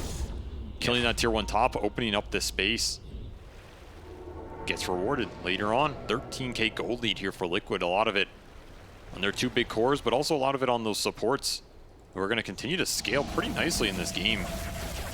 I like the fact that Insania went for this 4-staff shard on top of the Aether Lens, because now you have a lot of disjoint in the fight versus the Link, versus the Morphling. If you can reset some of these goes from the gaming lineup and then reinitiate, as long as it's not your TA getting the one stuck in all the goo, I think you should be pretty happy in the fight. And it's something that their 2 supports can do very well. Of course, Boxy going in with the Bulldoze, you don't have a Purge for him. So, sure, maybe you're trying to steal the Breaker. You're not shutting down the Breaker. This could become a kitey fight for Ace and Dyrachyo, which means they need more stick, more damage, maybe more Roshans in this game. They're looking for AC and Butterfly, so still gearing up for that physical man fight. If you get there, it's going to be tough. These are going to be tough, tanky heroes to bring down. And there is no other source of damage, really, for Liquid. No. Maybe the Spirit Breaker can pick things up a little bit in that magic department. I mean, there is the Zai Darkseer Axe, right? It is one of those things that skews this Morphling Darkseer matchup a lot, because you get the wall illusion, then you normal punch him, you get 2 Morphlings in the fight. Yeah. That is a significant amount of damage, and it's something we've seen burst these Morphlings sometimes out of a surprise factor. However, Dyrachyo has been playing on pretty high HP this entire game. Level 20 talent online for him, and they're smoking to contest this Roshan. Liquid don't have all their heroes here just yet. The Monkey King's going to be rapping through the scan area. They're going to catch him, perhaps. The Plasma Field spots him out, the Rolling Thunder. They go for Zai instead. Zai in the middle of all these heroes, gets off a vacuum. Can he get off the wall? No! The Wukong's command a little bit late. They cannot take advantage of the vacuum setup. He immediately buys back. Him and Boxy both need to get here for this fight. But Duracchio's already scouting them out. They want to catch these heroes. They want to catch these two while they're alone. Bounce him into the wall. Boxy does that much for them. Mickey's going to jump in desperately. He's got the nullifier onto Ace, trying to focus him. He's getting away from that static link, though. Meanwhile, Quinn's going to die to the damage of the Templar Assassin, who TP'd back here. Meanwhile, Insania tossing away Tofu. Boxy's going to help him out with that one. He does have some mines to be able to lay down here. Ace chasing after Mickey. Mickey going to be stuck. Bound the strike onto 2. Can he jump into the trees? Gaming Gladiators not going to pursue because they know they have to be scared of Nisha, who's coming in, vacuum back in onto the 2 of them with the charge on top of that one, lining up things nicely. They finish off Ace. Now they chase for more. Mickey wants as much as possible out of this one. Turns around, stops the TP away from Tofu. They'll collect the Undying support as well. Both of these supports will go down, unable to get away. And even Boxy is just not going to let Duracchio get away for free. His team is not going to follow him, but he is going to kick him out. Double buyback for Liquid to take that fight there. It's going to be one on Zai, one on the support here from Insania, but well worth it. That was an awkward start for them. They used Wukong and the vac on nothing. Didn't even land the wall. You got to come back in that fight, and the heads-up play from Duracchio to look for Zai at the start of this. If they found Darkseer up there, that might just be Roshan, right? And you might turn this game. Liquid able to recompose themselves, find some footing in this fight. Insania wastes so much of their time, steals more of a game, becomes even tankier, and a nice 2-man Boundless buys the time for the rest of the lineup to come back in here and chase Ace down. You just don't have the link to fight back at this point. You can't even get it off. And this is where those BKBs that Nisha held for a long time rewards him heavily. Great stun there for Mickey. Head on a swivel, ready to go. Sees the opportunity to stop the stun instead of going for Duracchio, who very likely would have gotten away anyway. That's an Aegis Liquid need in this game. If you lose that fight, you're giving so many lives to these right-clickers that can just go in and aggressively abuse you. Instead, you buy a lot of time for your damage to come online. That's going to be Daedalus finished for the Templar Assassin on top of that Aegis. And of course, Scotty for Mickey on this Monkey King. They are becoming tanky. Again, you can only link one of these, right? And that link is not guaranteed with the Surge, with the Force Staves, the Telekinesis. You might get hit by a random charge. There's a Lincoln Sphere and a Planar Pocket that can both interfere with it on any of the 2 cores. Yeah, we haven't seen that. I haven't seen the Planar Pocket do anything big yet in these fights, but it is possible. And Quinn has just fallen behind in this game. He went for the Halberd to give some utility here. That's about all he's providing, as he is below Boxy. This is about as good as a position you are going to get versus Gaming, right? You can't ask for anything better right now. You're up 20K. You debilitated their mid. Your mid is popping off. Surely. You could be a range barracks up on them. Surely this is a game Liquid will take. Damn your range racks. Of course, Insania is continuing to become tankier and tankier. He morphed even more to strength, and now he's stolen Decay. He thinks he's playing Primal Beast here with his strength gain. A strength game in the game, you know? Gaming. They are the ones who have to look for answers now. That Morphling Ags was not a big enough boost to jumpstart that fight, and the Ags is done for Zai on the other side. So now you get to start to use this Morphling against himself here. Also, Normal Punch is another thing that can just disjoint Ace sticking on a hero. Sure. Like, that spells a significant knockback and stun. I feel like it's hard for him to go on a target, remain on it without a double BKB. damage on Nisha. That's going to be some damage. Now they run into the tankiest hero on the side of the Gaming Gladiators. Ace goes down to about half health before he gets away. Boxy pursues, so does Mickey. Mickey opting to go for Duracchio. Duracchio's You're trying in to pull him trouble. in. He's getting knocked around like a pinball. Harpoon back in, Normal punched up in the air, and he's dead. Celery, who chased after him, trying to save his carry. He's going to fall right alongside, joins him in the same grave.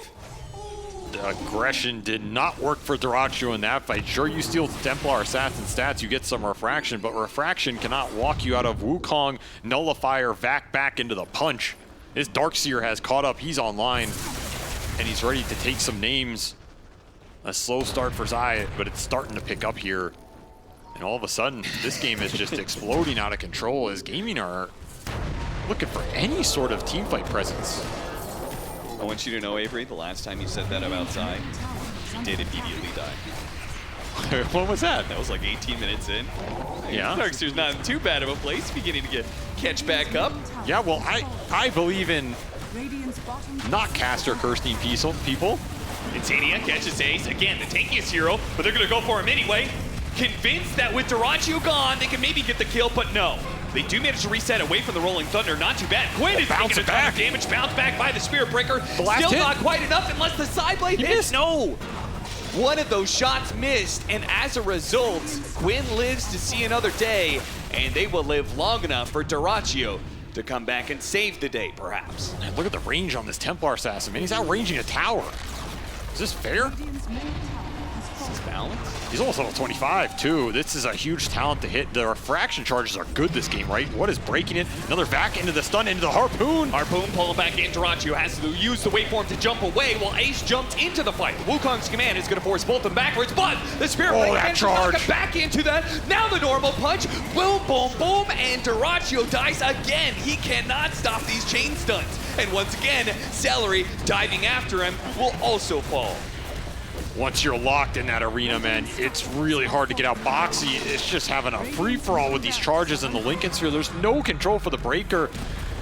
This Undying Techie support duo feels useless in these fights as Liquid are just running him down with HP out of control, stuns out of control, and you don't have BKBs on gaming. You still don't have them, so you can't stand your ground. He keeps on finding the Just openings gone. here. The buyback now from Dyrachyo. This must pay out some dividends, but Dyrachyo immediately has to. Oh, and he got back Just out of that can't wave. run, man. Back in, and he's dead again. A dieback for Dyrachyo. Liquid have halted the Dyrachyo aggression, then they will let nobody leave. Ace struggling to get back to his fountain. Liquid say, hold up, guys, wait a minute. We're getting a little bit close. Let's not throw this. And back to the second lane of barracks, which they will claim. There is still a tier 2 up at the top part of the map. But Liquid may just want to go through the tier 4s and straight for the Ancient. Buyback now on Quinn. That is a swift blink Templar assassin right here. He's going to take your buildings very fast. Last team fight, you don't have your Morphling for it. You don't have a Tombstone, and you might not have a Razor. Pulled back in with a vacuum charge. Beautiful setup. Disintegration. He cannot get out of the Wukong's command this time because it's a level 25 Monkey King. The extra big range allows them to be able to zone out Gaming Gladiators. A buyback on Ace. They're sticking on to Mickey. Kid of him forward stab turns around and looks like the damage is overwhelming. He may have stolen the damage away from Mickey, but there's still the Templar Assassin. The shot's coming in. Ace nowhere to run to and nowhere to hide. Team Liquid will even out the series and give themselves a chance at redemption against Gaming Gladiators. Ooh, this is going to be a spicy game 3 right here because you know Liquid, they have some confidence right now. They have some momentum. They've been looking for the wins against this team all year long, and finally, it seems like they're figuring some stuff out because, again, I feel like in both these drafts, they took gaming off some of the things they rely on, which is like the big auras from Ace and a support duo that can pick up the slack. Some of the utility just feels a little off right now, and that's a window to win some of these fights, as well as Nisha just popping off in both games, right? Against this Pangolier, it is an opening. You can take advantage of this hero, you can win the matchup, you can abuse him, you can have a really fat mid, which Liquid had in both games. The first one you throw it, the second one, some sus deaths on the TA in that mid game, but still able to pull through and just deliver the massive meld hips, even through the 4 Gossamer capes. Nothing can protect you. And damn, what a good Spirit Breaker game from Boxy, man.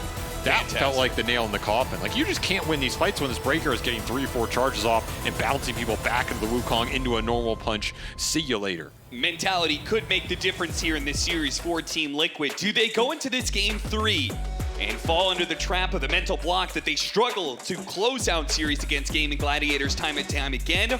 Or do they go into this with confidence that they maybe should have won game 1 and they did win game 2 and they can push through? For that, we'll have to wait and see. So we'll get some commentary from our analysts.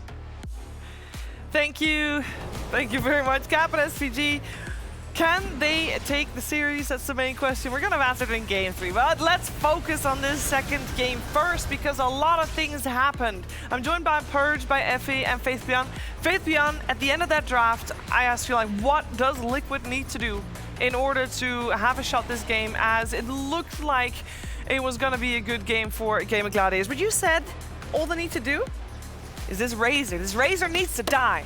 And he... Yeah, and also Liquid, they show their team fight power. And also Nisha punished the mid lane again. He solo kill Queen, and he keeps leading the net worth and dealing so much damage in team fight. And also I think gaming in this game, they put themselves into a difficult situation, which is no hero for Ace. And like Effie said in draft, they should pick Beastmaster. And they didn't, Effie. They didn't listen. Yeah, I mean, they had an idea with the Razor that I can really respect, because it did look like a good Razor game in terms of core-to-core matchups, but he wasn't enabled enough, I suppose. The odd thing is, I feel like Morphling had a really great lane, so there were a couple of deaths on Morphling's side that kind of threw away the really great lane that they gave him. We even had BSJ saying in the green room, like, Duracio's lane went so well, he doesn't know what to do with himself. Because I feel like a lot of the skirmishes that happened early on, probably they didn't need Morphling there, right? He could have just farmed up a little bit more. That's one point that I want to make. Yeah, all I need to do was farm a little bit more. I feel like I got before we talk about anything else, I just got to set some expectations. Of course, these two teams played a lot, and the two most recent LAN Grand Finals, which were Berlin Major, Bali Major. Game 1 taken by Game of Gladiators, Game 2 taken by Team Liquid, Game 3 taken by Game of Gladiators, and the rest of the finals also by Game of Gladiators. So it is a little bit of a tough situation. Liquid has been here before. The question is, can they break the curse? I think Game 2 set themselves up for definitely a lot of success. They baited that Pango out. They knew how to deal with it. We saw Nisha crush 2 games in a row now, Purge. And overall, the chances for Team Liquid looking good this time around. They are. I mostly looked at the how the Darkseer lane went, because it went so bad, actually, net worth wise for Zai for a long time. It was just like perfect play on the other side. Yeah, he definitely got a little bit of a behind at the start of the game. And for our STC play, I think Purge has decided to tell you exactly why that was the case. I wasn't sure if we could, but yeah, we could. I have some things that we could try. Yeah, that was the lane. That was like the biggest net worth discrepancy that I could see there. What was cool was that it's Morphling plus Undyne. So Undyne focused all of his effort on Zai. If you watch him in this clip, he's taking Ion Shell damage, he's taking creep damage, he just does not care. So he's just zoning the Darkseer and getting him behind. And this is obviously Team Liquid wins in the end, but this is really impactful, because what this means is that Darkseer has to play from behind for quite a while. It makes it harder for their mid-game timing to hit, and Duraccio has such a good early game as a result. He basically just consistently was pulling the creep waves together, making this really difficult. Duraccio is getting lots of last hits ahead. Zai basically was sitting at, let's check the last hits. He's got 0 last hits here. Yikes. Minute and 13 in, constantly being contested by these two heroes. So basically this is just Celery and the power of the Undyne constantly abusing this. They go to pull more creep waves. Oh, the other cool thing about Celery contesting Zai was that Boxy had boots, so like trying to match the creep wave or fight him there wasn't always even that valuable. So again, he just decays and runs at Zai, the Darkseer, who's a universal hero, so that actually does lower his base damage now. He just isn't able to be competitive at all in terms of last hitting. So yeah, this continues going. They pull more creep waves together, and ultimately let's take a look at the net worth differences. This is at 6 minutes here. And there is Darkseer down at the bottom. He's struggling a little bit compared to the Morphling. So, a little bit.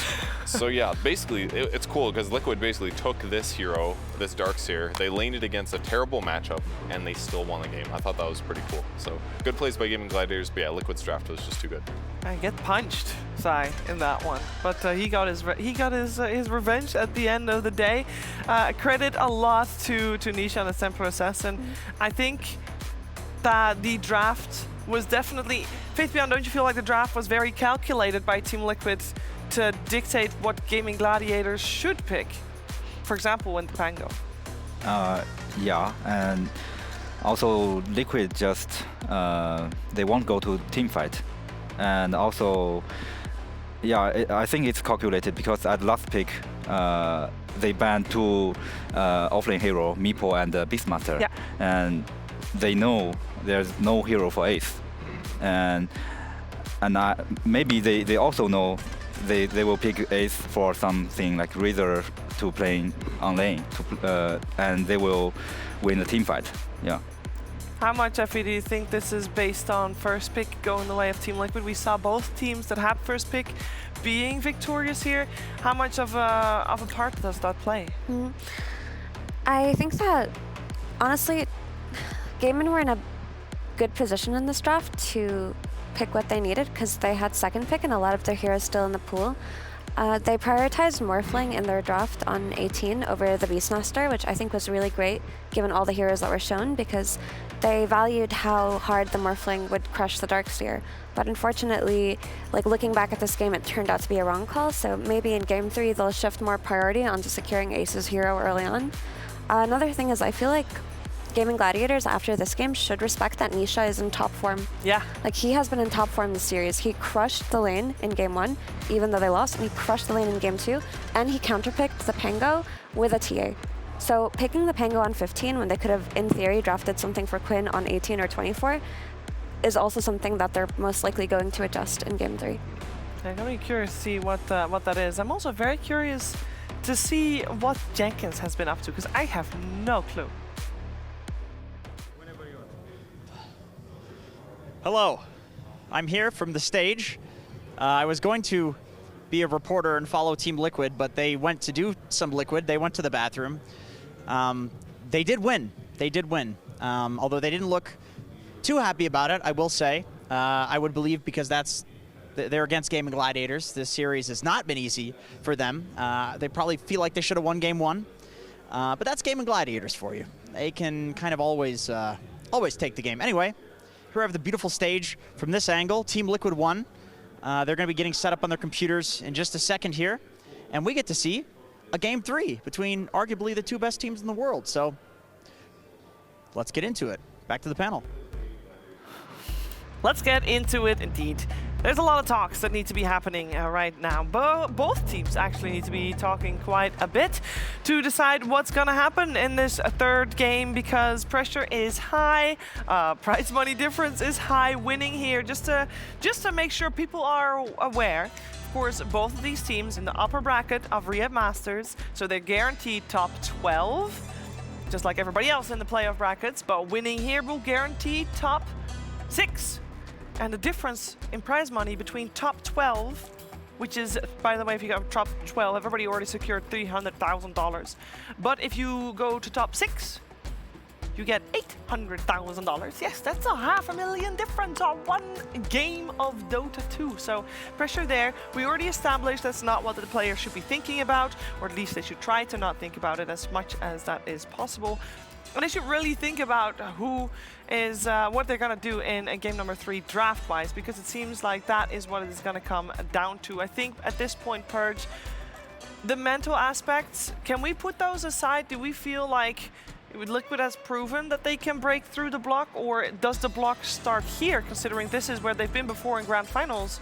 And this is where they've lost every time in the third game. I mean, breaking through the block in terms of like win-loss is very difficult, but I think what's really cool about what they did is they allowed the losing matchup, it went bad, and they still won anyways. Like that's a really good draft advantage that you can take, knowing like, okay, maybe this hero might get counterpicked later, but we can save the bans for someone else because Zai's so good at coming back, because he's so good at playing with low net worth that he can use his impact despite having a rough lane. That's a big draft advantage, and that could really help Liquid's mentality, at least for Zai. Yeah, you see them here on the other side. Gaming Gladiators making their way back to their seats. So Team Liquid has made adjustments, Faith Beyond. What do you want to see Gaming Gladiators do in this game? Assuming, I mean, we don't know for sure, but assuming they get first pick?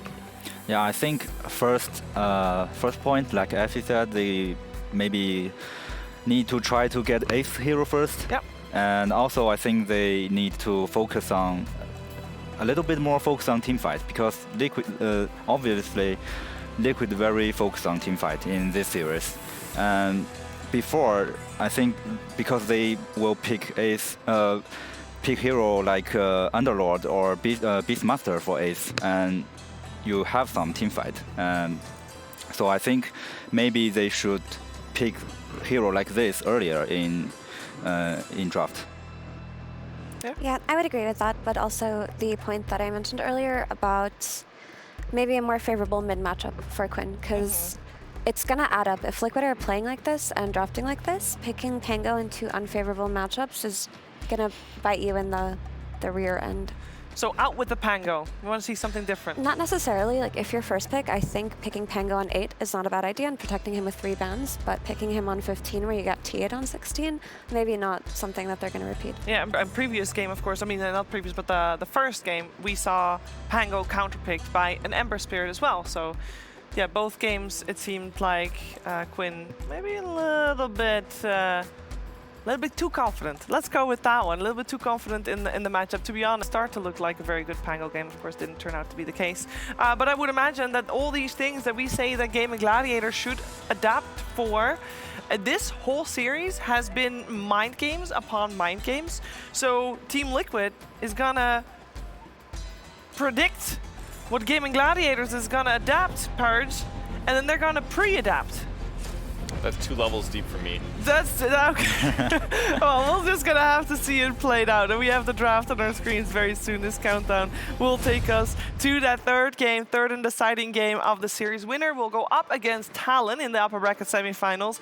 Loser will drop to the lower bracket, where Tundra is already waiting in the wings to try and claim a slot further in those lower brackets. And as we heard Cap and SVG say, it's very, very, very unique to have 2 teams that face in the upper bracket also end up in the grand finals. So if that is still going to be an option here, doesn't seem very likely. So this is going to be our Liquid Gaming Gladiators matchup of Riyadh. There's a high chance that they won't face each other again after this. So let's see who moves forward, and let's see what both of these teams will opt to go for. We have today only seen IO on the ban side of things. I think that will remain the case. And then there's going to be some choices needing to be made. Some choices involving Broodmother, involving Rubik, involving Snapfire, and it is a little bit of a dance of the devil to see who gets ahead and who gets one of those most coveted heroes, as both teams have a very similar hero pool in that regard, Fitbjorn. It seems like both teams very comfortable picking all of the meta heroes that we have with us at the moment. Yeah, I mean, these heroes are very popular in this patch. So if you is a good team, you have to know how to play this. Yes, this is why these 2 teams are in the upper bracket. We have some eliminated teams that might have been a little bit too far behind on the more popular picks. But yeah, you have to be able to play everything under the sun and everything that is very good in this meta, especially as we are waiting for the draft to come on our screens. There are some lobby issues, as there always are. It's all good. Absence makes the heart grow fonder. I want to talk about these team fights because we said that Liquid is seemingly focusing a little bit more about on teamfight heroes, and we see Enigma ignored a little bit. I mean, there's been Rubik's on both teams, of course, to try and prevent the Enigmas, but we hear Zai talk about Enigma in one of our interviews, and he said, Purge, that he feels when he plays Enigma, he doesn't play it for the black hole, so then Rubik shouldn't count as a counter, correct? If you can play it like him, yeah. I'm a little surprised to not see Enigma that much yet, but it does kind of prevent your team from playing as high tempo. It's a strong laning hero right now. The flex potential is there, but teams are just prioritizing instead to play your Undyings, your Rubiks, or your Enchantresses to basically stomp lane control and accelerate the game without having to worry about like trying to get value out of the hero by landing a black hole. It's just a little bit more straightforward in draft flexibility. All right, we got Ioban, surprise. First pick going the way of Game Gladiators, second pick for Liquid, who's Radiant. Snapfire removed as well. And I feel like Liquid should probably consider banning out the Broodmother, and that will leave the choice right now for Gaming Gladiators is, will they ban Rubik or will they want to pick it up? The issue Liquid have right now is that they have to choose between Timbersaw or Broodmother for this banning phase. Gaming changed the ban. First game, they banned Storm when they first pick. Also, Liquid changed the Timbersaw ban to Broodmother. I think it's very reasonable. are full of anticipation to see what Gaming Gladiators have concocted up, because I mean, we talk about this a lot, that these opening sequences, you can run them with your teammates, you can cycle through them, prepare for them, and with this one, it is Timbersaw that comes to light. But Faithbion, you said this was the right choice. If you're Team Liquid, you prefer to face a Timber versus a Broodmother? Yeah, of course. And also, I think Liquid now, they have Storm Spirit. They can just go for Silencer plus Storm, this combo pick. Also a very good choice to against Timbersaw. But if they don't go Rubik here, then I think they just give it away to Gaming. So they have to go for Rubik. Yeah. So Rubik and Storm then? Or is that a bad idea? I might prefer Rubik plus Batrider if Liquid are looking at it. Yeah, Batrider got banned second phase of the first game, but it got ignored last game. 5 seconds remaining. Last time they banned, they picked up Rubik Darkseer when they had the Rubik in the first pick. And Gladiators also picked both their sports right away, so that's true. Lower chance it gets banned that game. Yeah. It's too early to Darkseer for Liquid because Gaming will just pick Ench. Darkseer came out when they had 8th pick overall. True. Wow. They really like this Monkey King, huh? I mean, they've played Monkey King both games so far, obviously 1 win, 1 loss. Did I miss the memo? Is this hero now really good, Faithbion? I think this hero is generally good at every patch because it's very rare that you can offer team fights with carry hero, with carry position. And also, everybody wants to play tanky offlane, so generally Monkey King is a good choice. But Liquid obviously very prefer this hero in this series. Maybe this is their preparation for this series. I do have to ask, because in the past we have seen Monkey Kings also as support. Is that still a thing? Or can we kind of write that off? It can be. The flex potential for this Monkey King is still available, which is a really positive thing for Liquid, especially if they're going to look at this Darkseer later on, if it makes it through the second phase. Okay, so we got two cores picked up. Now we've said before, we do like a carry picked up here because you get to defend it with your bans. Yeah, but this is not standard for Gaming in this tournament. When they have first pick, they will almost always close out with Quinn on Pango on 8th pick, but they might have lost a little bit of faith in it after the last couple of matches. Yeah. Honestly, I do like this Terrorblade. I feel like it's easily protected now. You take out the Darkseer, you know that you have a good matchup versus a Monkey King if it is going to be played on core, and you have Durachio's best hero already picked up, while still maintaining the flex potential of the Timbersaw. They actually opened a similar thing against Team Liquid in Bali Major, actually. Team Liquid went IO Lesh to open, so they're not completely foreign from the concept, but it does look really solid here. I like it with the protecting. The thing about Monkey King in this position is basically you need one core that's going to have a bad game, pretty much no matter what, in a lot of cases. And picking Monkey for that position when he's flexible, in terms of lanes, just feels like the safest thing to do by far. So if they do have some TB solutions available to pick later, they could just, I'd really like to maybe see more the Monkey go for and just pick some counter. I really like these two teams opening because it's all kind of surprised and we can see a lot of back and forth here. Like for Team Liquid, the normal pick is maybe Rubik plus Darkseer or plus Storm Spirit, but they chose to pick a Monkey King.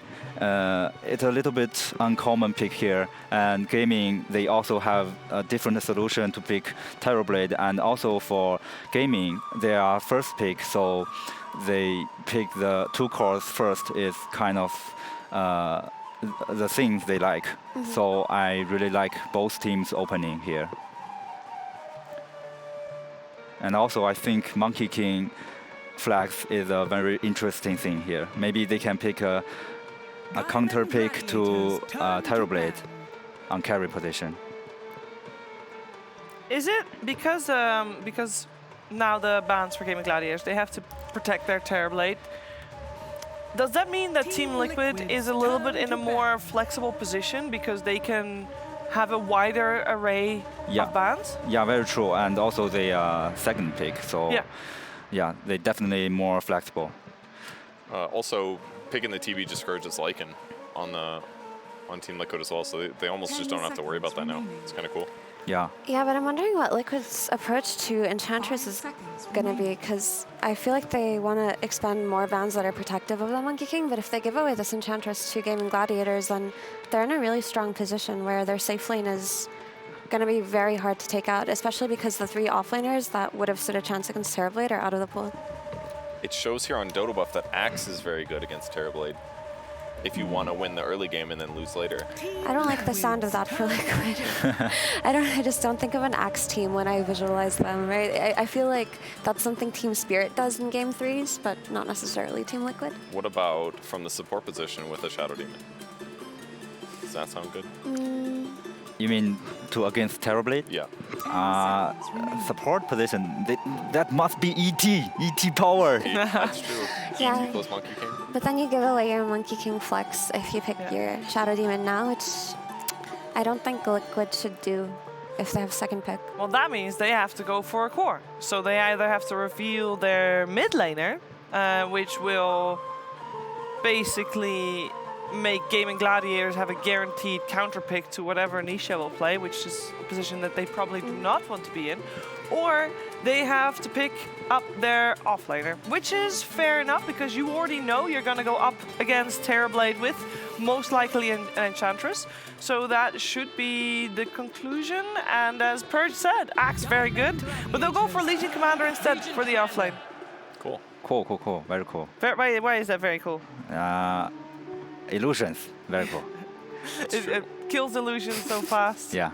And Blade Mail Duel is a great way to stop Asunder from going off. Yeah. You just need damage on top of it, so it's basically good against the TB matchup. Clears the illusions, lanes well. You can dual Timber as well. It really is pretty sick actually.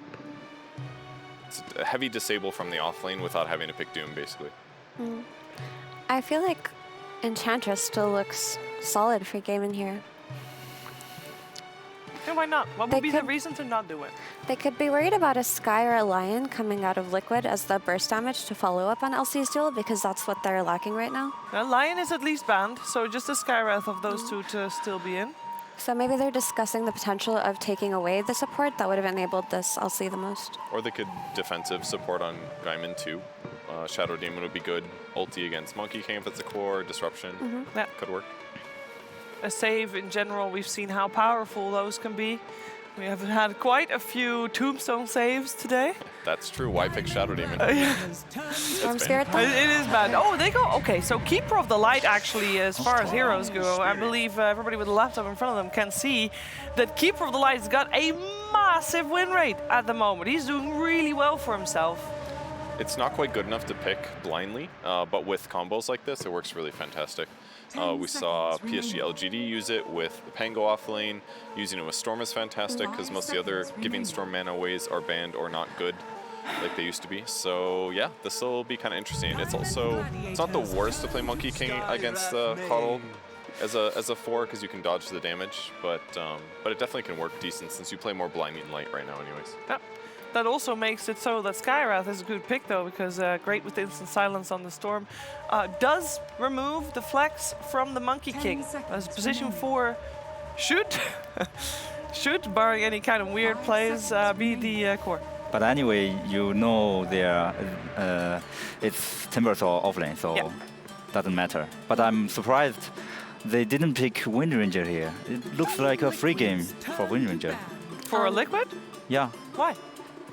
Because you can win lane against Storm and super easy to kill Timbersaw, and you can focus on TB during team fight. I think this is just a case of Liquid prioritizing their LC combo because we saw it coming before it came out. So Gaimin prepared for it themselves with just picking a jump hero that can seek out the Sky first. So maybe they thought that the LC would be in too susceptible of a position if the lane goes slightly wrong to a Storm gank, and then there's nothing to secure the dual damage, because Monkey King's going to be farming early on. The Rubik isn't the best hero to secure dual damage, and they didn't want it banned out in the second phase. Yeah. Maybe the only other substitution could have been like a Techies or something, like a lot of damage from a support. So I definitely agree. I think Sky here is just safer, even though the Wind Ranger could definitely work well. Yeah, what I like about Coddle here that I didn't really get to talk about was when you're playing with Timbersaw, who was revealed to be the offlaner after the Storm, you don't necessarily have to lane with him, right? He needs level 3, and then you can just go do whatever. You can make stacks if you want, you can secure runes, you can play with the Storm Spirit later on in the game, and that's really the nice thing about having such a self-sustaining offlaner.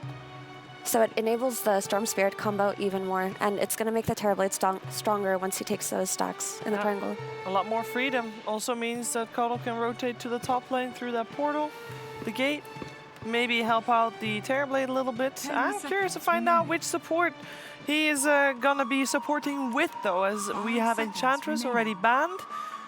Gaming Gladiators, unusual for them, but they have their overall last pick be the position 5. Seems like, anyway, assuming that Tofu will be the one playing the Keeper of the Light, which is, for now, what we are assuming. They kind of need disables really badly, I feel like. Enchantress would have been fine, too, because of the pressure that it puts on the map, but all of his played heroes are kind of gone, except for, like, Chen or Pugna. On Liquid or Gaimin? I'm thinking Gaimin's supports. Well, Chen now also gone. Maybe they can still play, still pick Silencer? Yeah. Still in the pool. Doesn't give any disable, but will stop initiations from Team Liquid and will provide cover for Storm if he wants to do anything fancy. SD is still in the pool that we talked about earlier, too, as a save versus the duel. 5 seconds kind of like that. remaining. The question for Liquid is, what hero are they picking for Nisha? Are they going to... Oracle's a save, too. Yep. It's a nice way to play against the duel, but it makes it a little bit scarier if Liquid go for some backline jumping. I think for Liquid, they can pick Wind Ranger or Meepo. Yeah, both look solid. I think Oracle's pretty good against Wind Ranger, though. Like, I've always liked Oracle versus Wind Ranger because he can dispel her, and he can dispel a Shackle Shot, and he can purge her Wind Run, so it feels like they'd have solutions. So what about a Templar Assassin? Oh, it looks weird, actually, because Terrorblade is super counter to Templar Assassin. Yeah, I was thinking about it because of the silence on traps as a way to play into Storm and Oracle, but I assumed that they would be dissuaded by the Terrorblade pick too, because it feels like this Terrorblade is quite well enabled at the moment. He's going to have a lot of stacks to farm, and he has a solid lane. It's nothing too scary for him since they banned out the 3 offlaners that would excel. Yeah. But maybe they think that Nisha's just going to stop mid again because, I mean, historically, TA has always won lane versus Storm Spirit, so maybe they think they just give him another lane-dominant hero, he gets the shard on the TA, and they can snowball off of that. Yeah. And maybe they think they have enough disables against Storm that he won't be too much of an issue, and then it's going to be like 2 to 3 cores beating on a Terrorblade, and then they just don't care. They're like, oh, we can beat you with 2 carries. It's also good versus Timbersaw, but I feel that it puts Liquid in a one-dimensional drafting situation, right? Because basically what it's saying is that our TA will win mid, and then we will win off of that. But if TA is put in a situation where she goes even with Quinn pops off with his Coddle combination, with his support Oracle behind him, then this TA can fall off very, very quickly. Well, I saw a lot of smiles there on the side of Team Liquid, so they're looking forward to this one. What do you think, Faith Beyond? Final thoughts on the draft here? I think the idea of shard on TA is very smart. I can see maybe they can buy shard on TA fast and play it as a mid-game like fighting point, not a farm point, and they can let the Monkey King carry the game. I could see this way to win. Yeah. I think it also gives them Roche, which they lacked before, which is probably why they chose to go for the TA over something like a DK, which would have made more sense for Liquid, because it would have comboed better and laned and given them a solution to Storm. So I can understand why they did it, but I still favor GG's draft here. Purge, you favor GG's draft? I don't know, the more we talk about it, I feel like Team Liquid's going to be able to adapt to the shard from TA and pick off backline heroes and do other things that their draft didn't do before. So I think I'm favoring Team Liquid. It sounds like an even draft, though. It sounds like both drafts have their merits, and that's what we like to see.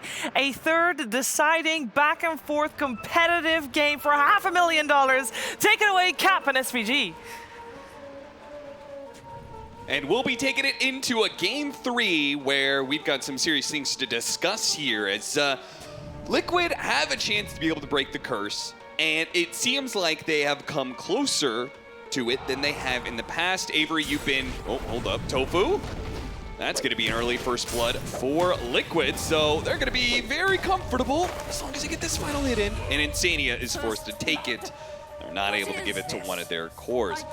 Avery, you said that you think Liquid, from a draft perspective, has put Gaming Gladiators in a more awkward position than they ever have. Do you feel that here in Game 3 as well? A little for one factor. Okay. Only one. What is that single factor? They have no stuns. Yeah, they don't really have many stuns. It's just Quinn. It's just Quinn, man. Quinn, and then you can kind of call Fortune's End, disable of sorts. It's not the greatest, but I'm not going to count it here. Especially, the thing is they have a Vortex and there's a press the attack. So those cancel out. So basically you're back to 0. Yeah. I think if Nisha wins mid, this is very bad for Liquid, though. Yeah, Nisha is just going to be limping along into the lane here in a matchup that he desperately needs to win, a matchup that he has been winning. They did get 3 runes, though. Yeah. That is why he's low. So I guess that kind of evens out as well. But what I was saying is you're really dependent on Quinn to go in and set stuff up with the single Vortex you have, especially to press the attack. And you're in a lineup where you have Terrorblade, Timbersaw, 2 side lane cores, again, not necessarily buying you any utility. They are damage-oriented cores, similar to the last game in the Morphling and the Razor, that want things to set up their damage for them. These are traditionally cores where you want things like a Mars Arena or a Shackle Shot or a Clockwork going in. You have Oracle Coddle here. It's a lot of sustain, a lot of save, a lot of turnaround on the duel. Like, I don't think you can aggressively duel this game.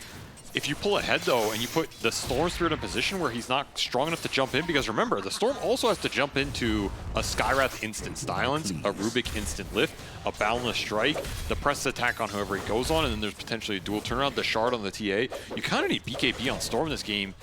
It's a lot of weight on the Storm Spirit shoulders to make up the ground and set the fight up for his other 2 cores.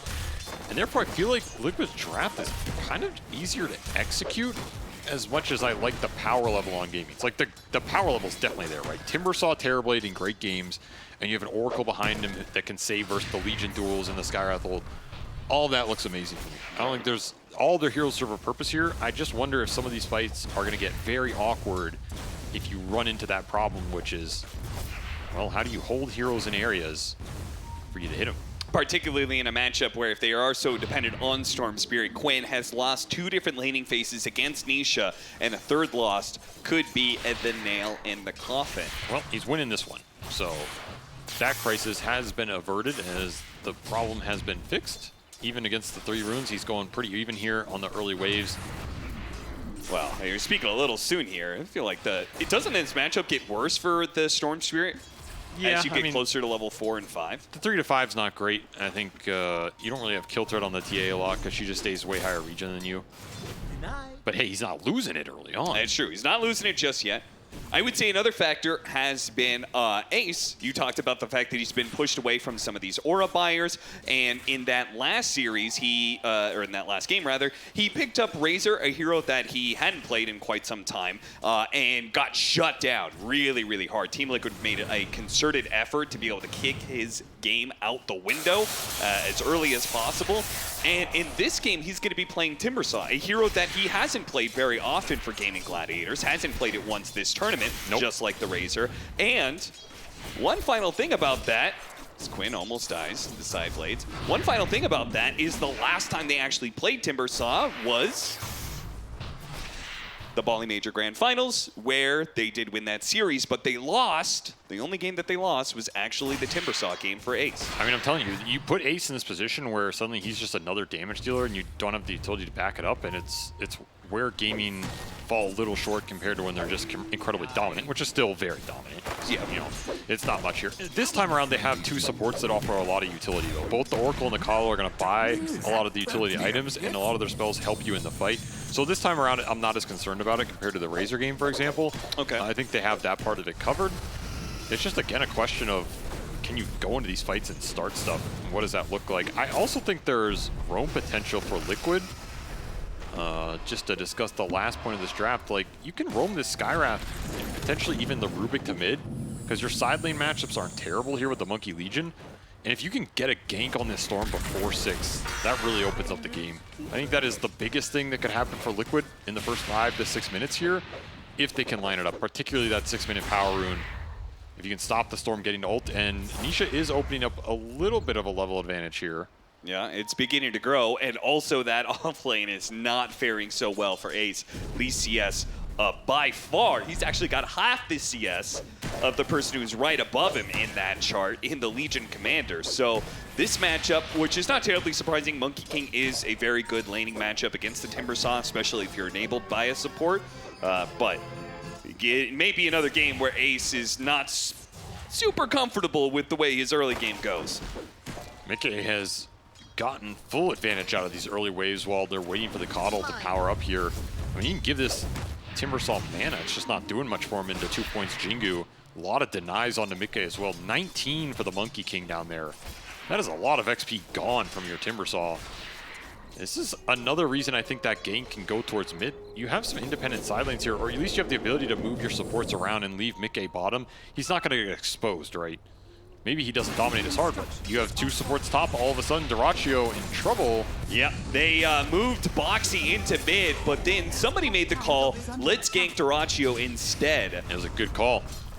That is a value kill. Is insane. He can go straight back through the gate towards bottom. And, I mean, Mickey's bullying in the 1v2 here.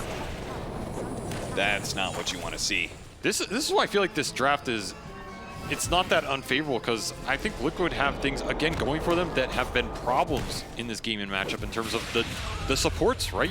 Like, you're in a position now where you're bullying game and supports, and you can crash the mid runes. You can take those power runes away from Kin. You can create the hero advantage around that middle lane that has been problematic for you all year. That's what I expect Liquid to do here, and it's what they're doing. 3 heroes on both sides of the river.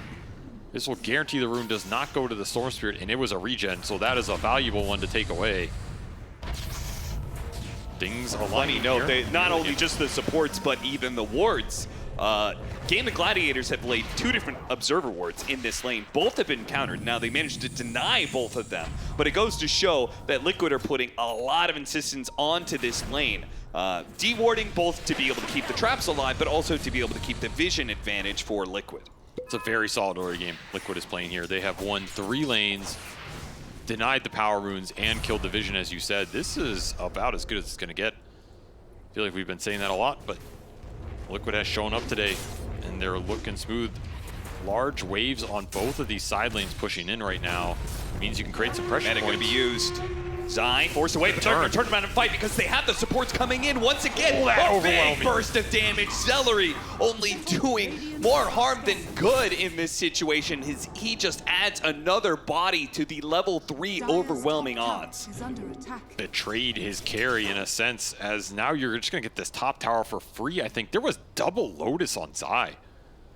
The side laners here for Liquid playing super well in this early laning phase, shoving the waves in, playing independent of their supports, and still winning the attrition war, just setting everything up on a plate. Ace is going to have to recover, and it means even more room to operate, while you have 2 carry-oriented side laners who are going to need time to get the damage online. The levels are going to be there for the Liquid supports as well, as they have 5 on basically both here. I mean, you can pick and choose where you want to go. And I think you kind of expect Game of Gladiators to make a move towards bottom eventually, to both help Ace in a matchup that he's not having a ton of fun in, but also shut down Mickey. Quinn. Uh-oh. That is a level 5 Skywrath Mage who was looking to get the kill. A solo one on Quinn. It's going to be a close call. Mickey's here with the Boundless Strike, and he dies. Oh, what a disaster for Quinn, who needs to be able to lead the game by force here because he's got a Coddle behind him too. And the he range needs drop. to get an advantage. They will manage to get a counter kill, but it just means another kill for Nisha instead with the double damage rune. And look what they're invading. They're looking at these stacks in the triangle. not going to go super deep here. They will not see this Ancient camp. Maybe lucky for Gaimin as that DD on Nisha would have made quick work of it here. Yeah, they need to get level 6 soon on this Timber Saw so they can clear through that Ancients and not give Nisha the chance to take it. This is going to be another very strong Templar Assassin game. Doesn't have the stacks to really fall back on his own, as Liquid have prioritized playing out on the map with their supports. And hey, anytime you can do that, I think it pays off a lot more. So I don't think Nisha's too sad about this. He's going to be very high level again. He's going to get the own stack for himself here. He's going to be cruising. All 3 cores are going to be in a good position. Early Blade Mail will come out for Zai, and it looks like Echo Saber for Mickey. So fighting items for all 3 cores here on the Liquid side. Chasing after him? No. Level 6 picked up. So diving into the Chakram is probably an ill-advised affair. Team Liquid, though, in a game 3, very crucial one for probably their mental state against Gladiators for the rest of the year, are up 4,000 net worth. The tanky Legion, he's got full stick range drop. Not an easy kill, especially with the dual combo. Oh, they tried to get aggressive with the Storms here, and once again he's rebuked by the Skywrath Mage in the most deadliest fashions. Insania is now going to be able to catch Tofu as well. And look at this, Gladiators again. They bring all 5 heroes to join in these fights. Durachio's going to have to get off a crazy Sunder, and even then, it probably wouldn't have been enough. 3 dead on the side of Gaimin. This is definitely the best we've seen Liquid perform conceptually against what Gaimin are doing. We've seen it time and time again, right? Crashing the runes, making sure the draft is a little less optimal in terms of the auras, and then they're bringing the numbers to all these fights. I don't think we've seen Liquid collapse this fast, this early in any of those other series. It's just catching Gaimin off guard. This is a humongous lead at 10 minutes, 6,000 gold. Has Gaimin ever been this far behind at 10 minutes in the history of this team? I don't know. Yeah. I mean, they probably have for some of those BBT games. Yeah, that's probably where it happened. Yeah. Not in this matchup. Liquid getting everything they want out of this early game and more, and now they can just start to run over the map. Traps. Another duel, no save in sight. You can prevent the magic damage, but you cannot prevent the physical right clicks here, as your Oracle is still level 5. And those Ancients that were the recovery for Ace, he didn't get any of the big ones. Double Ancient Thunder Hides. Zai is going to be happy to clean all this XP up. Everything clicking here for Liquid. And they'll even find Celery again. Or will they? Whoa.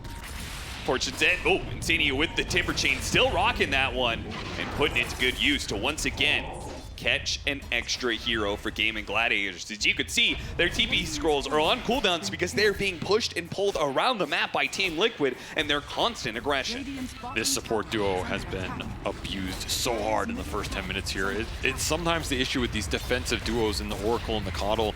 Like, you have like kind of a double save, double utility lineup here. Your fighting power is very limited. Your early game damage can be very limited, and the Rubik Skywrath have just outpaced you tremendously here. It's going to be a very long recovery game for Gaming, down 8K at 12 minutes here.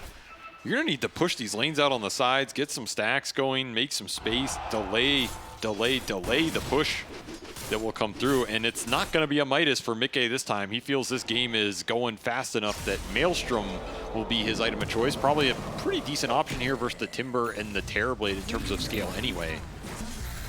And not going to have to recover at all this game. And these tier 1s are going to remain up for a while, so Liquid can keep fighting around these while they look aggressively for their own kills.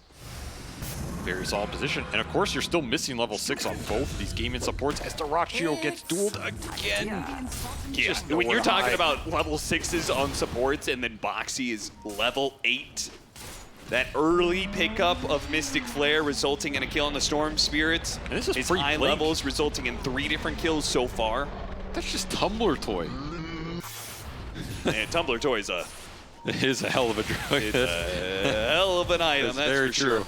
Insania does have a Luminant Blast.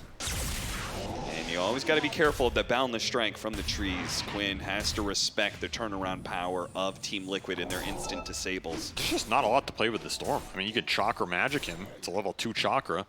So 160 mana. Would you say this is what else helps him kill people here? Is this the worst of the gas stations for Storm Spirit to play with? We saw Pugna was a massive one for a long period of time. I wouldn't say it's the worst. It just depends on how the Coddle's game goes. But sometimes the Coddle wants to do too many things. It's not the most Tofu knows what's coming. dependable. It's going to be a dual win. Another one for Zai. 48 damage in 13 minutes. He is so massive already. He just picked up the Blade Mail. He's going to have a Blink Dagger in a minute. And he's just invading the Ancients here. Oh, hit him midway through the Timber Chain. Ace is going to be low. Now he has another Timber Chain, but he knows he has to go the other direction because all of Liquid are diving past the Tier 1 tower here. Ace has to go for a TP out, and he does manage to make it. Instant TP to the other side, trying to deny the 14-minute Wisdom Rune. Super heads-up play by Boxy. He might still be able to get it, though. The Wisdom Rune, he picks it up before he dies. That is honestly probably worth it given their position right now. Yeah. It's still going to be more XP going the way of Liquid. I'm sure they're not sad about it, as they'll clean up another Tier 1. All 3 down at 14 minutes. The net worth is stabilized a bit, mainly off what Quinn is finding on the map. Still searching for the first item between all of these cores, by the way, on that Witchblade. Very rough spot. Deso finished for Nisha as well. Blink Deso, incredibly fat. Not as high level as he was last time, which I guess tells you how high level he was in that game, considering he's 5-0 here. And that'll be the blink for the Legion. So the pickoff is completely online for Liquid. Their capability to get into the fight with all 3 cores is instantaneous between the 2 blinks and the tree dance. Gaimin in a tough spot, very defensive map position for them. I don't think you can even contest this Roshan, which Liquid have set up for and are waiting for him to show. The fact that you could do it so efficiently with this Templar Assassin, because you're not afraid of Gaming Gladiators contesting, that's the worst part. They don't even need Mickey here. He's going to be farming that other side of the map. They're keeping all of their towers up. The scan is successful. Maybe Gaming Gladiators. Are they going to do something about this? Blind jump? Are you that desperate already? For him. I don't think there's a play here. I think you just got to farm. You've got to push this game very late with TV illusions, Coddle, split pushing the map, eventually find some big pickoff with the Storm, and then collapse off of that. I mean, you got to remember, Gaming are a tremendous comeback team, right? We have seen them come back from some massive deficits. Maybe not this early in the game off of a terrible laning stage, but nonetheless off of some very rough positions. And you just picked up an Arcane Rune for your Witchblade Storm Spirit. Radiant's middle tower This is a good opportunity here. If you can find some isolated heroes, start the fight with a favorable numbers advantage. This is an Aegis Nisha, though. An Arcane Rune Storm Spirit. That's what they're going to bank on here. Quinn trying to get the jump onto Insani. He's got to be careful because disables, though. A Blastio comes in. Perfect timing, though, and now Quinn can keep pushing forward. They do have the little bit of a heal on him, stopping some of that magic damage so they can catch Nisha. Now this is the Aegis hero, and he's already turned around. He blew up Ace, and Zai is right in the middle of it, too. He killed the Oracle, so no false promise at the same time. On the and now the Wukong's man claims another 2 lives. It's a 5-0 wipe. Gaimin are struck down in their place right now as Liquid find an opening in this game and take everything from Gaming on that comeback fight with the Witchblade Arcane Rune.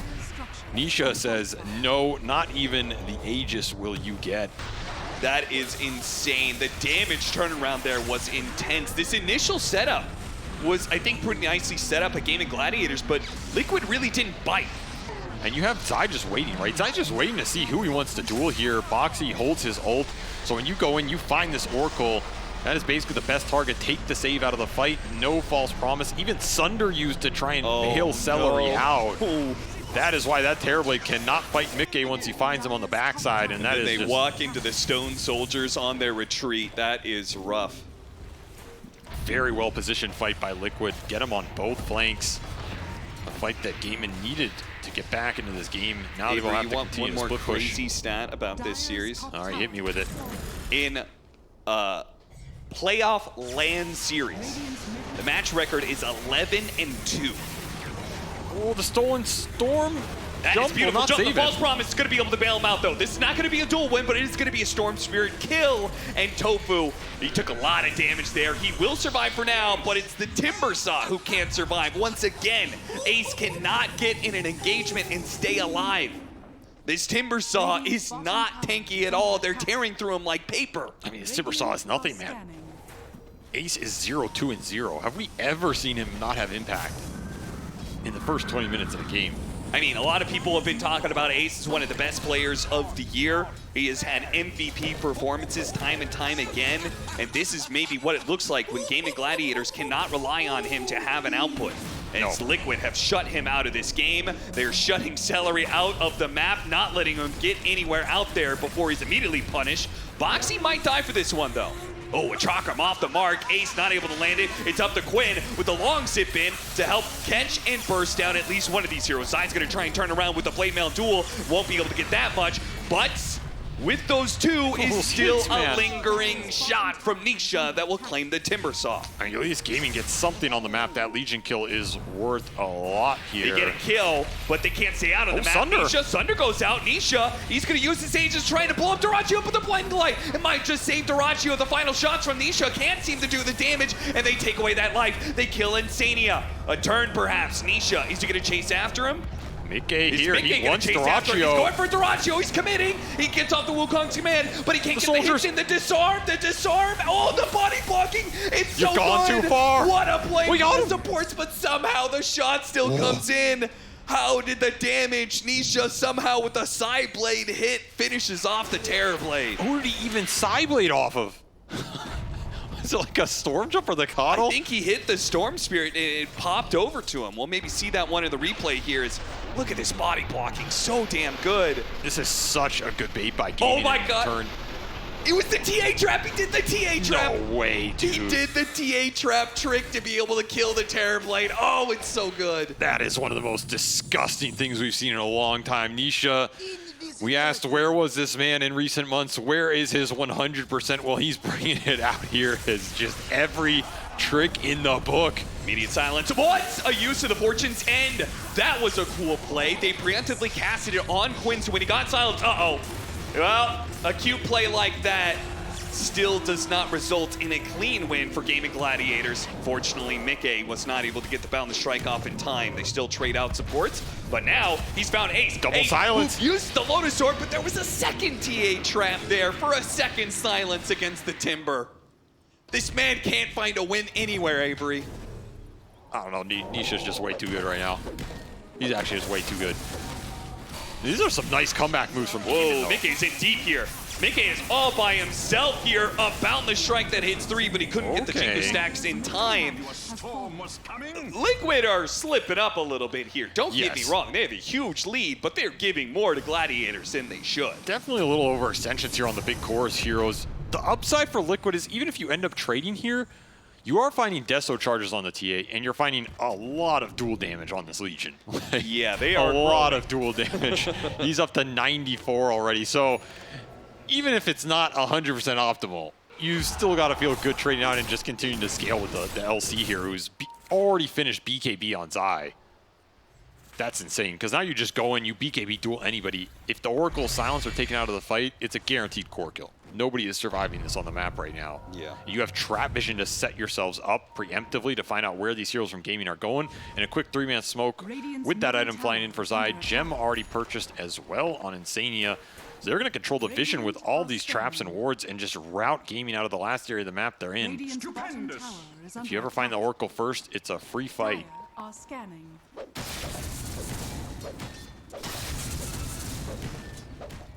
Radiant's bottom tower is under attack. He's barely going to get out of here. He might still get dueled.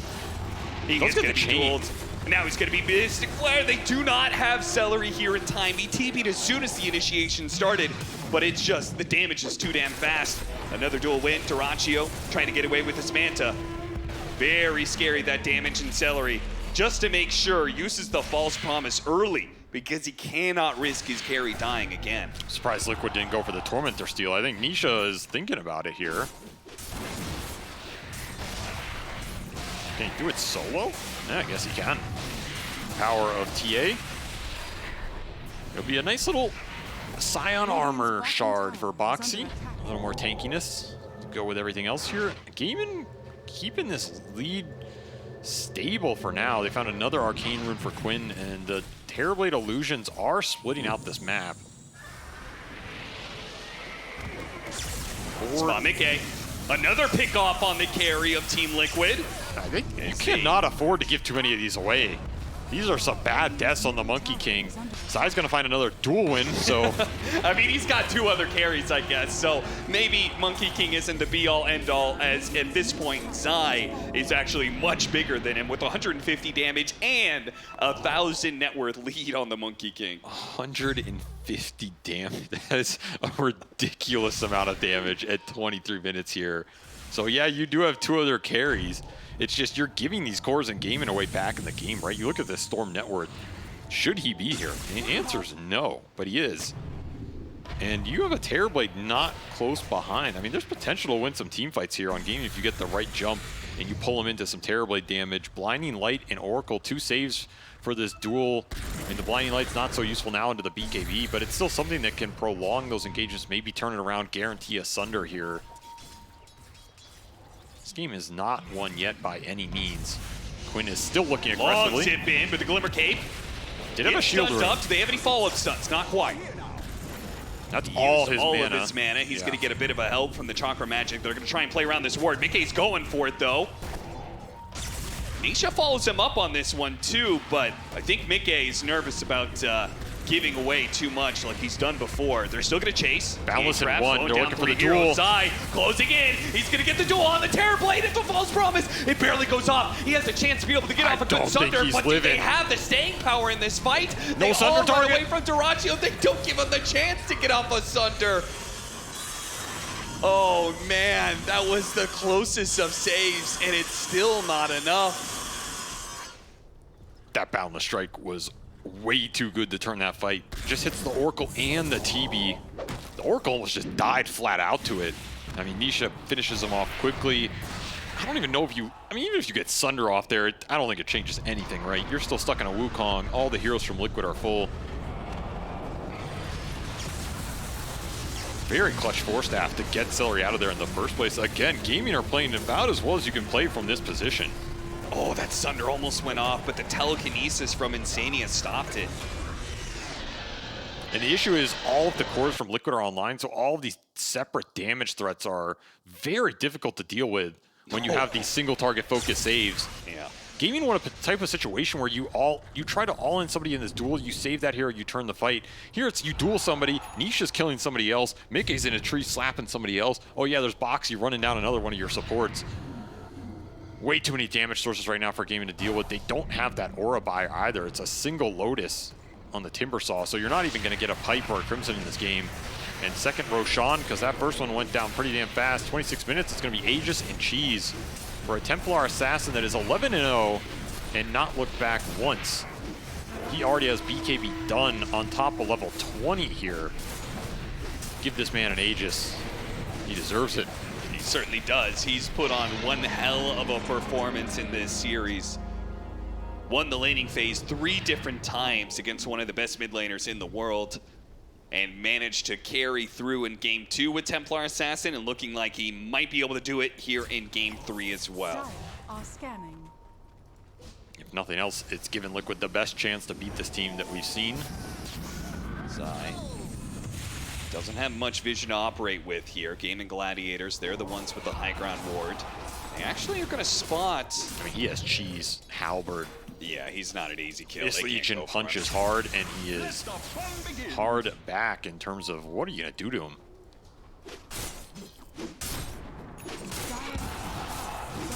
BKB now done for the Monkey King. Blink Dagger? Really? That's going to be our choice? Can I see that right for the Timbersaw? Yeah. You saw that correct. It's why? It gets the damage in very fast off a Storm Jump. I feel like this goes back to the problem I pointed out with their draft, which is you have one stun, it's a Vortex. If you don't kill someone in the Vortex, what are you doing in these fights? Yeah, I guess so, but that does leave the Timbersaw to be very, very squishy. As many other heroes are very squishy in this game. Another 28 damage for Zai, up to 178 now on the dual damage. I mean, he's going to be squishy no matter what. That is true. That is just a reality right now. When you have this much bonus damage, this many Deso charges on a Enchanted Quiver Templar Assassin that is out of control. I don't know if there's an item you buy that is going to help you stay alive outside of Ghost Scepter or Halberd. Those don't sound too appealing right now. So I guess you just blink in, try and burst a target off the Vortex. Maybe find the Skywrath Mage, maybe start on the Legion. I don't know if you can kill Zai. If you can, you're going to be super happy with that fight. Oh, goodness. Good thing he didn't have duel. Quinn putting himself right in front of Zai, but duel is on cooldown for 10 seconds. Now up, though. And the BKBs are finished for Liquid here. All 3 cores. Double damage. Spell immunity going into this lineup, pretty damn nice when pretty much all you have to worry about is Terrorblade. And a double damage? Why not, my friend? This is a 2-shot on a support somewhere. This is a 1-shot. You didn't have anything else in there. You're just gone. And the dangerous part, just like game 2, is Templar Assassin way out ahead. Is using that advantage to chip away at your tier 3 tower. Gaming Gladiators are going to be forced to jump into this. Did you just press the attack here to get tower damage? Commander try and burst him, but BKB goes off. He managed to get the duel onto the Timbersaw. That might be a double win, but he gets off the false promise. double and the loss. Timbersaw, who managed to win the fight as a result. And Mickey, he's going to be in a bit of trouble here. Slowed down by the Scotty, but unfortunately the Force Staff gets him away. Nisha, he's going to be the one who needs help here. Mel, Dispel, turn around, bound the strike, almost finishing him off. A side hit, not quite enough, but he backs away to the high ground. Quinn, who used all of his mana to be able to jump in, walks away. Liquid will do the same, because that initiation goes wrong. Celery comes in the clutch with a false promise to turn it. Buyback's going to cost him maybe in the next high ground defense. Still, you are very happy with that high ground hold here against a double damage Legion. I'm surprised that Zai went up to hit it. I guess he feels like he's way too tanky to die. He didn't pop the cheese before the duel, though. He pops the cheese, they both live through this. Just kept them in there long enough that you can wear through. The Timber ends up living as well. That's a Lotus dual win for the Timber. I don't know if that matters too much, but technically... 68 damage, let's go. He got a free Sacred Relic off it, so congratulations to Ace here, as I guess that Defiant Shell is going to start putting in some work. Does Defiant Shell work when you're disarmed? I think so. Like, it's a curious pickup if he's always disarmed by using Chakram. Is he still getting hits back? I think he just automatically throws the attack no matter what. That's kind of crazy. This item's weird. Because like, you hit people in Chrono and stuff too. Yeah. So yeah, I feel like this attack goes through anything. It is an attack from a higher power. Cannot stop the turtle shell. I guess it's not even a turtle. You're losing your mind. I'm doing great. Boxy blind jumping in real quick. That is a bold move. Wow. Nobody was home, so it goes unpunished. You still have Aegis Cheese here. Aegis out in 10 seconds. Terrorblade Illusions pushing in mid. Did finish up this Scotty on Thrashio. Also bought out a Talisman of Evasion for some extra potential misses on the Meld Strike or some of the TA hits. You've got some firepower here on Gaimin. You really do. There's some damage coming online. You have double save supports that can make this fight very awkward, as well as double Ghost Scepter between the two of them. Radiant's middle tower This duel is not so straightforward in a 5-on-5. You kind of have to lock down the Oracle, either with control or find him first. Otherwise, I think you just get locked in a position that you're not too happy about. It works against you. You're sitting there stunned forever on this Legion while Terrorblade is going to be pounding into you. Yeah. Do you think that means that in a hex, he could only go on Oracle, or what do you do about I mean, you either find the Oracle, or this Blink on Boxy is designed to go in and silence up Celery off of a dual jump. I think that's a fine approach as well. Okay. Yeah. If you have the vision, it makes it a lot easier. I think that's why Boxy was looking for the aggressive obs. I mean, that's some high-performance play, though, that you're trying to enact. Boxy is going to have to blink into the enemy, and if he doesn't get the silence fast enough, he might just be killing himself for nothing. This is a high-performance game. You're going to have to step it up a notch. Gaimin not out of this one yet. They are smoking up, and they got a full Hex on that Storm Spirit. This is the lockdown that this lineup wanted desperately the entire game. They finally got there. On top of that level 20 talent for a little extra Vortex duration. Might sound like an irrelevant talent here, but when you are working with a single stun, your stun duration basically just went up by 15%. True, yeah, true. So It might make the difference here. You have I mean, you combine it with the scythe, and your disables have gone up like 100%. That's like 5 seconds of stun. God damn, I'm impressed. Well, then one of them is still taken away by press the attack, so yeah, still that's left true. with 3 seconds of stun. But if you jump the Legion, there you go. Then he's only going to get Shard Telekinesis away. Yes. As that is also out for Insignia on the Rubik here. Of course, Liquid still controlling this game with overwhelming amounts of damage. The dual damage on Zai, the butterfly finish for Nisha, and full Mjolnir Harpoon done for Mickey.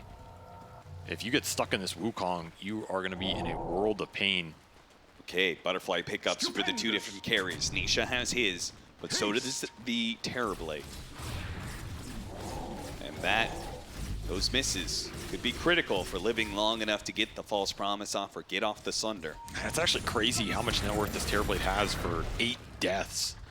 It doesn't feel like it. He is right up there. I mean, Ace is definitely the one suffering here. It's basically a Lotus and a Blink. Not a position maybe Gaming are used to, but one that they have played around pretty decently here as they're holding the lead, bringing it down a little bit, controlling some portions of this map. It is very impressive that they're still in this. Yeah, I thought this game was going to be over 10 minutes ago. It's getting stalled. And next Roshan, let's say you can contest that if you're Gaming. Like we saw in game 1, Liquid through that Roshan pit fight they did pretty tremendously. Not to lay any curses out here, but that is an area in Dota where a lot can go wrong very fast. And you've got a lot of time to let the nerves get to you because Roshan, it's going to be a late one.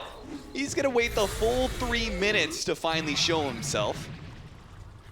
So another 2 before we see him. It's going to be a long 3 minutes.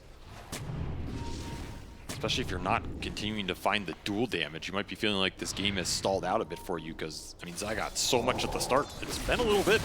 These Oracle saves are becoming really annoying on the map, as well as the split push. Gaming managed to get some deep obs out, and these Terrorblade illusions have just been cutting waves at very good angles.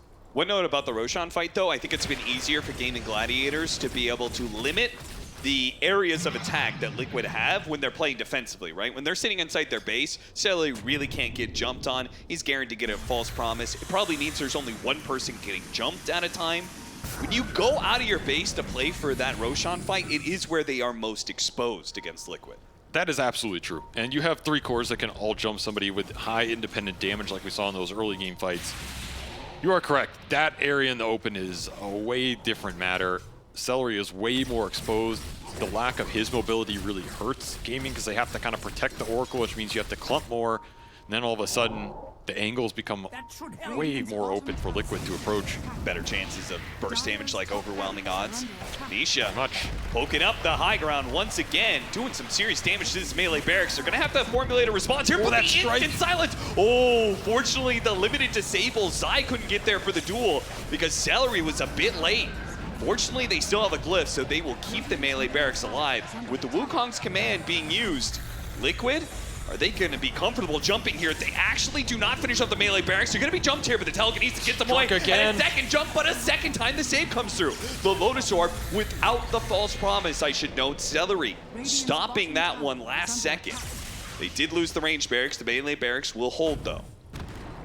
End up committing that meta because they thought Nisha was just going to run up the hill and commit for the racks. Which means they no longer have an ability to contest Roshan, I think. Yeah, I think it's just gone. Timings are not going to align for that cooldown to come back up. You did manage to get an Ags on Ace, by the way. Which, I mean, the fact he has anything in this game is ridiculous in itself. That is going to be a nice frontline item. I don't think there are any Dispels out here for Liquid, right? Yeah, 0. It makes the Blink Dagger a lot stronger, right? Because you can get into the middle of Liquid where that means that shield charges up a lot faster. It's a very heads-up pickup because normally I think you get this item when you're snowballing on Timber before Dispels can come out. This is kind of a position where you're very far behind. It just so happens there is no Dispel built on Liquid and they don't have one naturally. Yeah. So this Axe is untouchable here. It means Ace is going to be a lot stronger than he appears when he goes in. It also means he might regret his 15 talent because, you know, getting the maxed out reactive armor stacks and getting as much value out of that is pretty good against all this physical damage. but understandably, that was at a point where they was looking to be able to get burst kills off the Storm Spirit jump.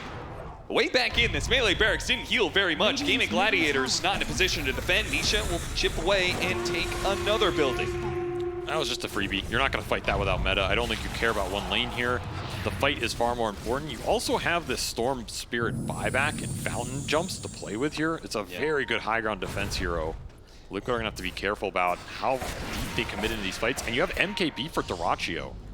So the single target physical burst coming out off of that Hex, off of Vortex, it's building up here. Yeah, the carries are matching each other in that regard because the MKB is done for the Templar Assassin as well. So Butterfly for Butterfly, MKB for MKB. Nisha and Dyrachyo going toe-to-toe in items, but there are other factors. There's also an MKB on mid-game plus this Refresher Shard, so you have double Wukong, double BKB here. That should win you the fight if you play it right. Scythe of Ice, immediate press the attack, gonna be used. Mystic Flare bursting down Ace, but they have to use the False Promise. So Timbersaw will stay alive, but it means no more saves. Did not get a chance to pop that Ags on that jump. These Boundless Strikes in Ancient Seals have been instant from Liquid. And I mean, you said it is so hard for Storm Spirit to jump in. You said that was going to be a problem at the very start of the game, and it's continuing here as his Scythe of Ice is instantly getting countered every time. Gaming Gladiators jumping in and out, just trying to get spells out of Liquid. Just trying to waste his Aegis duration. It feels like they're playing for the full 3 minutes. Yeah. Look at how many TA traps are set up here. I mean, Quinn, that's the area he wants to be jumping. I mean, they want to make Nisha go up the hill here. That's what they're looking for. They have one Force Staff on Tofu. I mean, there's aggressive Force Staff potential. Telekinesis, they got duel on him. He needs a save. Mystic Flare, no False Promise. Remember, it was used earlier. So, again, no save and no immediate buyback or play off of this one. So Liquid will have plenty of time to strategize and set up for that buyback as it comes in. A blast pushes him in, but again, not trying to jump. Nisha, they're just trying to chip away and take away this Aegis. There's the meta. Almost do it. The meta going to be used, but they do not get the Aegis away from him. The telekinesis threw him down the ground, and Nisha may be given some heals here. He could swap in one of those Aegis, they've got 2 of them, and consume that. If I'm Liquid, I respect this meta, but then I'm going again. And especially with this Aegis 2 minutes left, you have a decent period where this is going to be ticking and that meta is going to be running out. Yeah. Half gone for Dyrachyo here. The Storm still down for 30 as well. You got to push it.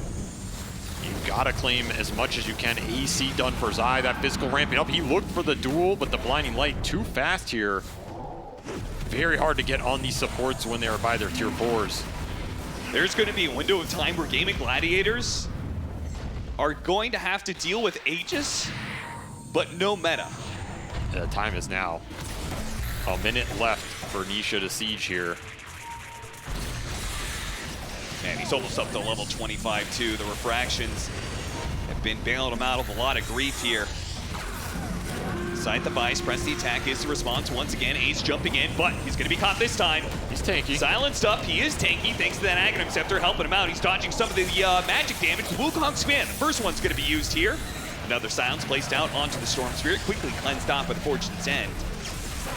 And Nisha just throwing around the damage. At this point, 45 seconds left on the Aegis. He's willing to die right now.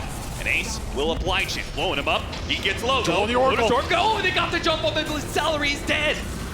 The duel lands. Now they have to try and punish as best they can off the buyback. No save but for Storm. Because he bought back, he couldn't get there in time. The False Promise couldn't save the Storm Spirit. Has to use it on Dyrachyo instead. And Dyrachyo, he's fighting up against both the Templar Assassin and the Monkey King. And he just takes too much damage. He dies in an instant. They are running out of buybacks. They have one last chance. 4 heroes are left to be able to push back against the full Liquid 5. See if they can finish off the Legion Commander, but until Telekinesis away. A last second Thunder. It's going to be low, and they manage to get him. Dyrachyo staying alive. No, the damage comes in.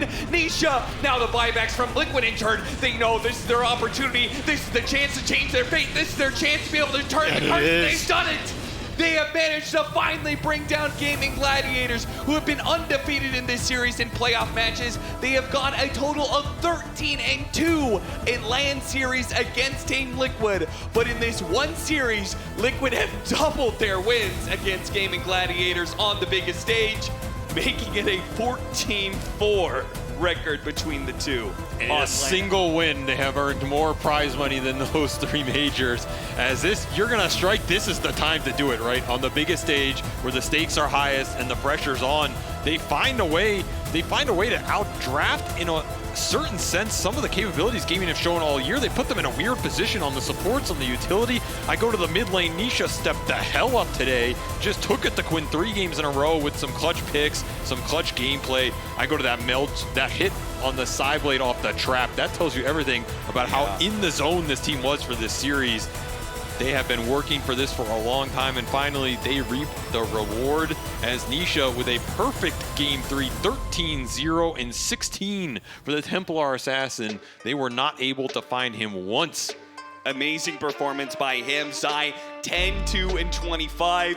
I don't even know how much dual damage he had at the end of the game, but it was a lot. And I almost feel like it's not so much happy games and fun and joy from Liquid, but maybe more sigh of relief.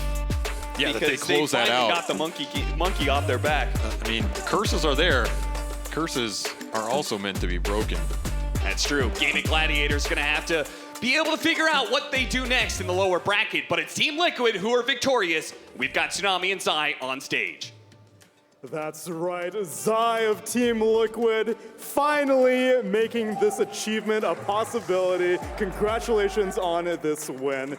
You had a lot of material to look over for this series, I imagine. Obviously, this tournament's group stage, but also many, many matches in the past. What were you sticking your analysis towards? Was it primarily matches from here, or were you even going back to Bali, Berlin?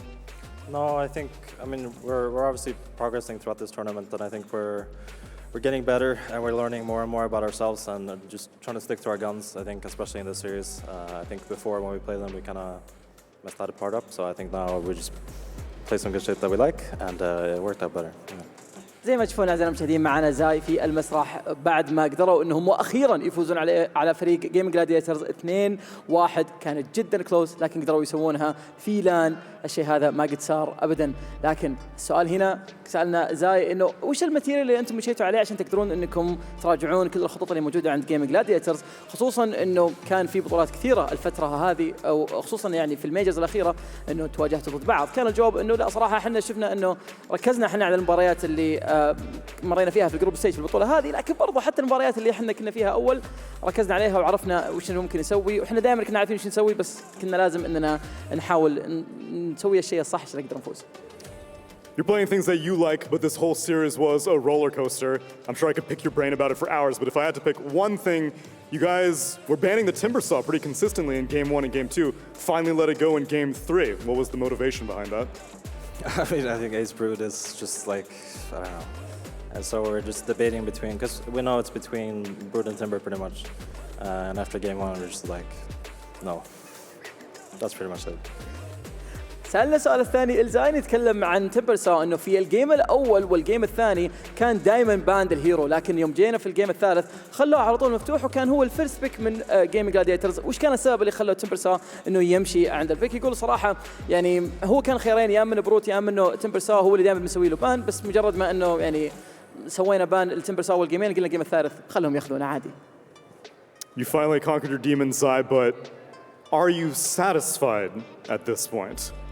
No, I mean, of course not. It's we have this thing where we've beaten them before in best of threes as well, but best of fives is another test. So, you know, who knows? We might end up seeing them again in a best of five, and who knows? آخر سؤال الزاي في المقابلة سألنا عن موضوع إنه صحيح انكم انتم فزتوا على جيم جلاديترز، بس هل انتم راضيين عن الفوز هذا؟ قال لا ابدا، احنا ما احنا راضيين عن الفوز هذا، ونبغى نواجههم في البست اوف 5 عشان نقدر اننا نكون راضيين وقتها. ممكن يواجهون بعض في الجراند فاينل في البطولة هذه، بس ما يدرون اذا هم بيسوون الشيء هذا ولا لا. Well, congratulations, Zai, on this victory. Well deserved. And we're looking forward to your progress in the rest of the tournament as you can go ahead and join your team. Thank you so much. But as exciting as it is for Liquid conquering their demons, their next opponent is Talon, Fancy. So if trends are going to continue, I don't think that it's going to be an easy match for either teams, but either way, Talon can conquer their demons just like Liquid did just now. So أعزائنا المشاهدين احنا ما ندري إذا فريق ليكويد بيستمر على الفوزات هذه. صحيح إنه فاز على أكثر فريق احنا دائما نقول إنه لازم يفوز عليه جيم جلاديترز، لكن تالون ممكن إنهم هم يهزمون تيم ليكويد. ممكن نشوف مباراة ثانية في اللور براكت. أنا we should talk about this actually because honestly we were able to see them like in the upper bracket, Game Gladiators and Team Liquid. We might see a rematch in the lower bracket in case Talon were able to get the win. Yeah, or maybe even grand Very finals. exciting. But that's an issue for 2 days from now and onwards. Yes. For right now, we still got to get through day number 1 of these playoffs, so we'll send it back to the studio. باقي عندنا اشياء كثيره ممكن نتكلم عنها اعزائي المشاهدين، فخلونا نروح على طول للاستوديو التحليلي نتكلم اكثر عن هذه المباراه العظيمه. Thank you very much, Tsunami, and thank you very much, Fancy, and of course Zai for that winner's interview. Oh, there's a lot to talk about with this one. Team Liquid, they do it on the main stage here. In the upper bracket, they knock Team Gaming Gladiators down, and Gaming Gladiators has not yet been at a LAN event in the lower bracket, so that will be something to behold for sure. But let's break down this game because we had our reservations on how this draft was going to play out by Team Liquid, but we thought, okay, Team Liquid has a plan. They're just banking on Nisha crushing the lane. Effie, what will you have? They do exactly that. And it wasn't just crushing the lane, it was crushing the game. Every single match in this series, Nisha exceeded expectations, which are already very high for this player, but man oh man, he is in TI form. That was just beautiful. He, outside of winning the lane and hitting every single timing and imposing his strength on the enemies, he was doing some really cool plays, like the trick shot on the Psionic Trap where he denied it and got a kill off on Timbersaw off of that. I don't know, he's ready for TI. That was the sight to behold. And he played like a perfect game too. Like he made so few mistakes. Mickey made a couple, but Nisha himself just played spectacularly in all the games. Yeah, I mean he takes every role. He win the lane and he go bring dagger at first item, go lead the fight and also carry the game and late game. It's just amazing in this game. It was something to behold for sure. And the Shard was just so good versus Gaming's draft. It really had an impact very early on. You often saw these 3-man silences coming out of it, and outside of that, speaking of silences, Boxy this game, he was a thorn in Quinn's side. I feel like this game would have looked a little bit differently for Gaming if Storm Spirit were actually able to rotate early on, but Boxy had his number. He was silencing him and killing him throughout the entire game. Yeah, and let's not forget Zai's play as well with the jewels. He managed to get them going, Purge, very early on. Yeah, he did. It really helped that they stomped all their lanes, basically. Everybody in Liquid played like flawlessly for the first 20 minutes or so. They just had a huge advantage. So Zai's getting these jewels off right in front of Heroes. Oracle standing there like, I wish I could ulti, but I'm still level 5. And I just felt so bad for him in that moment because when you get that much of an advantage, Oracle's supposed to offset Zai snowballing. He got so much dual damage early. It just made the Oracle feel way less impactful. Yeah, I think Ace got a couple of jewels to his name as well. By the end of the game, he had like 68 plus damage or something like that, but it's a Timbersaw, he doesn't right click. We had a lot of fights, a lot of pickups at the start, but a couple of good fights later on as well. We want to highlight in our STC play analysis a fight that happened very early, around the 16-minute mark. And at this point, Fabian, Gaming Gladiators only have 1 kill, and they actually are the aggressors here. They try to make a play on Team Liquid. Yeah, this is the part I want to talk about is Gaming. They start this game with so far behind, but they never give up, and they actually did everything right, and so they always have chance to make it come back. So, and also they can at this situation to start the team fight, even they lost because they fall behind a lot. But it shows Gaming like they have a strong team. They can always do the right things. I think if Team Liquid is a younger team, they probably will lost this game. Yeah.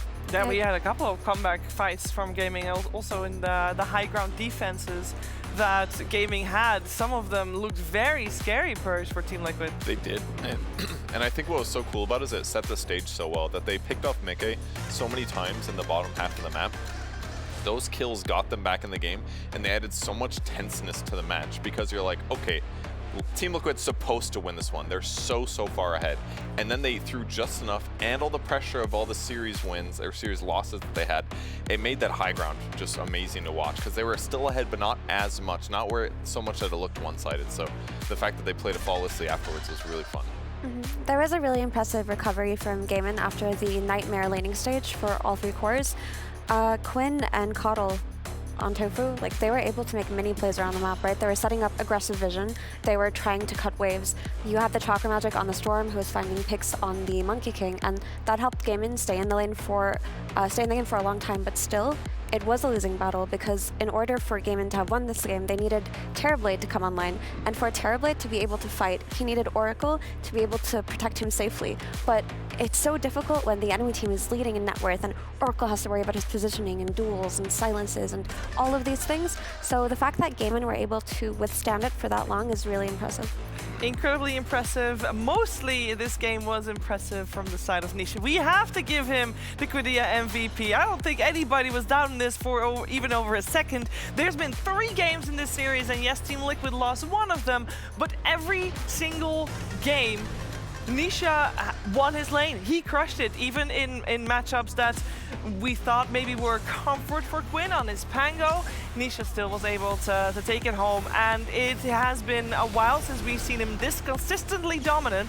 With this performance in game number 3 here to top it all off, Perch, a very, very obvious MVP from our part. Yeah, he did. Played different heroes, got that 3-man meld strike in the last fight, followed up with a double hit. He played so good. He died 0 times in this super close game. It was crazy. I just think it speaks to Liquid's confidence in him as a player that they just last pick him this TA in a situation where it may have been exploited by Gaimin if it were a weaker team. And to see Nisha in this form, to see him carrying games like this, just like it were TI-11, is honestly really exciting because it looks like any team that Liquid are going to face in this upper bracket now, with Nisha in this form, are in for a rocky road. Yeah, Faith Beyond, the MVP also didn't come as a surprise to you with Nisha. Yeah, of course. Nisha just amazing in this series. And big smiles all around, not just from Nisha, but from his entire squad. You could tell, I'm not sure how much of it was relief versus happiness, because you could tell that this win meant a lot to them, not just money-wise, not just tournament placement-wise, but just getting over that hurdle of playing them on stage. Although we also heard from Zai that they would not mind facing them again in a best-of-5 grand finals. But to do that, they, like Gaming Gladiators, have to take a long road, because they are now in round 1 of the lower bracket, and whereas Team Liquid is guaranteed top 6 at Riyadh Masters, and we already know their opponents as well. We already know when they're gonna play, which is not tomorrow, by the way. Just want to, lower expectations a little bit. You're gonna have to wait a little bit for that. Both teams will get a lot of rest because both Talon and Liquid, they've had a very long series here today. It's been a long day so far already. I believe we can take a look at the brackets and see where we're at, because it's Super Tuesday. It's a Tuesday where we have potential to be here for another 8 hours. I hope you're ready for that. I hope you don't have any obligations that you need to do. We are full on upper bracket today. We started off with Quest versus Talon. That was a 2-1 in favor of Talon, dropping Quest down to the lower bracket where they'll face PSG LGD tomorrow. With this win, Team Liquid will earn themselves a place against Talon in the upper bracket semifinals. Gaming Gladiators will drop down to the lower bracket, where it is Tundra that awaits them in their lower bracket match. Another elimination match that will happen tomorrow. And as you can see, there's 2 more upper bracket quarterfinals that need to be played out. We're gonna have BB Team versus 9 Pandas. We're gonna have Team Spirit versus Aster. I believe, Effie, I mean, you're not on the panel for that one, but this is one that you are gonna sit back, watch, and relax, because that's the one you were most hyped about today. Yeah, Spirit versus Aster to me is very exciting, because after LGD's last couple of days, I feel like Aster is the most solid representation of the China region right now, and they're leveling up with every game that they play. Whereas Spirit, I think that this team changes when they're on stage in these LAN environments. They're just in the zone. They become different. I feel like their macro play becomes so clean, and I'm really curious to see how Samuel as a player fares against the macro team fighting, you know, split push style that Spirit plays on lands. Yeah, it's going to be interesting to see that one. We're going to have to wait a little bit, only a little bit, hopefully. So we are going to take a break. We are going to swap things around, swap teams out. We're going to get Spirit, we're going to get Aster, both of them on that stage, and we're going to swap the panel out as well for a fresh one. So that's only the half of the day here at Riyadh Masters. Stick around for more Dota 2 coming your way after a break.